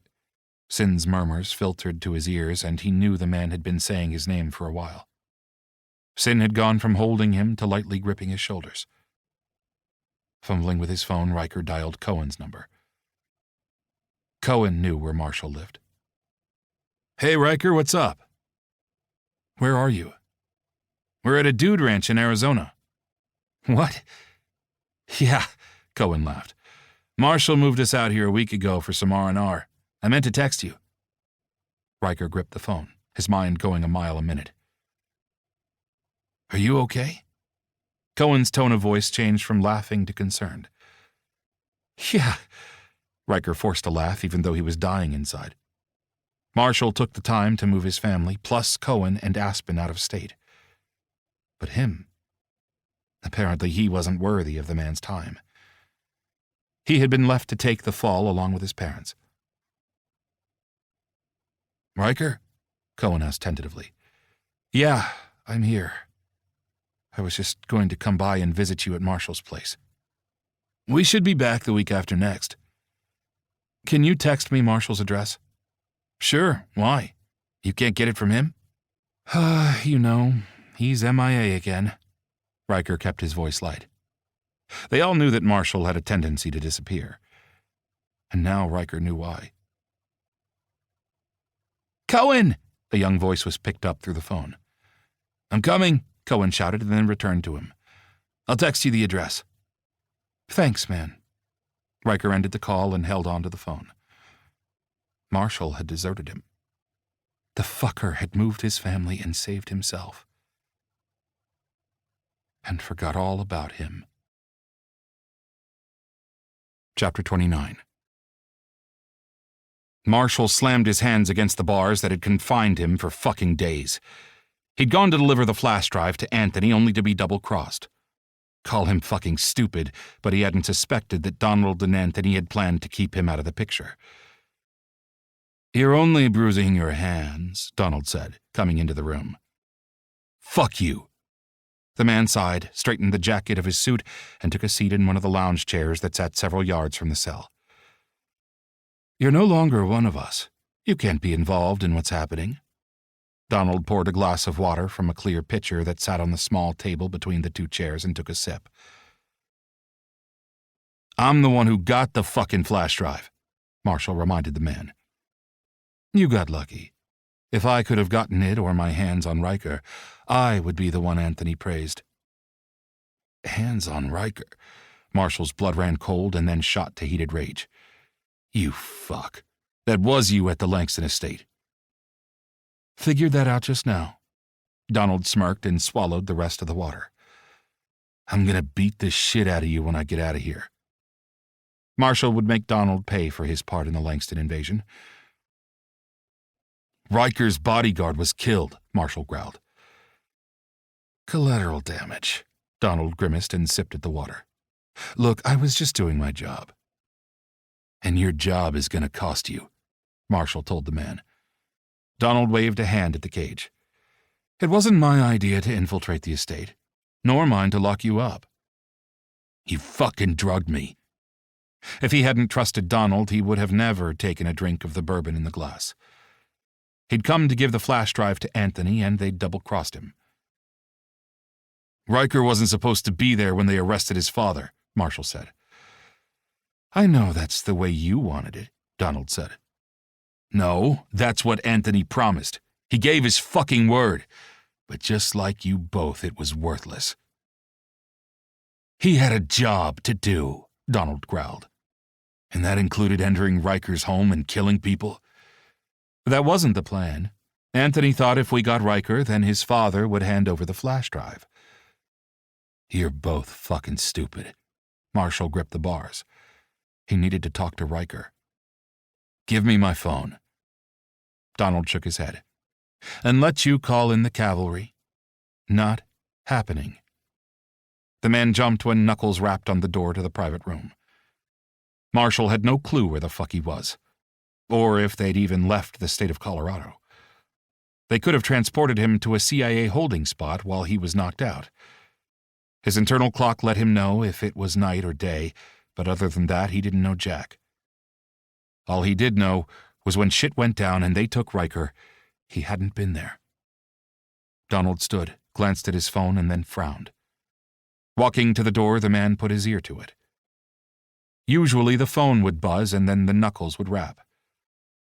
This time it was slightly different. "Who is it?" "It's food delivery. I'm Mark, remember? I was here yesterday," a voice called through the wood. "Where the fuck is the guard?" Donald muttered. Pulling his weapon, Donald eased open the door. Apparently what he found was nothing threatening because Donald returned his gun to his holster. Mark, the food delivery guy from the day before, pushed open the door with food in his hands. "Where's the guard?" Donald growled. "He's using the toilet. He said to bring in the burgers, fries, and shakes." The delivery guy pushed past Donald, forcing him to take a step back. Marshall's mouth watered. He was fucking starving. "I'll take that." Reel's voice filled the room and his friend stepped through the door behind the delivery guy. With the business end of a Ruger SR-22 handgun nudged against Donald's forehead, Reel reached over and took the weapon from the man's holster. "Put the food down there," Reel told Mark, and bags of food and drinks were placed on a plastic table that sat against one wall. Reel never took his eyes from Donald, whose mouth had gaped open and remained that way. "Where's the keys?" "It's a keypad," Marshall murmured. "Open it." "No." Donald's voice shook, his mouth clamped closed, and his fists clenched at his sides. Reel gripped the slider man by the throat and backed him against the wall. Not that Donald was small, but in comparison to Reel, he looked like a twig. Reel was that fucking big. The end of the weapon pressed against Donald's closed lips for a moment before it was forced between the man's teeth. Blood from Donald's smashed lips smeared the barrel of Reel's weapon. "I don't know you," Reel said really soft-like, "and I don't have anything to lose. I can end you and disappear and live my life with total enjoyment." Donald's eyes were the size of saucers. His mouth was a rounded O around the barrel. Donald's throat bobbed as he swallowed hard. I answer to a man who holds all the power. And that guy right there, Real jerked his head to Marshall, is his kin. Shit. Real wasn't going to tell Donald that his cousin was the current Secretary of Defense, was he? Real, Marshall hissed. So we can do this the easy way, or I can blow your head off. Foo, fix. Donald began around the barrel, and Real removed the weapon. Punch it in. Real's voice hadn't ever changed. The man's tone stayed steady, quiet, and lethal. Donald punched in the code to his cell with shaking fingers. Stepping over to Donald, Marshall punched the man in the liver, and when Donald doubled over, Marshall clocked the fucker beneath his chin. Donald dropped like a stone, and Marshall crouched down in front of the guy. That's just a warm-up, he told Donald before standing upright. He roamed over to the burgers and fries and grabbed a few to stuff his face with. Took you long enough, Marshall muttered to Real. I had to fucking locate you, Real muttered, removing Donald's phone and anything else Real deemed could be used as a weapon. Real lifted Donald from the floor with one hand and locked the guy in the cell. With the grip of his Ruger, Real smashed the keypad into pieces. We good? Mark asked, returning to the doorway. Real walked over and tapped his phone to the phone Mark held out, and the delivery man's eyes widened. You never saw us, Real warned. Saw who? Mark smiled and left the room. Fill me in. Marshall finished one burger, grabbed another, and took Donald's weapon that Real held out to him. Marshall checked the clip and turned to Donald, who had sat his ass on the bench in the cell. Blood dripped down the man's chin from where he'd bitten his lip. When you least expect it, I'll be behind you, Marshall promised, holding Donald's gaze through the bars. Where's my fucking cell phone? Anthony has it. Without another word, Marshall walked out. He was still in Colorado, or what appeared to be with the cold snapping through the far closed door. We aren't far from Langston's estate, Real said as they walked outside together. Sitting up right next to the door was the guard who'd supposedly been using the toilet. Dead? Real rolled his eyes. No. Good. I don't want to leave a trail of dead bodies if I can help it, Marshall said when they reached the black SUV. Although he wanted to kill Donald. And if you can't help it, Real snorted, and he started the car. Marshall snapped his seatbelt in place. Then I'll kill them all. So what's the plan? Real drove out of the parking lot, and Marshall discovered they were in a warehouse district. Get Riker. He's out of jail and at the brick estate. I doubt you're walking in there. Anthony has my fucking phone. Tell me about Anthony, Real muttered as the SUV barreled down the freeway. He's CIA, and a fucking pain in my ass. I'm going to... Marshall squeezed his hands into fists, picturing Anthony's neck in them. A phone call to your cousin can end all this fucking shit. He's busy working, Marshall said, and glanced out the window at the passing scenery. William Caldwell had taken office as the current SecDef a few years ago after Dave left office. How's Dave? Marshall asked about the former SecDef. Dave was supposedly retired, but could never seem to get completely out of things. Real tossed him a glance before returning his eyes to the road. Good, I guess. Does he still have his hand in the specialty teams? The specialty teams were Phoenix and Pegasus, plus a shit-ton more that even Marshall didn't know about. He supposed that he could include Real's unit Genesis in there, but they were more assassins than law enforcement. Plus, there was Erebus. Those fuckers were dark assassins that lived on the fringes doing work that even Pegasus or Phoenix wouldn't touch. Yeah, he still runs Pegasus, Phoenix, and Erebus. I know he's getting tired, though, Real said, getting over into the fast lane. I can only imagine, Marshall said. Dave had to be in his late 50s or early 60s by now. They told your boyfriend about your involvement, Real said, effectively changing the subject. I figured they would. Having Riker know about the setup would make it that much harder for the man to forgive him. Marshall didn't have any words planned because, frankly, he didn't know what the fuck he could say. He swallowed down the sick feeling in his gut. How do you make amends for a lie you've been living for years? Chapter 30.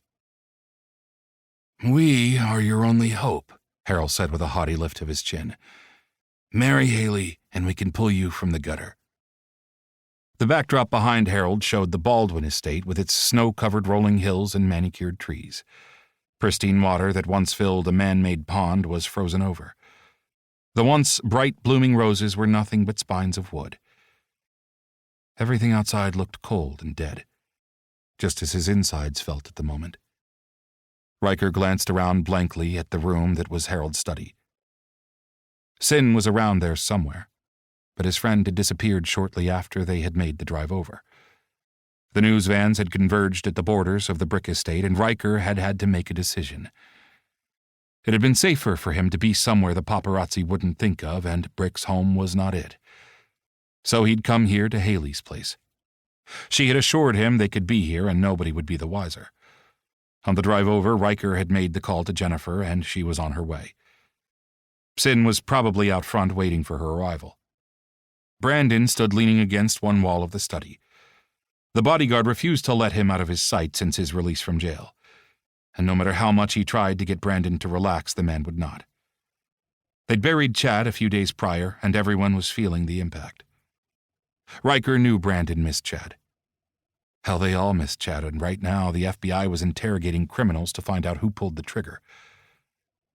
When Jennifer got there, he would speak to both her and Sin and decide on his options. If Sin could loan him money, then he could disappear for a while. Leaving the country sounded good to him.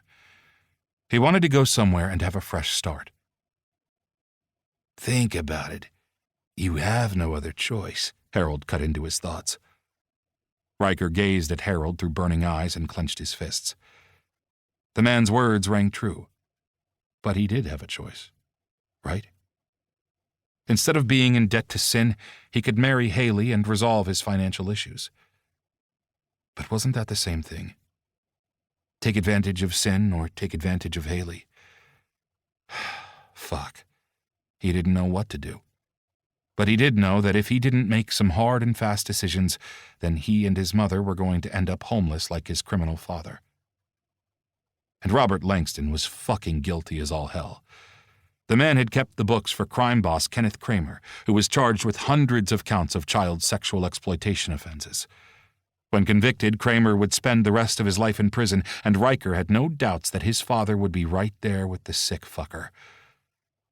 As a result of pending charges, the government had frozen all of Langston's assets. They had also locked up Bell Industries.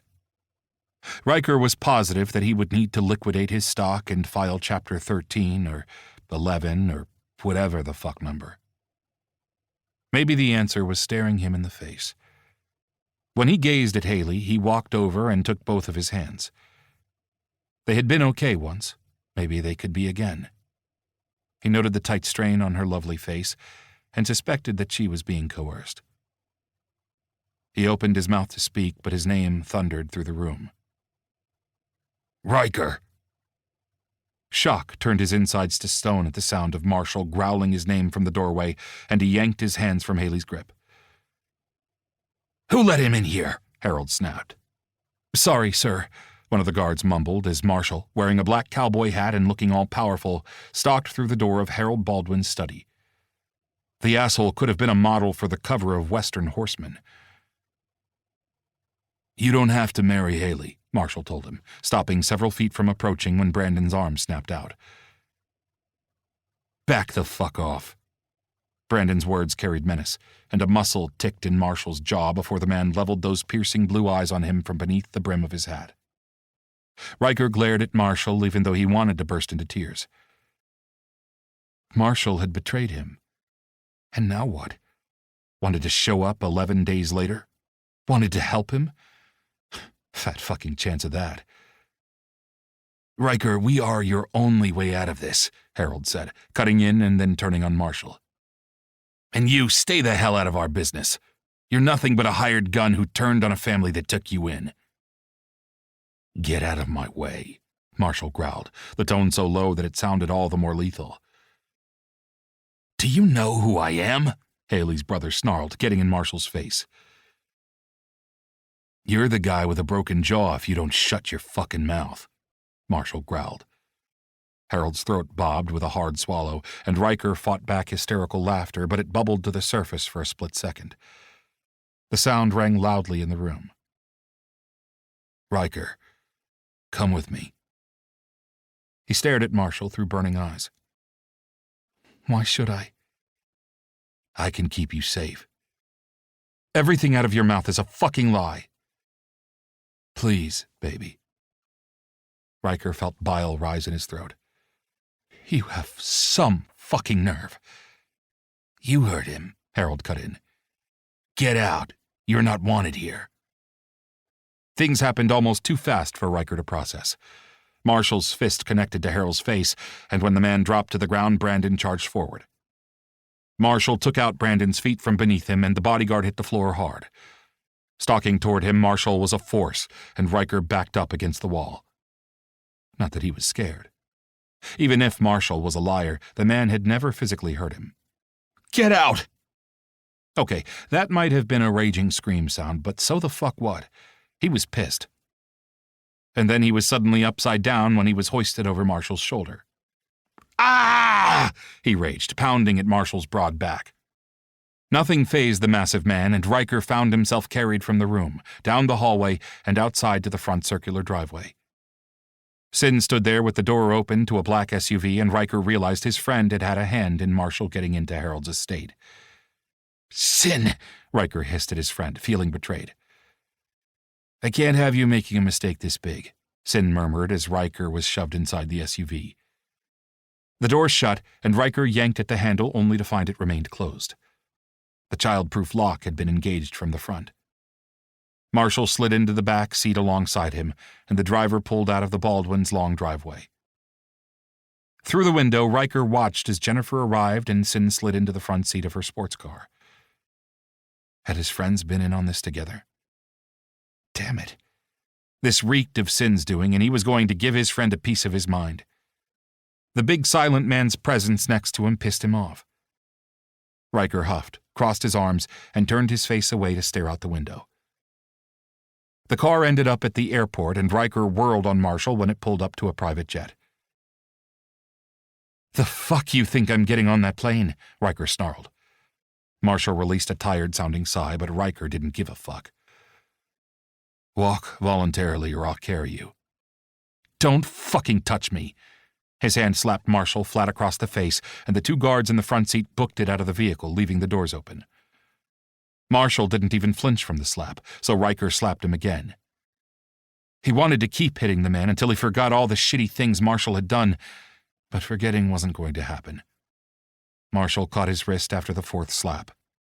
Shoving the door open, Marshall pulled him over the seat and exited the vehicle. When Riker's feet hit the pavement, he kicked, aiming for the man's crotch. With a quick move, Marshall deflected, and the hit landed on the guy's thigh. Marshall grunted, but hung on to his wrist even though he was violently struggling. "Riker!" Sin caught him from behind and held him. "I'm not going with him!" he screamed, and fuck if his tears didn't start. Before he could hold them back, they trailed down his cheeks.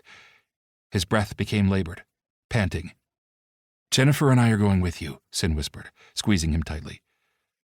"Cohen is waiting." With the words ringing in his ears, his burning eyes held Marshall's across the short distance. A muscle ticked in Marshall's jaw. Regret filled the man's eyes, and a sheen made them shine. He hated the fact that he'd hurt Marshall. Call him a fucking idiot. And the only reason he walked onto that plane was because of his friends. He couldn't trust himself right now, but he trusted them. "Riker." Marshall's voice was tight with emotion. "Leave me alone," he snapped, buckled his seatbelt, and stared out the small window. He had nothing to say to Marshall. Hurt and anger were the two emotions he held on to the most. Love took third place in that lineup. Love? No fucking way. It might be love on his part, but on Marshall's part it was not. How could someone who loved you lie to you for 12 years? Riker wanted answers, but right now, he wanted to see how this played out. How the fuck did Marshall expect to be forgiven? Chapter 31. 4 weeks later. Riker lifted his face to the cold Arizona wind and felt a small smile form. This was his favorite time of the day, early before the ranch came alive, before Aspen found him and asked a bajillion questions about the new position he'd be assuming in Bell Industries. He had a lot on his plate getting the doors of Bell back open, but with some hard work, financing, and a bit of luck, he'd managed to have all salons and factories opened back up last week. A lot of his success had been because of Marshall. It was Marshall who found a bank that would take a chance and loan to him. It was Marshall who had helped him figure out what stock to liquidate and what to keep. Marshall had been his silent shadow over the past month, and the man had never once asked for forgiveness. In fact, Marshall hadn't said a word other than apologizing that first day when they got here. "I'm sorry I lied to you." The words had struck him as ridiculous, and he'd slapped Marshall in the face before marching inside the building of the Dude Ranch. He'd been thankful when Cohen and Aspen greeted him, and then he'd met Marshall's mom and kids. Fuck. Over the past month, he'd come to adore those kids. The twins started following him around a few days later. And every time Riker thought about leaving this place, his heart broke. Come to find out that this ranch was also owned by Marshall. It was the sister ranch to the one in Colorado. Only this one here in Arizona was a real working ranch with cowboys and horses and livestock. He wished that Sin and Jennifer would have stayed a while longer, but after 2 weeks they'd gone home. Riker felt Marshall before he heard him. It had been like that between them for years. He shared a connection with Marshall that was hard to describe. Just the man's presence was enough to send his pulse humming as it did now. Rather than speak to him, Marshall stayed silent. Would today be the day he told Marshall to fuck off? Or had his anger abated enough to hear the man out?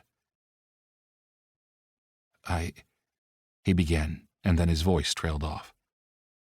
Marshall stepped up a few feet away from him and placed his gloved hands on the top wood railing of the horse corral. Riker squeezed the wood beneath his own gloved hands. He wore a white t-shirt, and on his head was his favorite cream-colored Stetson. The lighter version of Marshall's black one. Riker cleared his throat and began again. "I don't know how to forgive you."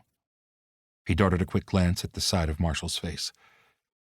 A muscle ticked in the man's jaw, and tension bunched and corded the man's arms. "I know." Marshall's voice was rough. "I don't know how to forgive myself."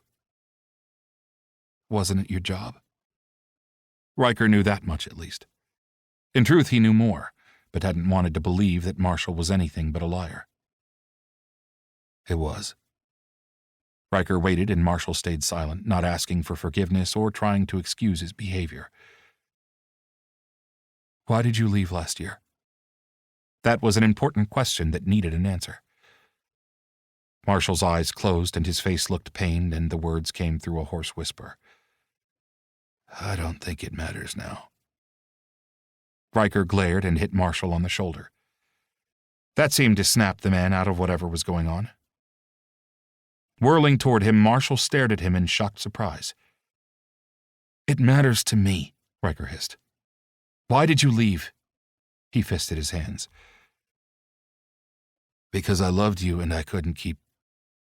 "Fuck!" The man lifted his hat, thrust fingers through his hair, and then replaced it, pulling the brim low. "Keep what?" Riker pressed. "Keep betraying you." "Because?" He wasn't going to let Marshall off. The man needed to come clean so they could have a chance to move forward. "Because I've fallen in love with you," Marshall croaked. "I don't expect to be forgiven, and I'm okay living my life knowing you're doing okay. I'll do whatever it takes to make sure you are okay." "So, you're content to live in the background?" Riker squinted. Was Marshall serious? The man would stand silent in the background while he went about living his life. Wasn't that what Marshall had been doing? silently supporting him and never interfering. "So I take it you're no longer in love with me," Riker said, deliberately pushing Marshall's buttons. "No, I didn't say that." Marshall sounded indignant, and Riker fought back a smirk. "What are you saying, then? You'll support me in the background, never ask for anything? Does that include giving me away at my wedding?" "The fuck you say?" Okay, now there was the fighter he knew. That was the Marshall who didn't back down or back away from a fight. No, Marshall wasn't the type to sit back, and Riker wouldn't be the cause of it. He wanted an equal partner. "You lied to me." "I'm sorry. You lied to me for years. I'll be sorry for the rest of my life. You won't lie to me again. I will never. Do you love me?" "With all of my heart and soul." "You're going to have to earn my forgiveness," Riker said. "I'll do whatever it takes." Marshall swallowed hard. "You won't be able to stay in the background any longer." Marshall's eyes glittered beneath the brim of his hat. "I can do that. I need a partner, not a yes man." Marshall finally released his death grip on the fence and turned to him. "I can be that." Riker tipped his chin. "Time will tell." Emotion tightened Marshall's face, and Riker caught the sheen that hit the older man's eyes. "I want to ride." Riker held out one gloved hand, and Marshall gripped it tightly. Together, they headed toward the barn. Epilogue. 6 months later. It hadn't been easy, but Marshall figured the difficulty with earning Riker's forgiveness had been his penance for deceiving the man for years. He stood on the stage with Bishop and Tristan at his side. Marshall stared a hole in the church doors at the end, willing it to open. He gazed past the people crowded in pews and white and red roses littering the floor. Cohen and Aspen sat in the front row, and Aspen waggled his fingers. Marshall wasn't sure if it was to him or more than likely to Tristan, who snorted under his breath. Aspen and Tristan were attached at the hip, and being so close in age, it made sense. Thankfully, Cohen's father wasn't mixed up in Winchester Armani's business, so Cohen still had his millions. Although Aspen had chosen to live with them, Cohen still gave his cousin a monthly allowance. Marshall stared at the closed double doors. Those doors were set to open, and Riker was to walk through them, down the aisle toward him, and be ready to live the rest of his life by his side. They'd come a long way over the past 6 months. Riker had regained his spark for living, and Marshall had learned a new level of patience he had never had before. Time now ticked by. The doors remained closed. If by chance those doors never opened, they were not over by a long shot. He would continue to stay by Riker's side, loving and supporting him until the day he died. They had spent the past 6 months on the ranch, walking, talking, and just being together with the two of them and his family. As trust returned, Riker had turned to him one night, taking him in his arms and to his bed, and Marshall had gone to heaven on earth. He never took Riker or anything the man did for granted, and their relationship began to repair, increment by increment, through love and patience. Marshall remembered clearly the day about a month ago. It was beneath the hot summer sun, and a wide oak tree where he had dropped to one knee and opened the ring box. "Will you marry me?" His voice shook from fear, but he took the risk. When Riker had nodded and held out his hand, Marshall had fumbled and finally managed to slide it on Riker's ring finger. They'd planned their wedding day together, so there shouldn't be any reason why Riker wouldn't come through those doors. Unless he had planned for revenge. It was a possibility. After all, he'd lied to Riker for more than a decade. If this was the price he had to pay for his deceit, then so be it. Bishop elbowed him slightly, and that was when Marshall realized that the doors had opened. Riker stepped through them with the sun glinting at his back, creating a halo around the bright, curly red hair that had grown several inches. The surgery 5 months ago had been a success, and the scars on Riker's face were not noticeable beneath Riker's master hand at makeup. Not that the scars had ever bothered him. He loved Riker, body and soul, and scars would never change that. Riker held his gaze across the distance and walked toward him, looking so fucking hot in a slim-fitting black tux that matched his own. When Riker reached him, Marshall reached out and took the man's slender hand. The gold bracelet on Riker's wrist winked richly in the light. Marshall had replaced the tracker one with a white gold one. Their initials were carved on the inside. Riker smiled at him and drew him closer, and together they turned toward the minister. A hush dropped over the crowd in the building. And there, before their family, friends, and higher power, Marshall pledged his life forever to Riker. The reception was packed, and Riker smiled and shook hands until his face hurt. "So, still mad at me?" Riker tossed Sin a smirk and rolled his eyes. "I stopped being mad months ago." Sin snorted and sipped at the glass of champagne. "I just couldn't let you marry Haley." "I'm glad." Riker took a swallow of his drink. Marrying into the Baldwin family would have been a disaster waiting to happen, and he would definitely be divorced by now. Sin gazed across the room at where Bishop and Marshall were talking to Brick and Fighter. "Have you forgiven him?" he whispered to his friend. "I have. At first he was doing his job. He fell in love with me and quit rather than betray me." "And what about when he came back?" "He came back to protect me. I found out that his former boss arranged the note with my blood on it, and another agent had devised the invasion of my home. He had found out via a phone call from Donald Bass that Marshall had only taken the flash drive so Anthony would not send in someone else. "Why are you telling me this?" Riker had asked Donald. "Because I was the one who initiated your home invasion." Donald told him that he'd used what happened to Aspen to contact Winchester Armani. Together, the two men had hatched a plan to get into his home. One was to get Aspen, and the other was to take him so his father would cave and open the safe. Donald had confessed that he had never meant for Chad to be killed, or anyone for that matter, but apologies were way too late. Donald had been double-crossed by Armani, who had gone in with the mindset of killing anyone in his way. And regardless of Armani's relationship with Robert Langston, Armani had come into his home ready to shed blood. And while Donald had sounded regretful over the phone, the man was not off the hook. Donald had answered for his crimes. The man had been fired from the CIA and was serving 10 years behind bars.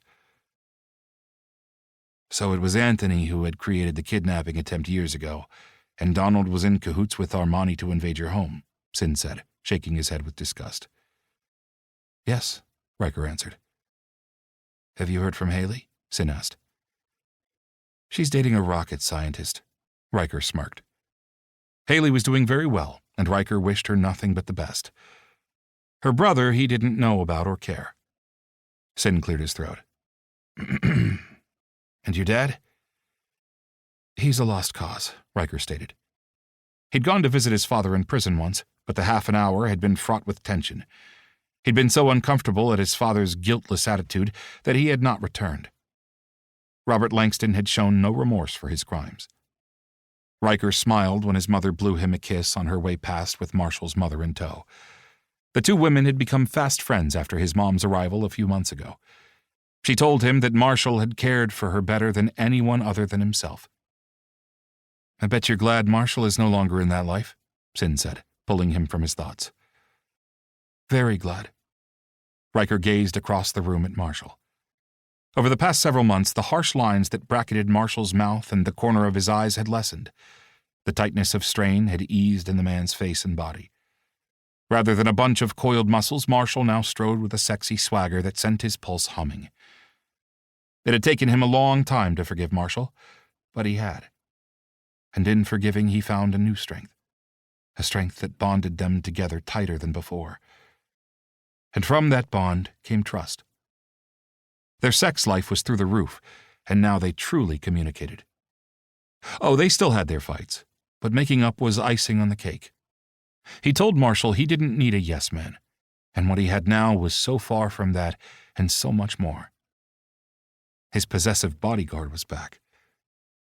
Feeling his gaze, Marshall's head lifted.